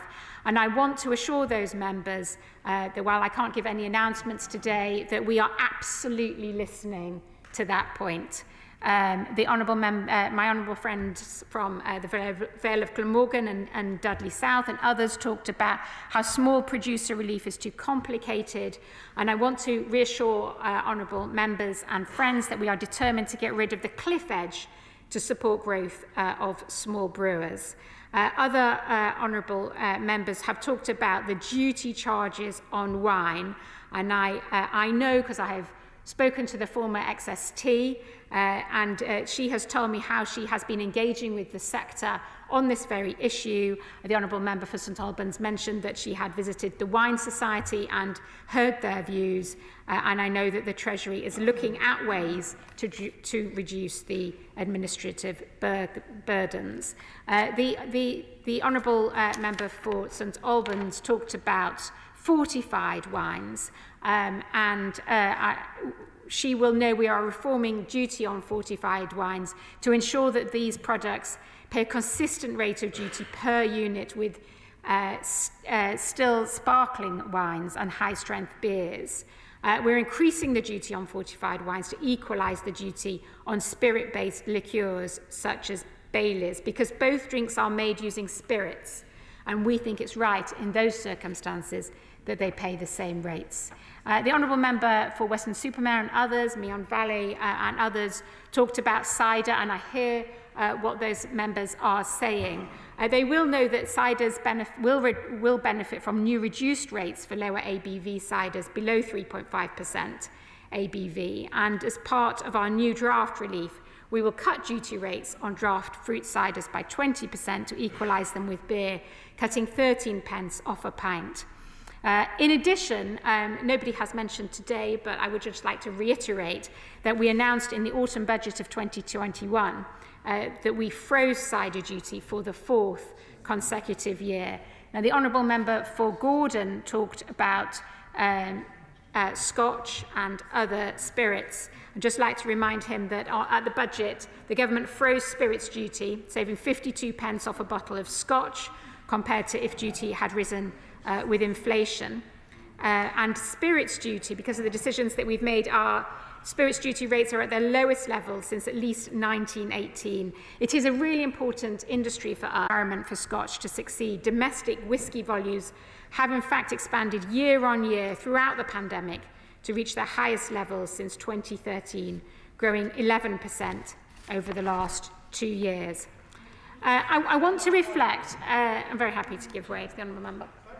I thank the Minister for giving way. I'm just looking at a graphic here which showed that when duty on a shot of whisky in the UK was 46 pence, duty on the same measure of whisky in Spain would only have been the equivalent of 12 pence.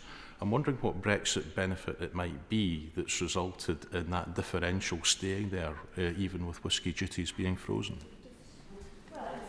The honourable member will know that the benefits of Brexit are we now can make these decisions ourselves and reflect our own industries and what we want to do as a government going forward. I want to reflect that we have heard many positive responses to the changes that we have made, and we welcome the substantial benefits that they will bring to businesses. Respondents to the consultation said that they wholeheartedly welcome the direction of the proposals, and I know many honourable members have mentioned some positive features of the proposals today. It has been called a genuinely significant achievement, and crucially, to a country that puts its people first, a public health group described the reforms as the largest and most positive shift from the perspective of public health in contemporary alcohol policy.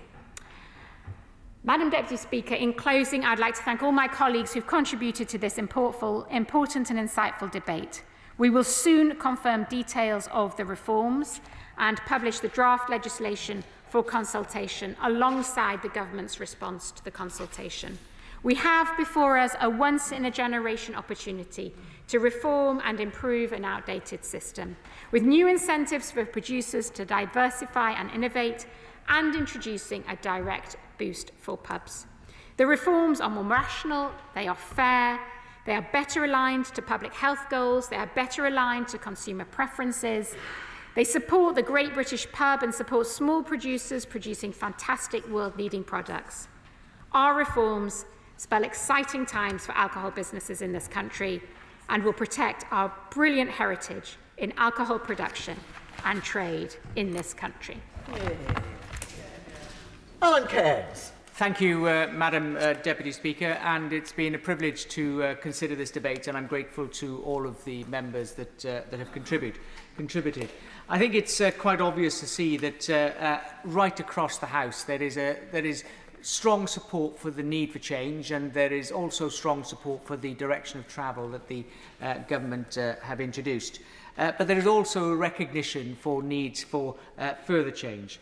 The Right Honourable Lady for St Albans highlighted the challenges to fortified wines, amongst other things. My Right Honourable friend from Meon Valley talked about a range of issues, the importance of wine, particularly to her constituency, as well as the need to consider one broad range of 8.5% to 15% of ABV as being a key issue. The Minister responded by highlighting that 15 rates would come down to, across 5 products, would come down to just 6 rates. And that is a positive step, but it doesn't recognise the 27 amounts per bottle of measures that would need to be on wine alone, and the different rates that would apply and the difficult way of predicting it. My honourable friend, the member for Dudley South, a clear champion of the beer industry, really drew attention to the importance of the sector, but also the welcome move of the changes and some adjustments that need in order to secure it. The honourable member for Gordon quite obviously rightly highlights the importance of duty on Scotch whisky and the impact that has, and also, I would suggest, recognises the Brexit opportunity that comes from that gives the Scotch whisky industry. And the honourable lady from Erith and Thamesmead highlighted some of the issues that many members on this side of the House highlighted, which I think draws attention to the consensus that exists across the House for change in this area, along the lines that the government is pursuing, but clearly in a way that would really support the industry and support the Treasury in raising the revenue it needs, but do in a way that reduces red tape, but also allows for innovation to take place. I'm grateful to all honourable members and right honourable members. Thank you, Madam Deputy Speaker. Thank you. The question is, as on the order paper, as members of that opinion say aye. Of the contrary, no. I think the ayes have it. The ayes have it.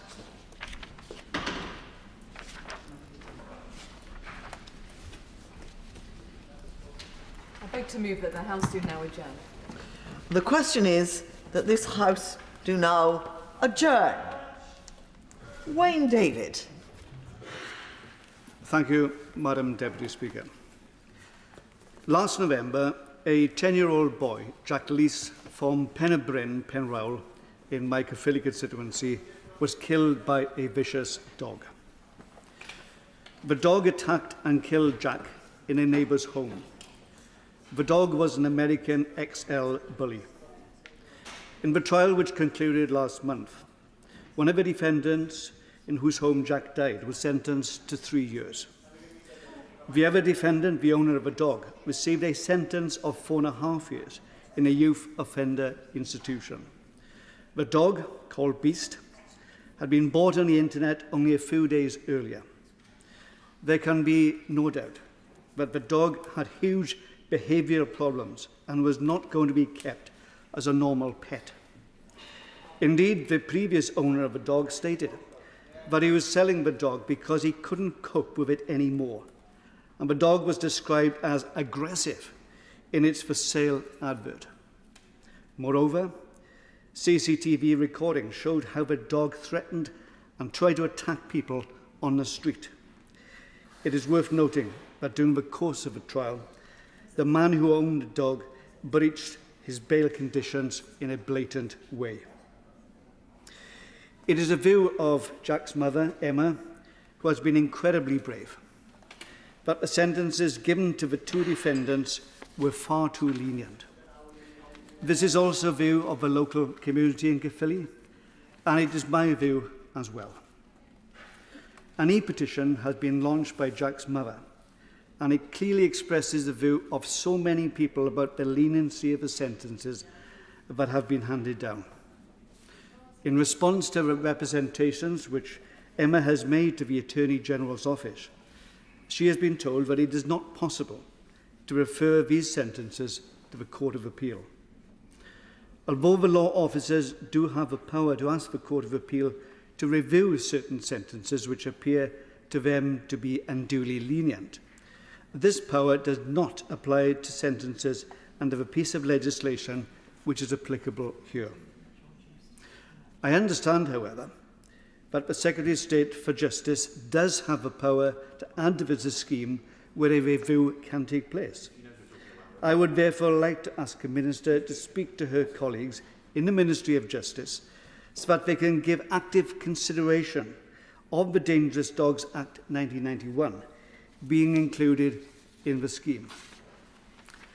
But it has to be said that even if the sentences in this case were referred to the Court of Appeal, the sentences of the two defendants could not be changed, as there could not be retrospective change. It is nevertheless important that we learn the lessons from what has happened in this terrible situation when we look to the future. It follows from what I have said that the sentencing guidelines themselves ought to be rewritten and strengthened in the light of this case. Another important lesson from this terrible case is that the Dangerous Dogs Act of 1991 itself is woefully inadequate and inappropriate in dealing with the issue of dangerous dogs. The attack on 10-year-old Jack Lees is truly tragic, but attacks by dangerous dogs are not a rare occurrence. In the last 10 years alone, more than 20 people have died after being attacked by a dog. Each year, some 200,000 people are attacked by dogs in England alone. In Wales, there have been over 200 incidents involving dangerous dogs during the last 6 months or so. And in Gwent, which includes Caerphilly, between September 2021 and February of this year, there were 69 dog attacks reported to Gwent police. 3 of these were on children who were 17 or under. The main piece of relevant legislation is the Dangerous Dogs Act 1991. This applies to England, Scotland and Wales. It is under this law that the two defendants to whom I referred to earlier were convicted and sentenced. They were found guilty of keeping or allowing a dog dangerously out of control where death is caused. I refer to how I believe that the operation of this part of a Dangerous Dogs Act could be significantly improved by strengthening the sentencing guidelines. But I believe that there does need to be a fundamental rethink of the law as it applies to dangerous dogs. Madam Deputy Speaker, can I thank the honourable gentleman for bringing this forward, and it is an issue, although, as he rightly says, the issue for law in England, Scotland and Wales is specific, Northern Ireland is devolved, but the issues there are very similar. For example, one of my constituents just about 6 to 7 weeks ago were out for a walk with their young dog. The dog was attacked by 3 or 4 other dogs. The dog then was put down shortly after that, indeed it died shortly after that. An example again of legislation that doesn't work. To address that issue, my constituents then had to take a private court case against a person, which added to the court trauma. Now, I understand that the honourable gentleman is trying to bring forward a change in legislation which hopefully the Minister can review and look at. Whenever that is done, could I ask, would the honourable gentleman be also agreeable to perhaps share that information with the Northern Ireland Assembly and with the devolved administrations, so that we can all have better legislation, not just for the honourable gentleman's constituents, which is very tragic. I'm very, very sorry to hear it, but for all of us across this great United Kingdom of Great Britain and Northern Ireland together. Thank you so much. Well, could I thank the honourable member for his support in this matter? And although the Dangerous Dog Act itself doesn't actually apply to Northern Ireland, nevertheless there are arrangements in place, and it is a serious issue in Northern Ireland, as it is in the rest of the United Kingdom, and I will certainly liaise with him in future when I pursue this issue further. Thank you. Madam Deputy Speaker, in the Dangerous Dogs Act, only 4 specific breeds of dogs are banned. They are Pit Bull Terrier, the Japanese Toso, the Dogo Argentino, and the Fila Brasileiro. Incredible though it may seem to many, the dog which attacked Jack Leese, an American XL bully, is not listed as a dangerous dog. But I am not calling for this particular breed of dog simply to be added to a list. There are many types of dogs, including crossbreeds, which you could argue ought to be on the list. But there are 2 fundamental problems with this approach. One is that because there is more and more crossbreeding, it is virtually impossible to maintain any kind of legislation which contains an up-to-date list. Secondly, prescribing certain breeds of dogs gives the erroneous impression that only listed dogs are dangerous and does not take into account how a dog is kept and trained. It has been said that most dogs have a potential for being dangerous if they are not trained properly. Now that brings me on to one of the main points that I want to make, and that is that I believe there is a need to fundamentally change our whole approach to so-called dangerous dogs.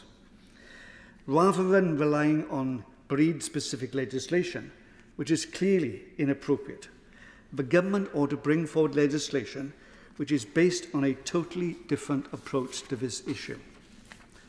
I know that the government has done a lot of work on this issue. There was a debate which I contributed to in Westminster Hall only a few weeks ago.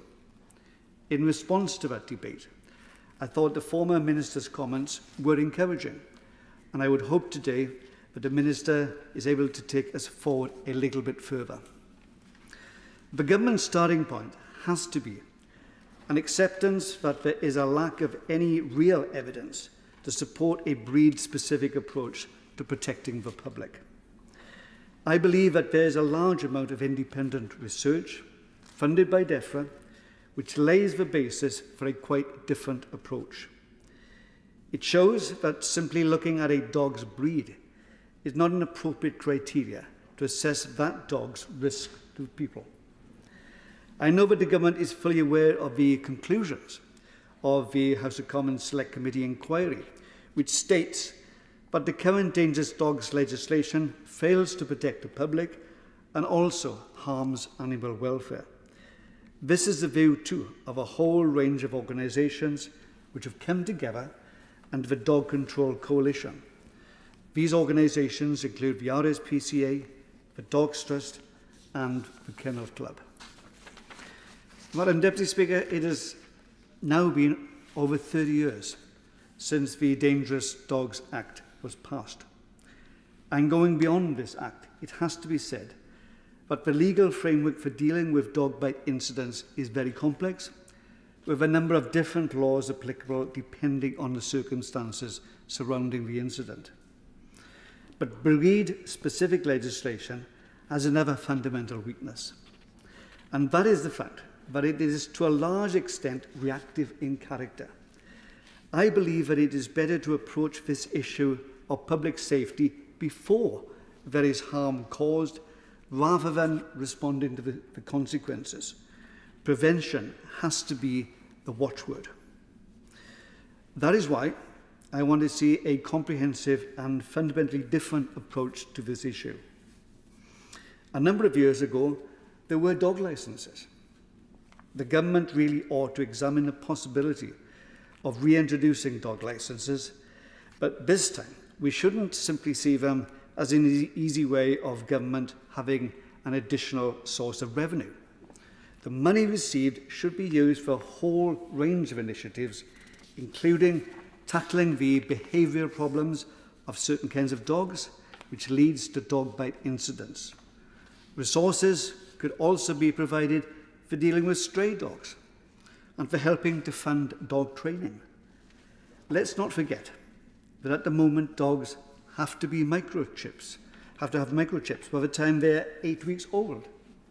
Licensing could be an extension of this and a significant elaboration of it. I am pleased that the RSPCA Cymru agree with the approach I've outlined. And as animal welfare in Wales is devolved to the Welsh Senedd, I look forward to having a constructive dialogue on this issue with Hefin David, the member of the Senedd for Caerphilly, and the Welsh Government. Crucially, however, I also believe that there needs to be an effective assessment made of potential and actual owners of dogs. At the moment, anyone, quite literally, in any circumstances, can purchase virtually any kind of dog. Local authorities, I believe, should have a key role to play here. Also, local authorities ought to have the statutory responsibility of ensuring that dogs are kept and housed properly, and that their owners are ensuring that their dogs are correctly and appropriately trained. In addition, could I say that there needs to be a firm control on the buying and selling of dogs. To return to the tragic case of Jack Lees, the dog that killed him was purchased on Facebook not long before the attack. Such purchases cannot be allowed to continue. That is why I would urge the government to prevent the sale and purchase of dogs in this way. Today, many of my remarks have focused on the tragedy of Jack Lees, and I want to pay tribute to his family and especially his mother, Emma. She has been enormously brave during this whole difficult time. Nothing can bring back Jack, but all of us need to do our utmost to prevent similar tragedies in the future.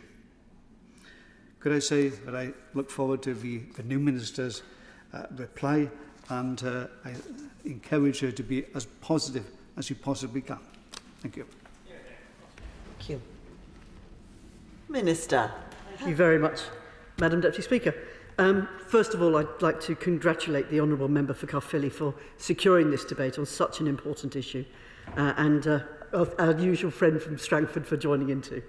I've listened very carefully and appreciate the subject is of keen interest to you and to your constituents, and I understand the honourable member has recently contributed, as he stated, the Westminster Hall debate on breed-specific legislation and spoken publicly about dangerous dogs on a number of occasions.